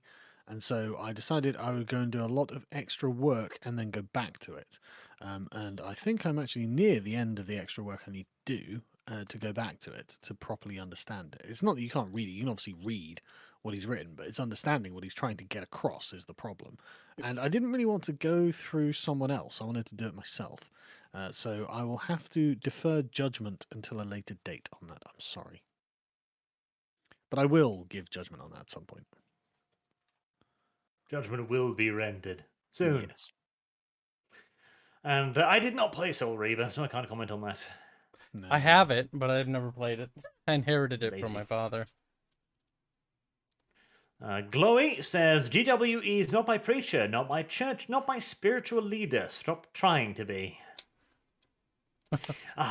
Well, why not? Why not Games Workshop? This is another one of those problems we have in our modern day society. There are way too many people who, for some weird ass reason, look to corporations and go, please, daddy, tell me what's right and wrong. Ah, well, I can explain this. It's because they believe that rights are constructed by power. And in the modern world, we kind of assume that, actually. It used to be assumed that rights were inalienable and given to you by God, but of course, if you're an atheist, you don't believe that. So where do your rights come from? And it turns out that the most powerful entity constructs your rights for you. And if the most powerful entity is the state, then there you go.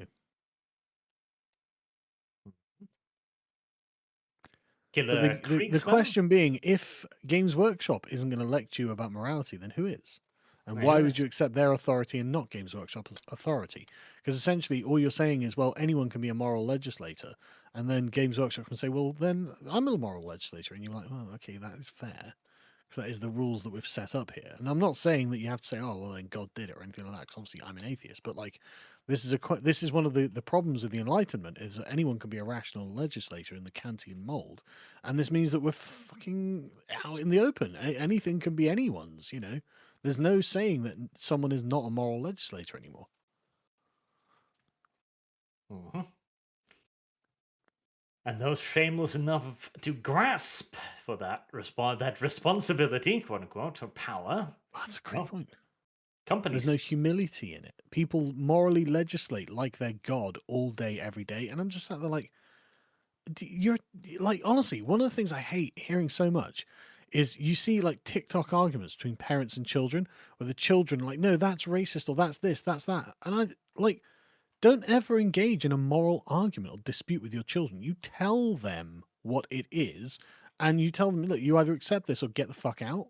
You can have your own morality under your own rooftop, okay? You emerged from my balls. I don't care what you say. The station in life, I am your parent. I'm telling you what's right because you're 17 and you don't know anything. That's the answer. End of story. End of discussion. Go to your room. Terrible. But harsh, understandable. Totally fair. Killy Kriegsman says, I have some free money I could have used for cake. Thank you for the great and powerful arch. It's just going to be wasted on pastries. Why bother? That's not even good pastries. This motherfucker freezes them and then thaws What? them. Why would you Fine. freeze a pastry? He's a cheap little whore, that's why. He never, like, he explained to me his pastry process. He, like, gets them out of the freezer, lets them thaw. And, like, you buy cheap pastries. Thawed pastry. Ugh. Okay. No argument. He has no counter argument for this. That's I just need to buy them in weird. bulk. I'm not going to drive See, to town look at every this. day. Look at this. Fucking money bags over here. It's like, It's not I money, can't be it's bothered. time. I'm not going to spend 40 minutes driving to get my fucking pastry. You could pay somebody to do it, I'm sure. See, that's getting a little bit extreme for the pastry at that point. Yeah, but you gotta be committed. It's a lifestyle choice. Lord Metalman says there was fascism accusations over the Black Templar coins with the use of the Maltese cross. What? Funniest part was the complainer collected them. But that's not a fascist icon? It's oh Doesn't god. matter. Oh god, it's because the Iron Cross, that's where they're making the false assumption, and that's not even related to the Nazis. Yes. But Of course it is. That's right. You're actually right. I just put that together. This Oh. Christian symbol that was pre-fascism, that was used by pre-fascists. This is a fascist symbol. Oh, fuck off. The Nazis did it. on the topic of thing women ruined for $500, Oof. the first Iron Cross was awarded to a woman posthumously. Oh, look she at was a that. Nazi. Yeah, fucking Nazis. Go. Women did it. Women, basically Nazis. Just women in general. Fuck. I We agree. need Abolish to be Sisters of equal. Battle, actually. I agree with you. You know, not only do we not have female space marines, but we don't get rid of the Sisters of Battle. They're a bunch of Nazis. I mean, There's literally. no females allowed. Yeah, women are Nazis. There you go. If only we could solve the women problem. We can't. Yay Grants says, whenever I hear people being afraid that they get fired for having the wrong politics, it makes me happy that Finnish law regarding equal rights says that you are not allowed to discriminate based on political affiliation, included in the normal list of reasons. Wow, that's actually surprisingly broad. We've got religious reasons in Britain, but political philosophy is still something you can discriminate against, which is why you should gatekeep SJWs out of your business. I mean, you have the right to do it. Yeah, we literally actually do have that right. The Low And it Diseases should won't be be hiring used. any SJWs anytime soon, I take it. No way. Jesus Christ. If you have your pronouns in your bio, don't even send me a fucking resume. I know. I'm in the same shoes you're at. Yeah, just don't. Into the There's dumpster. no point. Joseph Curvan says, Orcs understand what's good in 40k. Riding in a war truck with the boys, chopper in hand, en route to a good scrap. That's a good point. Something beautifully pure about it. The thing I like about the orcs, right, and this is what Callum likes about them as well, is you can basically describe them as living their best lives. Like, they genuinely, there's joy in the things they do, even if the things they do are terrible. Mm-hmm. They don't care. Like, they're not doing this to be mean. They're doing this because it's fun. They've got a big fucking smile on their face with missing teeth. Yeah. They're having fun. Why aren't you? Yeah, exactly. Mocked Ashamed says, last the Cold War video made me realize that the economy of the Soviet Union was basically a gacha mobile game. Most valuable items can be acquired through real money, aka foreign currency, which can purchase certificates. I mean, AKA yeah, Black market. pretty much. That is communism in a nutshell. A fucking scam. James Howard says, companies who release these statements are populated by psychopaths with no imagination. They believe that people can't pretend to be something they're not because it's impossible for them to fathom it. Weird, coming from the movement of I identify as X, therefore you have to believe I'm X. I mean, maybe there's a connection there, to be honest. Maybe they do think that there is no such thing as actually like make-believe, and that if you say you are a thing, even if for like 10 minutes you're playing like as a dragon or something in a game with your kid, then suddenly you literally identify as a fucking dragon. That article posted in Symposium a few days ago, the one that like talks about how some people can't see stuff in their minds, Yeah. that would explain so much. Really makes you think, doesn't it, that article? It's like literally people who can't imagine things. It's like, what do you mean? Just imagine it. Like, yeah, but we don't. It's like, okay, We can't. robot. Well, okay, well, you just ask for it to be added in your next firmware update, I guess. Yeah, exactly. Yeah. How do Black you not be able to 1917 imagine things? says it doesn't matter how many people with different skin colors are in your company or group if the only ones allowed in are the ones who think and act the way you say someone with that skin color should be thinking and acting. As demonstrated by Activision Blizzard, who hire diverse and then turn around, looking down at a hall full of activists and wonder to themselves, why are they rioting? Why aren't they programming the game we're paying them to fucking program? That's a beautiful question, too. Honestly, that would be my question. So, what are you doing? We're here for trans rights. No, you're here to make the next World of Warcraft or whatever it is we're paying you for. Get on with it. You do your fucking job. Exactly. Spin the fucking programming wheel, Chipmunk. You're paid for Yeah. this. That's honestly You want to feel there's important? You're not. Now, fuck off back to your desks. they've been Which is using how I motivate this. my staff, in fact, you know. Oh my god, fucking Christ! I forgot what I was gonna say because of that. God damn it. I mean, if it gets into work, No, I'm very ready to acknowledge the skills of my staff. Wargame 341 says, come get your Nurgle jab. The Voldemort virus. 2 weeks to slow All the I'm spread. saying is, the narrative surrounding the COVID vaccinations, does it sound like something Fabius Bile would say? you Kinda know, does. kind of. Just one more chip. Stay Just locked saying. up. And it makes I'm you getting more closer, sick. people. It makes you more susceptible to get the disease. Hold on. Calm down. YouTube has policies. Oh, Yes. really? I didn't say anything. You are literally forbidden from saying certain things like that. So, See. Arch, I think you should disavow and point out that the vaccine, it does not make you more susceptible to anything. And it is nothing but perfect and shining in goodness and light. Just as Fabius Bile would describe it. And in fact, I would say that Dr. Fauci's push to inoculate babies now is merely another step on the direction towards progress. If anything, I would argue he goes not far enough. Have we considered inoculating fetuses in the womb? And of Surely course, we this have the is- technology. And if we don't, it's a moral imperative that we develop it. Absolutely. God bless Dr. Fauci, as in, like, Saint Fauci, I think is the proper term. Saint Fauci. Oh God. Rat Don't hear Fin- any of your anti-vax nonsense, Kibbs. Okay, all right. No more. None of that. I've been educated. Yes. I've been You should have righted. known this already. I'm going to be Yeah. dropping an N-word on your stream later. I mean, Kyle. it's literally in the Oh. terms of service of YouTube at this point, Kibbs. Oh God, I really I'm not even don't- joking. I'll send you the link in a second if you want. Oh, you know, part of me thinks I should read that because I'm walking No, on you landmines. really should, because seriously, we've had several videos struck for that, because before it was brought in, obviously we were talking freely about what the scientific and the evidence showed, and then YouTube were like, you can't do that, and we were like, oh, we won't Oh do that my then. God, that's so. Talking I mean, about what evidence shows is not useful a lot of the time. of course, we're not talking about anything. Oh, don't do that. Computer, calm down. There we go. Fixed it. Actually, this is perfect timing for punishing Kyle.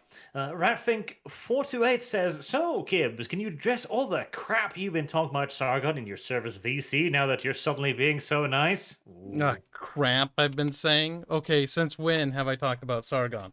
Last.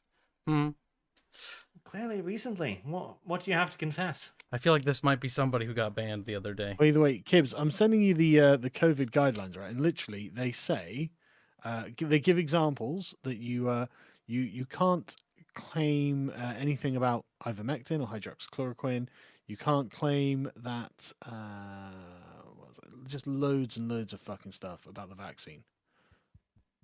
For real though, like, Seriously. oh damn, I'm sorry. I didn't mean to do that, Arch. But that does Like not I mean you said. can say the N-word. Loud and insistent N-words on Kyle's stream later. Actually, hold on a second. Put a And pin in that. here's one particular the particular claims that COVID-19 vaccines are not effective in preventing the spread of COVID-19. You are not allowed to say, even though Wow. real life exists. Jesus, like when it Gibraltar currently has a 100% vaccination rate and a COVID outbreak. Don't know how that happened. YouTube wouldn't let me speculate on it. Yeah, well, fair enough. Fair. I guess you have to say. They're fucking Nazis about it. Absolute Nazis about it. Man, I'm glad I've kind of just never really spoke out about it. But my personal opinions, yeah, I shouldn't talk. No, Oh, don't worry, Kyle. Your channel is going to be very vocal on this matter. Now as soon you as I get shut back on up. it. Hold on, Sargon. You need to hear this, because this little lying little blonde bastard.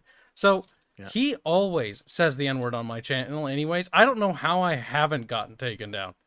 Now, granted, Always he is a says bit of a stretch. NE one, not the NI one, but still, every time. Apparently, he can just get away with it. I'm just saying, YouTube's not the free speech platform it once was. It certainly isn't, honestly. No, it's really not. I don't even know. I'm just getting mad about it. There's nothing you can do about it. No. Back in your corner and prostrate yourself, peasant. I think it's prostrate yourself. He can't speak. He's Norwegian. Just hear when he says vehicles. He says vehicles. No, That's no, true. I mean prostate. Sounding, Kyle. Sounding.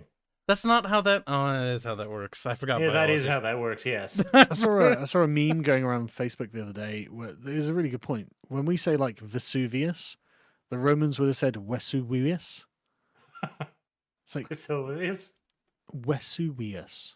That's It's adorable. like, okay, cringe. Fucking like little uwu fucking. Oh, that's adorable. I love it. I can't stand it. You need to bring back Latin, clearly. The Chat, you V's can- with W's. It's like, oh, God.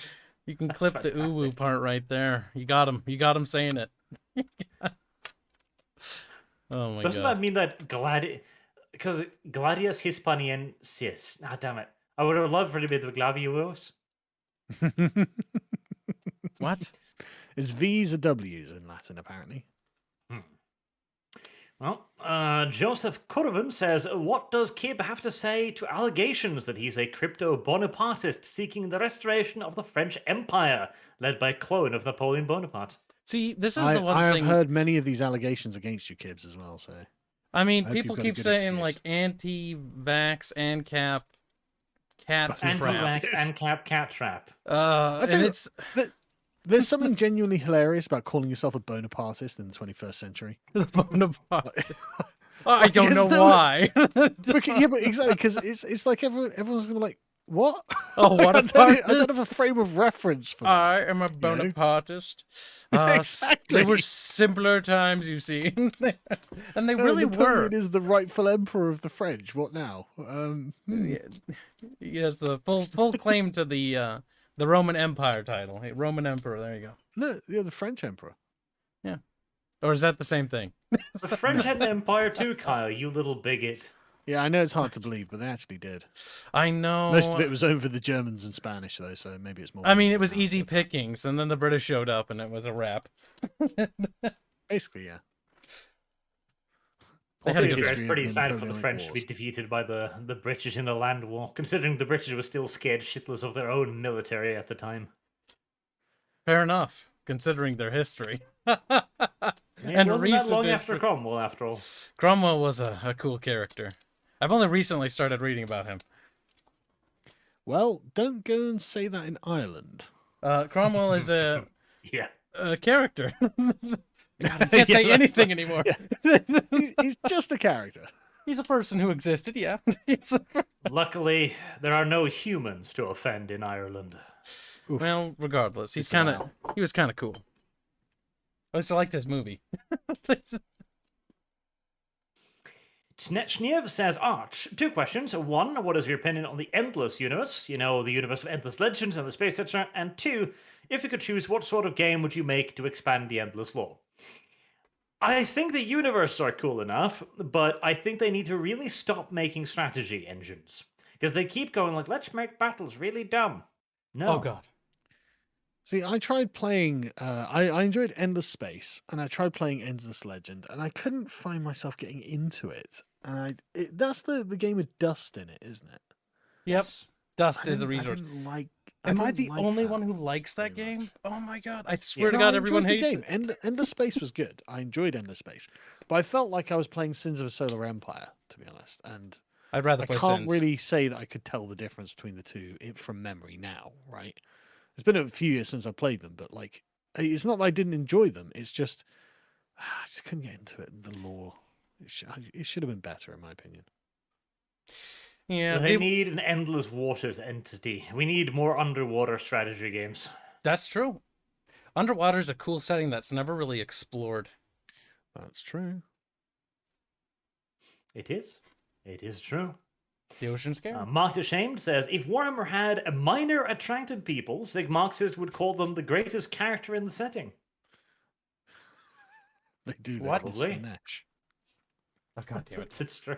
I feel like that's almost an insult to the Slaanesh players to be compared to Sigmarxism. That's just cruel. That's just... In a way.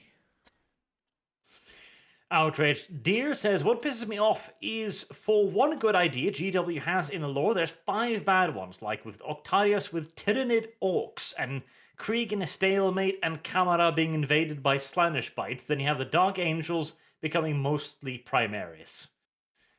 Yes. I mean, I'm all for like Tyrannid Orcs and stuff like that. I think that's cool crossovers, you know, in like unique settings. So like, you know, Tyranids take over an orc planet but can't like fully digest them or whatever, and become like, you know, a breakaway sort of rogue mutant faction. That's cool. I think that's interesting.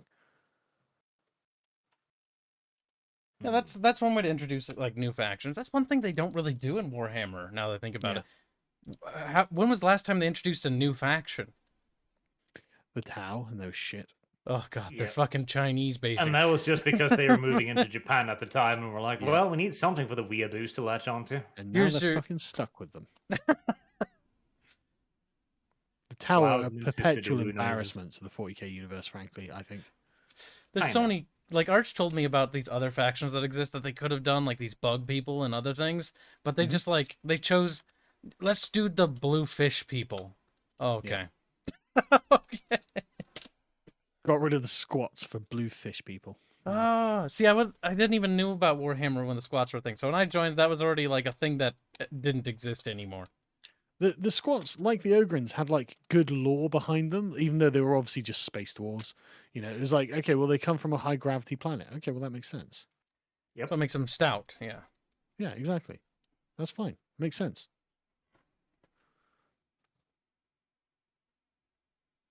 Evolved Potato says, if you can speak French, you have a disability. That is all. He's not wrong. Well, I can't say he's wrong. I've met enough French people. I've been able to formulate proper opinions. Casual bigotry aside. Yeah. Drive-by commenter says, considering how many institutions are focused on their ESG scores and penance for closet skeletons, any revival of tabletop or the next unapologetic GTA will have to come from unwoke indie creators. Yes. Sadly, it is a In fact, tragedy. Anything that's going to be recovered from the virus of wokeness is going to be something new, built in conquest model, expressly right wing and against the left wing. It's sad that they forced the industry to politicize. That's There's the just actual no other tragedy. options. No other options. Everything wokeness, because it's based in critical theory, it can't build. All it can do is destroy it. All it can do is tear down existing institutions. So institutions that are just expressly and consciously against wokeness will have to be the thing that springs up to replace it.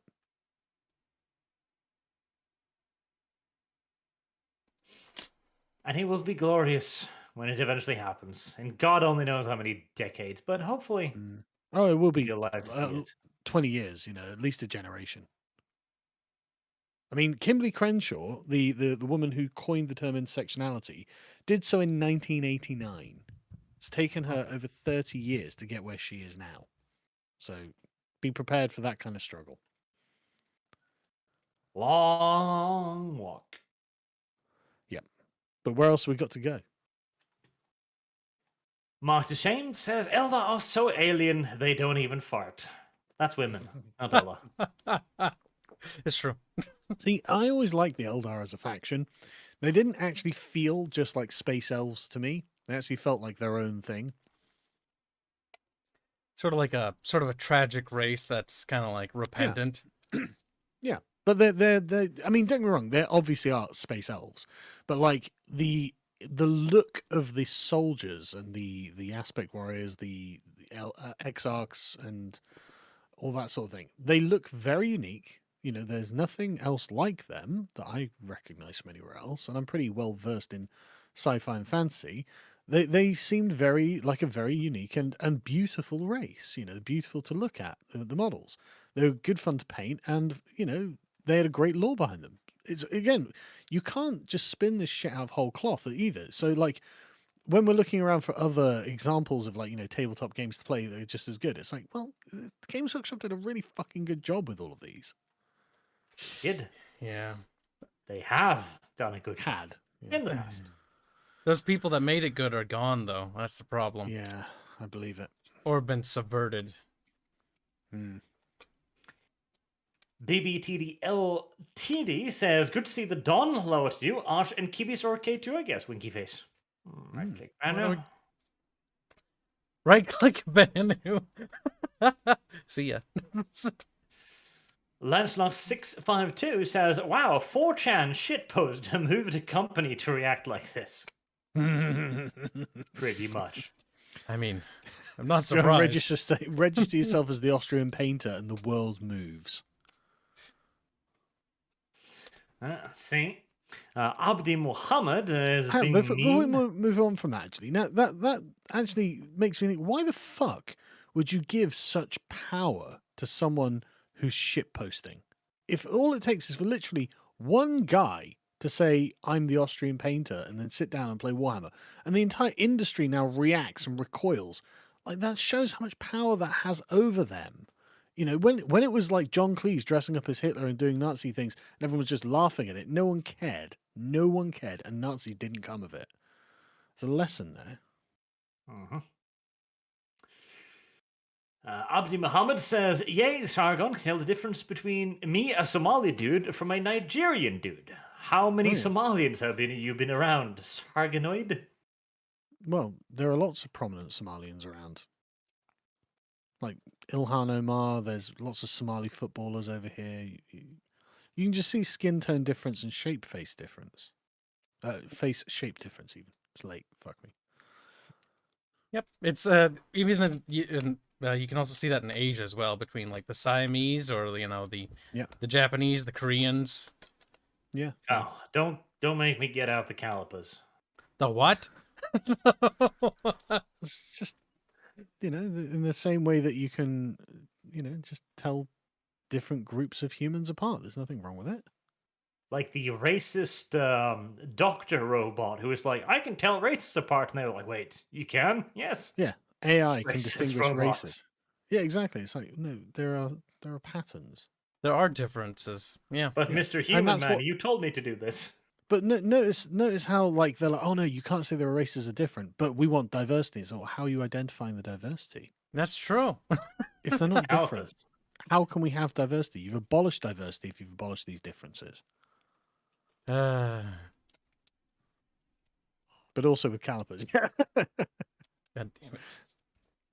Mark Ashamed says the Puritan radical political ideologies of the Imperium is essentially horseshoe theory coming full circle. The horseshoe. It's a good thing. It's true. It is. It's so fucking true. Tish Potato says, where's the fascist 40k community? Here, sure, Gek. That's what they're going to say, but this is... Yes. I mean, I don't consider myself or you to be a fascist, so...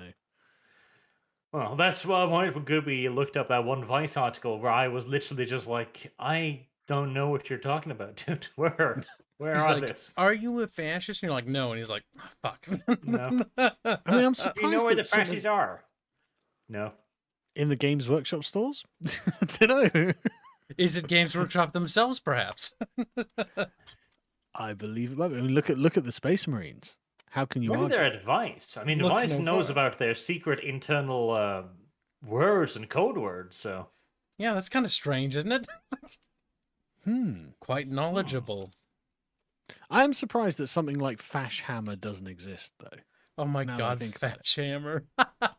Well, you know, whatever. Like, you know, I get whatever, it. But the yeah. hypothetical, the Sig Marxism alternative. You know, I am surprised that doesn't exist.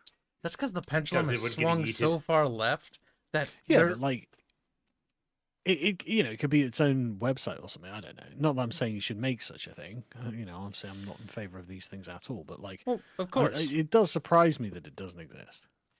Yeah, because you'd think something of the opposite side of the pendulum would come up into existence, but it doesn't.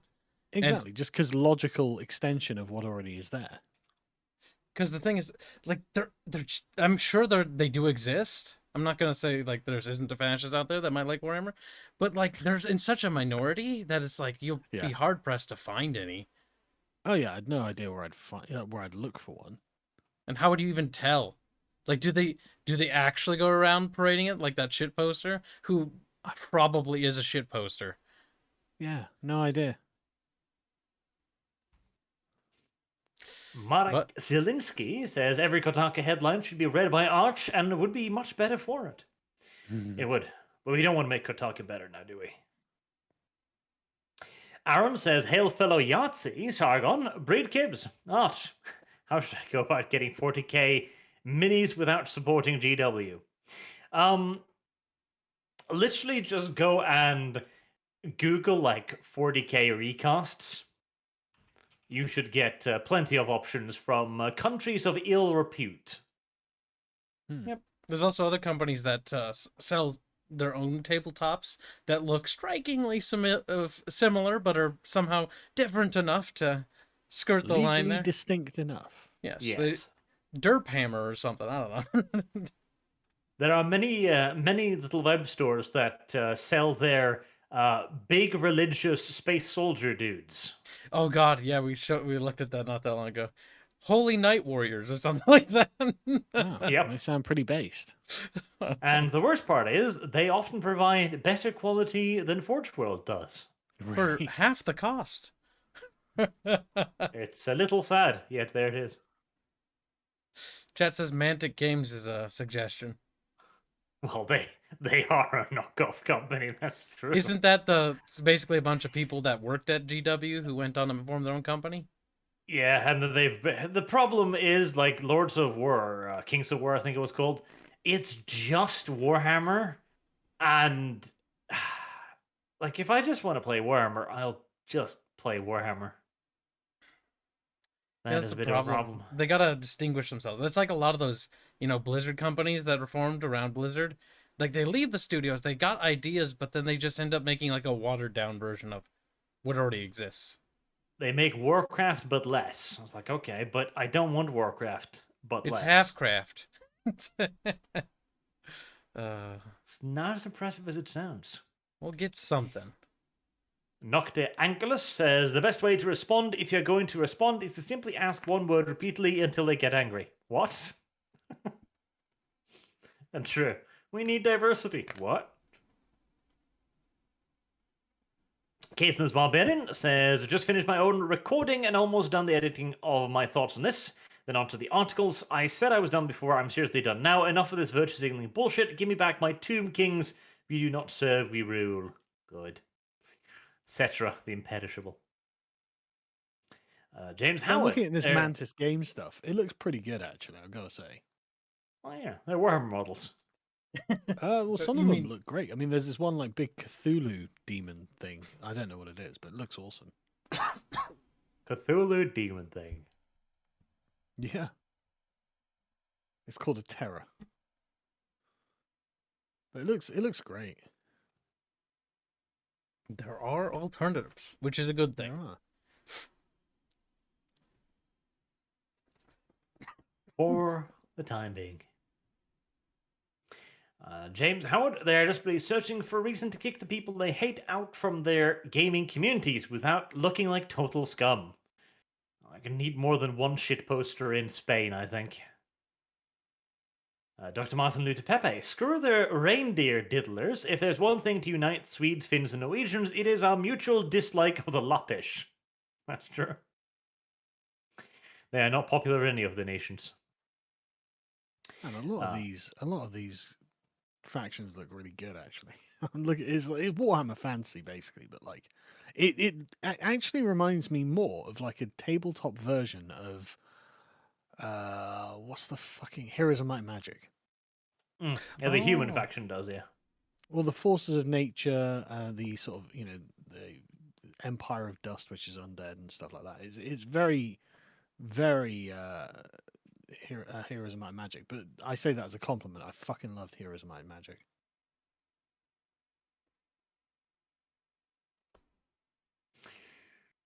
Joseph Curvan, we went the wrong way on the Imperium is fascist debate. In hindsight, we should have said, yeah, irredeemably fascist. You should avoid 40k. Nothing like friendship windmills repel the SJWs, corpos, and broader audience types.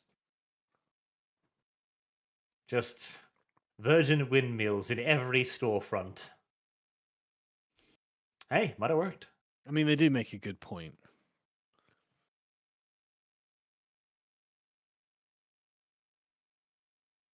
Oh, man, these are starting to look fucking great. Are you I mean, adding it some is to your just cart? Warhammer Fantasy with different new, differently named factions and some new models, different models and stuff. But surprised, this is pretty good. Zorkos Talarius, and the guy did not wear swastika. He had Celtic crossers. Celtic crosses. Is that what the symbol on the outer jacket was? Apparently. I mean, I'm no expert on Celtic symbology outside of like a few basic mainstream Celtic symbols, so. Me neither. The problem that I've noticed with the alternative companies have when it comes to futuristic worlds is that science fiction stuff looks quite generic these days. Like there's certain kind of general, here's a science fiction mech suit, here's a science fiction soldier, and that was always the glory of 40k, is that the Space Marines are iconic. Nothing looks like them, and they are so distinguishable from everything else that you can't replicate that kind of uniqueness, it seems. Yeah, they do have a very distinct look, and they also have an idea behind them. It's not just like generic space soldier. It is a space marine. He is a holy warrior, who's super genetically engineered to defend humanity. Like he's got this like gravitas to him. And I mean, the fantasy on this Mantic Games thing, the fantasy looks way better than the futuristic one to me. Like the fantasy thing look awesome, actually.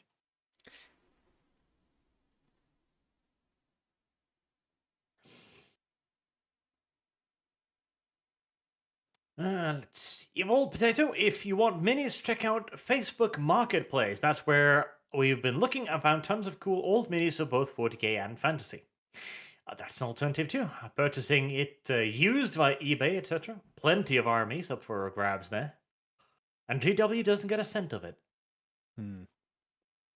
Black 1917, this evil race will no longer be evil because we have always viewed the being analogous to insert minority here, and it's now politically advantageous to change it while everyone else is racist. Signed a bunch of real racists. Those orcs really remind me of black people, said the anti-racist. God damn. I still They're remember always that angry video. and out of control, smashing things. Extra credits is like, orcs are problematic because they're always portrayed as violent, and they're like black people. It's like, what? If you say so. It's so on the nose. It's so fucking on the nose. You have to do a double take. Like, when I first saw that, I was like, what? Whatever. That's not real. Somebody's just making it up. And then I found out it was real. It's like they actually said that? Like, what the fuck? What kind of crack are you guys doing over there? It is simply an aspect of being woke. Also, Try not to send any more super chats, please. Arch is I am getting normally tired. not the person to ask for free money, but we have been going for a while now. The Grizzly with a very generous $50. The Alt Knight agrees with Black Lives Matter and voted for Joe Biden in massive numbers. They don't play Warhammer and they think Warhammer is a joke. Screw Marxism, screw Games Workshop. Glad I left the hobby in 2018 and didn't look back. I mean, that is true. Richard Spencer, the ex-leader of the alt-right, Good is point. a staunch Biden supporter. He is a CNN contributor. That as well. Ace 1918, the latest issue of Star Wars High Republic, had commentary about the Rittenhouse trial, changing the Jedi Code to being against killing people who are actively attacking. Can send links for proof. I What? know, I saw it. What? The Jedi Code is now against self-defense, which I guess that's why the Jedi Order fell so quickly. I thought the Jedi Order was like, yeah, no, preemptive strike because the whole Sith genocide thing. What the fuck? To be fair, Disney is currently in the process of decanonizing the entirety of the High Republic too. Oh, Okay, wait, so really? I'm still looking on this Mantic thing, and they've got abyssal dwarfs, which obviously look like the Chaos Dwarfs, are really fucking similar. And I'm genuinely surprised Games Workshop have let them get away with this. Like, The I mean, don't get me wrong, thing is, they look great. GW is happy to bully individual creators and small companies, but Yep. they don't want an actual fight. They tried that with Chapter House and they lost quite badly. Did they? Yes. It's like when they tried to copyright fucking Pauldron, the word. And halberds. They tried to copyright halberds. Halberd Yep. and Pauldrons. How did they think they were going to get that? I don't know. What they thought. They tried. The problem is, in the end, they had just more money than Chapter House, which was the people making alternative miniatures. And so they just ran them into the ground with legalese bullshit, and Chapter House collapsed. Even though they won the lawsuit, they didn't have any money anymore. They can win Oh, the that attrition sucks. game. That's the problem. That is one of the issues with the modern day legal system. There's just not enough in the way of a recourse for the little guy to fight back. It's all about who stacks the most money on the side of their side of the table. Rock Paladin asks, who is Sargon's favorite Chaos God? Papa Nurgle? So I used to have a Nurgle army, but it was purely for gaming reasons because they got toughness 5, and I liked having toughness 5 Space Marines, frankly, because Space Marines normally getting toughness 4 makes them very, very tough to bolter fire, and so they were just good solid units. I was never particularly wedded to Nurgle though; it was always just purely pragmatic. And in fact, if anything, I hated having to paint Nurgle. Nurgle's gross to paint, and it doesn't look pretty, right? You've not got anything that's aesthetically beautiful, unless you work really hard to make them look good. I always found Khorne to be sort of basic bitch chaos. Like this is 13-year-old playing chaos buys Khorne. And Slanesh, I used to kind of like because they were at least interesting and weird. But I never had a Zench army, and I always kind of wanted one because I did like the color scheme. But I don't know why I never bothered. Because, in fact, I know why I never bothered. It was because the rules, the rules were in favor of not having one, right? Slanesh and Zench didn't have any particular marked advantage on the battlefield, and I wanted the marked advantage because I wanted to win. But now I'm more interested in having a beautiful army. I'm very tempted to get some of the Zench dudes because they look great. I do. And the Lord of Change as well is a good theme. I like it's not evil, right? It doesn't come across as being evil. Whereas, the Bloodthirster, okay, the Great Unclean One, okay. But the Lord of Change sounds more subtle and subversive and clever, and I quite like that. The Lord of Communism. Yeah, that's what it is, yeah. Paint them all red. The Lord of Progress. Glowy says, the Emperor will just become a progressive stereotype white man that takes all the credit for other people or minorities, or black and nationalist version. Everything that created the Imperium was black people, then the Emperor took over. I Wouldn't will be not be surprised. Hell, they've surprised. already started. The only thing about still looking at this Mantic Games website. The only thing that's holding them back is the quality of the painting on the miniatures that they're advertising. Like the quality is not that great. I think I could actually personally do better. You do paint pretty well. I'm okay, but like these aren't fantastic. They could be better. Harry the Human Substitute Aranka says Carl is Chad. Gets cancelled, brushes it off, continues to win, wins even more, increasing winning. You're listening to this being read out loud. You're not living up to Carl or Kyle Rittenhouse. Shame on you. Do better. Oh, I'll try harder. Thank you, though. Lupu says, Sargon, I recently started reading Locke, and there's one passage I didn't understand. What does the one with the sharpest fangs wins mean? Ugh. I think it's self-explanatory. Yes. You cringy little bastard, Lubu. I shall ban you. Yes, Bog. Bog should be put in timeout forever. His name is Boog. Wolfenbach says, I can't do that, Arch. That would ruin me since I've been buying Death Course Krieg for a year. Here's 50 Danish kroners for my penance, anyway. 50 Danish kroners. Do you know how little that is? Considering you're buying Warhammer minis, very little. Yes. Martin Shames says, Firestorm Armada was pretty interesting, but Spartan Games went bankrupt. Yes, one of many alternatives that just didn't make it out of the gate. Aaron says, if you guys had to pick a Chaos God, which would you pick? I bet Kibbs is all in on Slanesh. I bet that too. See, not to... Honestly, when it comes to Chaos, I'm not a particularly big fan of their aesthetic. I don't know, it just doesn't really do it for me. Slanesh, nah, too much purples and pinks, and I just don't like the look of them. Korn, kind of just looks dumb and generic. Nurgle, eh... Like, if you had to pick, I think Tzeentch is honestly the better pick. Because at least they have some sort of design. Like, there's that one army that has, like, this pharaoh get-up, like a Jeptis, kind of. Yeah. Like, gorgeous. that's... Yeah, those guys. I don't know who they're called. I'd take those guys. Thousand Suns. Thousand Suns. Look at these people. They know the stuff. Yeah. Well, you filthy-ass copycat bitch. Doesn't make me a copycat. I would pick Nurgle, obviously, because Just- Nurgle's just a festive faction. Festive. It's rotting and decay. Yeah, Yeah, no. they have fun. So, hang on. I watched a video from the Outer Circle the other day where he talks about this emphasis of Nurgle's happiness, and I agree with him completely. It wasn't a happy faction, that wasn't the point of it. It is a happy faction. No, this is a modern innovation. Yeah, this is because a of the lack of retcon. understanding of the roots of what Nurgle was supposed to be about. Happy faction. No. Archer's Copen. Happy. Copen Seethe, Blondie. Yep. They laugh and they will continue to laugh. Keep dilating. So that is what they do. Nope.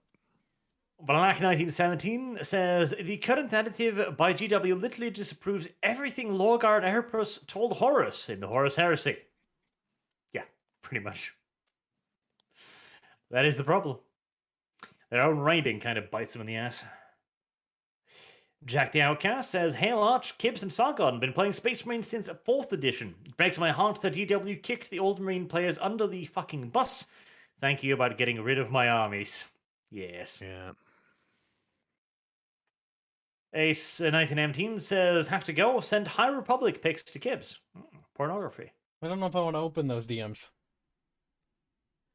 I hate the High Republic You've so much. received worse. I have from you. No, you haven't. He sent me things. I'm pretty sure you sent... God, if he... Terrible. Seethe. We're not Nope. going to talk about it. Nicholas Quidistov can't buy 40k of fantasy anymore. To me, they are too evil and maliciously ignorant of the silent majority. Too many are not allowed to speak or be heard on this subject. Still got my lizardmen, though. Something. Lizardmen are a cool faction. I like those. They're just Yeah, dinosaur yeah. people. Exactly. Who, What do you mean? who Yeah, doesn't that's love cool. dinosaurs? Yeah, that's what's good about them, Kibbs. That's awesome. Oh man, that's a faction I wanted to get when fantasy was still around, and then they did the end times. Yep. Nope. Talene Hayabusa, love it, Continent. Really enjoyed finally hearing your Grey Knights video. Glad you enjoyed Yeah, it. it was a good video, man. I enjoyed that one. It was a good video. Yeah. I don't get the opportunity to listen to a lot of 40k lore videos, but I had a Grey Knights army back in the day, and I very much enjoyed that. Good. I am spreading happiness just like Papa Nurgle is. God damn it. Disavow. Harry, the human substitute Aranka, says, imagine paying to listen to a Huaman tell you how to paint when there is better free content. Yeah, that's true. He continues, how many people did the Huaman serve to get respect? Oh god. Well, that's a bit cruel. Like, she can paint. She absolutely is a good painter, but like the point is absolutely there. Why on God's good earth would you pay for a subscription service when there are thousands, and not just good paint tutorials either, but painting tutorials from Golden Demon winners, like gold diamond brush winners, the best painters in the world are giving you this advice for free. Yeah. I mean, I've said this before, and I'll say it again. Right, I've actually come to understand they're always saying, "Oh, Instagram's damaging young women's self-esteem," because you get these models on Instagram who spend like 6 hours posing for one picture and then put it up as if it was nothing, sort of thing. And the girls in their bedroom are just like, "I can't do that. Holy shit! Why? Oh my god, I'm hideous compared to this woman that I'm comparing myself to." Obviously, no man is ever comparing that woman to the woman on Instagram, but the girl to the woman on Instagram. But the point is, the girl still feels depressed because she doesn't look like this thing that she's willingly looking at, right? I'm exactly the same with Warhammer miniatures on Instagram. There are loads of amazing painters, and I say this to my wife. I was like, "Look at this fucking thing," and she's like, "Yours is good," and I'm like, "Yeah, but it's not this good." She doesn't care. Like, it's just shit. But I'm sat there making myself feel bad about my own painting skills because of fucking experts on Instagram. Social media was a massive fucking mistake in so many ways. Because it is a genuinely extraordinarily damaging thing to people's self-esteem to see stuff like that. Totally. Yeah. I only use that social media, specifically Twitter, to find artists. Like, that's the only useful tool it really is. Besides, like, you can sometimes find other content creators that way. But, like, beyond that, like, you can't have an argument. You can't have a discussion on Twitter. It's not set up for it. It's awful. It's also totally damaging democracies. But anyway, moving on. Side tangent aside. Yeah. Knight 36 says, more Knight variants. Oh wait, that's Battletech. Never mind. Don't worry, Battletech will fall soon too. It already did, and now it's resurgent at the moment. But that happened already. God damn it. It's like Games Workshop fucking up. I mean, who knows? Battletech might come back. Gaming says, cheers to you, Art and Sargon. Good to see you guys on the podcast again and talk about Warhammer. Hope to see you all in a future tabletop campaign. Oh, and hi, Gibbs. Hello. That's what we need to do for the Lotus Eaters. First, we need to have me on just to chill me, and that's the only point of it. And then, like a 5-part battle campaign series. You don't have any miniatures. I do. Oh, do you? I thought you didn't paint. Yes. They're painted. I have Blood Angels, they're red. He's very lazy. I've got Skaven too, they're brown. He just spray paints them. Okay, well, bring your Blood Angels over. I'll deal with them. I don't even know if the fucking army's legal anymore. It's like 15 years old. Well, we'll find out, won't we? Harry, the human substitute Arankar, says Whammon equals wrong. Confirmed by Warhammer. Baba based. What the fuck? Oh, yes. Very progressive. The Emperor has a wife. Oh, that's interesting. What did she do? Ruined the galaxy. Ah. Well, if you say so. Would have been better to have left her out. The Grizzly says, also Kings of War is starting to shape up. They just released 2 new armies. Hopefully the game will grow nicely in a few years. I mean, we can hope. I mean, honestly, I looked at the website. It does look quite nice. Lord of the Gays says, I love you, Sargon. When are you coming to the land of the free? You need to get out of that liberal hellhole of a country. I'm afraid you're the one governed by Joe Biden. That's true. He has a tragic Then again, point. I will say that fuzzy-haired British boy, he wasn't no English Trump, was he? No, but we're not governed by Labour, whereas you guys are. So no. Actually, we're governed by senile old people. Well, you're governed by a cabal of people who are hiding behind a senile old man, but they're basically communists, and I'm not having it, so I'm afraid not. And for an hour or two, a couple days ago, you were governed by Kamala Harris, whilst Biden was put under sedation for a totally normal routine health check. But more importantly, he was getting stuff shoved up his ass. Oh, that's something I don't need in my head. Yeah, well, there we go. Biden gets probed and Kyle Rittenhouse gets vindicated. There is a god. I do like that meme. Me too. Christopher Stone sends a super chat, but with no message. So again, either Susan got censorious, or there was only a donation. Paquette Albert Gabriel says, "Wait until you learned that his familiar name is Jack Neoff." Jack Neoff. Neoff. That's pretty good. I like that. Strawman says the name of the emperor is actually Kenny. It's better than Timmy, I guess. It's better than Better Neoff. than fucking Neoff, yeah. Neoff, like fuck. Neoff. I just can't see that being epic. Like in the middle of the battle between his son Horus and him, like he's like Neoff, you know. It's like a battle cry. Like fuck. It is the worst name possible. It just sounds whiny. No, in their defense, there are worse names, but they would sound so fucking ridiculous. It'd be like calling him Julia or something. No, in fact, that would be better than Neoff. Margaret would be fantastic. Margaret. Skylar or something like that. Ooh, that's mega cringe. Roxanne. I don't like these. But I mean, Neoth is shit, so it's not saying much. Shouldn't have given him a name. No. Harry the Human Substitute Aranka says you just had to talk them in good faith. But no, you want to prove them wrong. Look where rejecting religion brings you. Failure. We should have hid behind the shield of Christ. Disavowed them all. Go away, Anita. God demands The it. mind is like a fortress with its gates unguarded and doors unbarred, or whatever it is. Just saying. Wow, you remember that quote surprisingly well. I didn't. I do like the idea of condemning my opposition based on godliness, you know? God wills it, has weight to it. That's Based on the idea that they want to consider ideas that I don't already agree with. I want to play Dawn of War, goddammit.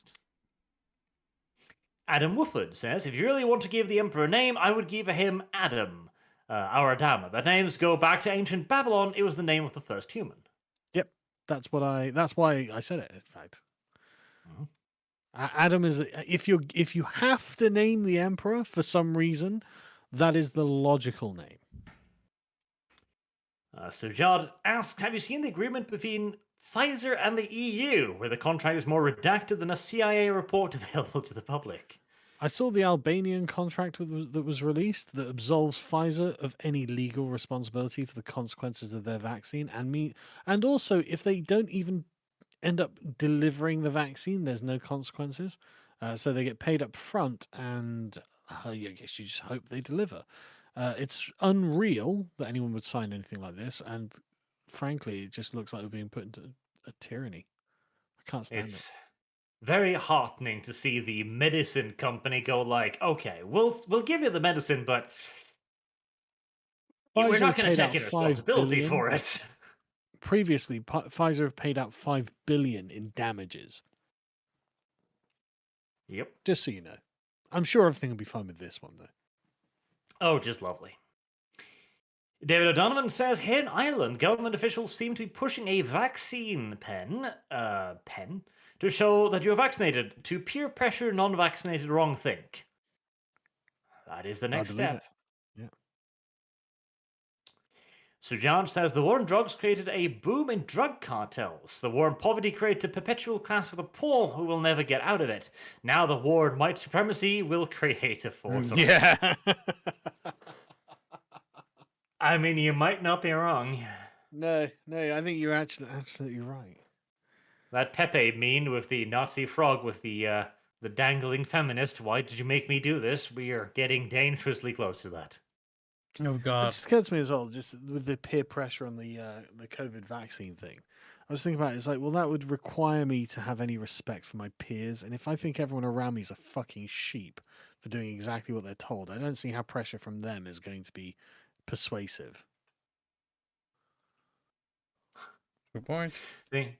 I've been reading a book about a little-known American admiral during the Second World War, King, and there's a quote in there which is absolutely fantastic. It described his demeanor in staff meetings as a man utterly convinced that he is in a room surrounded by idiots and he is the only person there that knows how to put two and two together. Like absolute scorn on his face on all of them at all times. Based. He's a pretty cool guy. He was described by one of his daughters as the most even-tempered man in the Navy, always in a rage.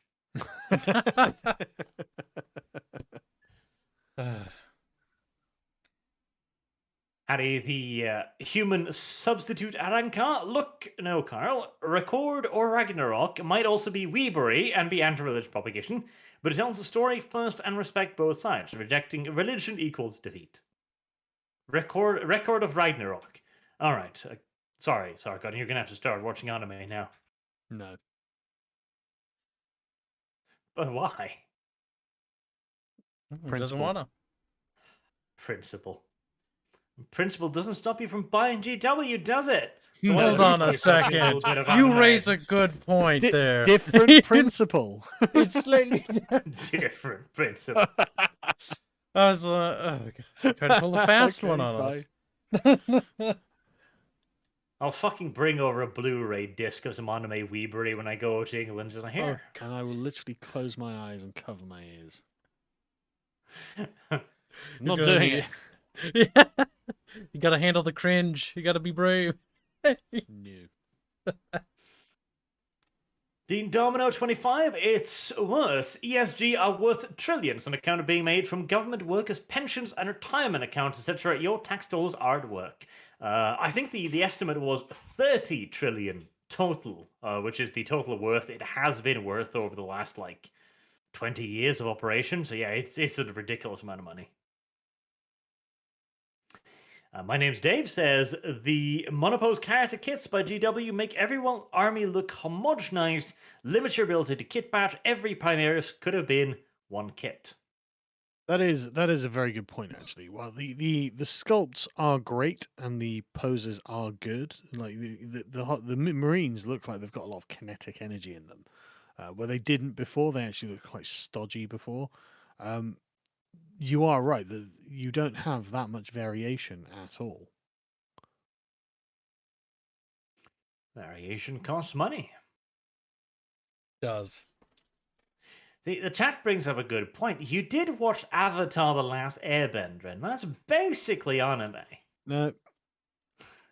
Well, I'll give Sargon this. It's better because I've tried to watch anime, but the problem is this way Eastern storytelling generally is the Japanese mind. That's what you're saying. It's just very different. Like there's very few that I've been able to actually enjoy. I think Full Metal Alchemist Brotherhood was like the only one that I truly actually was like, you know what, that's not bad. It does do the thing where they do the weird anime things where they do the overly overt gasping and stuff. And it's like, okay, come on, calm down, take a breather. I just find it really annoying. Like it's just just be normal. I just want to like it, but it's so hard to. Yeah, exactly. I'm not the only one. It just annoys me. It's like these affectations are just really insufferable, and I'm not having it. It's very childlike, and I don't like that. I think the issue is I think that a lot of those shows are meant to appeal to kids, and they don't make a lot of the sort of like adult ones. Well, I watched Hellsing and Trigun years ago, and I Yeah. really enjoyed them. They were really good because they weren't childish. Yeah, we There's a need bit more. of childishness in Trigun, but Hellsing was really adult, and it was really good. There's tons of anime like that, though. Black Lagoon, for example. Don't care. Black Lagoon is the story about a Dismissed. crazy woman that kills people for shits and giggles. It's great. Gates Isn't that- unbarred, Arch? Unbarred. That's the one with Fall the into gun. heresy once. I'm not doing it again. Why did he? What did he make you do? Did he do something to you? Someone tried to make me watch anime. Yeah, and I but did it foolishly. did Arch recommend something? Is this penance for No, something? this is my ignorance should have been my armor, but it wasn't. But it wasn't. Oh. God, it's nearly Blind. 2:00, so I'm gonna have to go soon. Fucking Okay. shattered. Get through the supers quick. I've been trying. Faster, let's go. Come on. Well, then stop interrupting me, you little fucker. Start reading. Good point. David Donovan, if you burn one end of a pencil, will the heat through the pencil to give Kibbs lead poison? Sargon, I know what the pencil means from the PSTD stream. No, the pencil's graphite. There you go. True. Not lead. Winter Phoenix Forest Kitten. Now that the holiday season is rolling around, I think I'll watch the classic Cannibal Gingerbread House ASMR again. A solution to unwanted guests. ASMR. Weird. Samuel Eddy. On the topic of building your own, we need to find a way to connect people who have great ideas with writers and artists so they can make some awesome stories.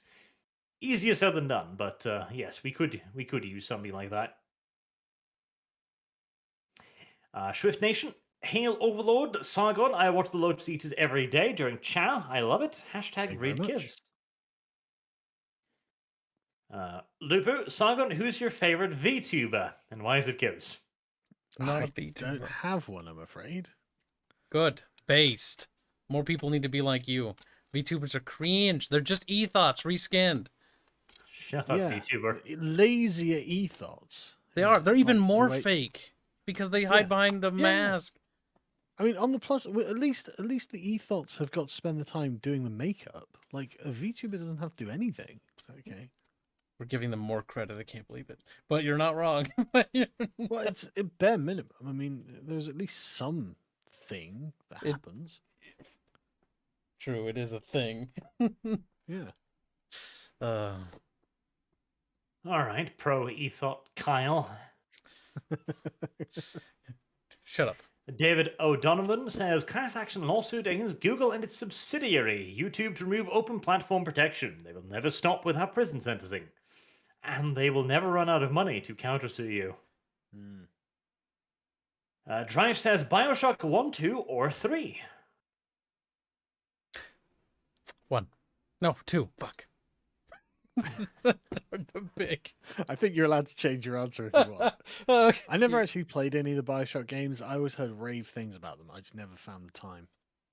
I will do 3, one. because Elizabeth is waifu. I think Sargon would probably like 1 because Andrew Ryan. I'm sure I'd really enjoy them. Like I said, I've heard nothing but good things, and I know a little bit about the plot and stuff, but I just never got around to it. Then I won't spoil anything. Yeah, don't, because I might one day. John Arturius says, got most of Guard Army of Victoria's minis. Got my Tannenberg Fusiliers mod in Iron Guards and got speed. Good, good. No money to DW. The Grizzly says, also Mantic have hired ex-Black Library authors to write novels in the game's universe. There isn't much there now, but I see good seeds that will hopefully grow into good lore like Dwarf Civil War. You can hope. Then again, Black Library authors. Kaiso Systar, I played Fair and Middle Ground when Team 4-Star said, if you trans haters unsubscribe because they got blowback on their trans shirt, I said, don't subdivide fans and play culture war. Many said to me, gatekeep bigots. I'm sure they did. Gatekeeping is only fine when we do it. Laciel, have some superior Norwegian kroners. But Arch, why does Nugel hate the dwarves in fantasy? You couldn't pick a more stagnant culture in the old world. Good point. But they're very resistant to disease. That's the problem. They're very resistant to happiness. Roll for initiative, apropos of nothing. In a different context, Kyle would have won at least Silver Star, third highest award for valor in the American military. Green Raiders. Kyle. No, context Kyle. So just you. You would have won the star, but you didn't shoot them, Kyle. So what's wrong with you? Maybe next time. Queen Nidus says, the people at Pfizer forget that a lawsuit isn't the only way people who have been wrong can get justice. I myself am a fan of making sure there's air in the syringe before the injection. No. Bad. Bad. No incitement. Very bad. YouTube, mean. And Boag says, Arch Mato Sehe no Slave is getting an anime. Yeah, I know. I knew that was getting an anime from the first fucking chapter, because the art and the character design in that series is just fucking unrivaled. Just absolutely unfucking rivaled. Speaking of, Kyle, you should go read that manga, because, again, the character design is just beyond genius. He's trying to influence me, chat.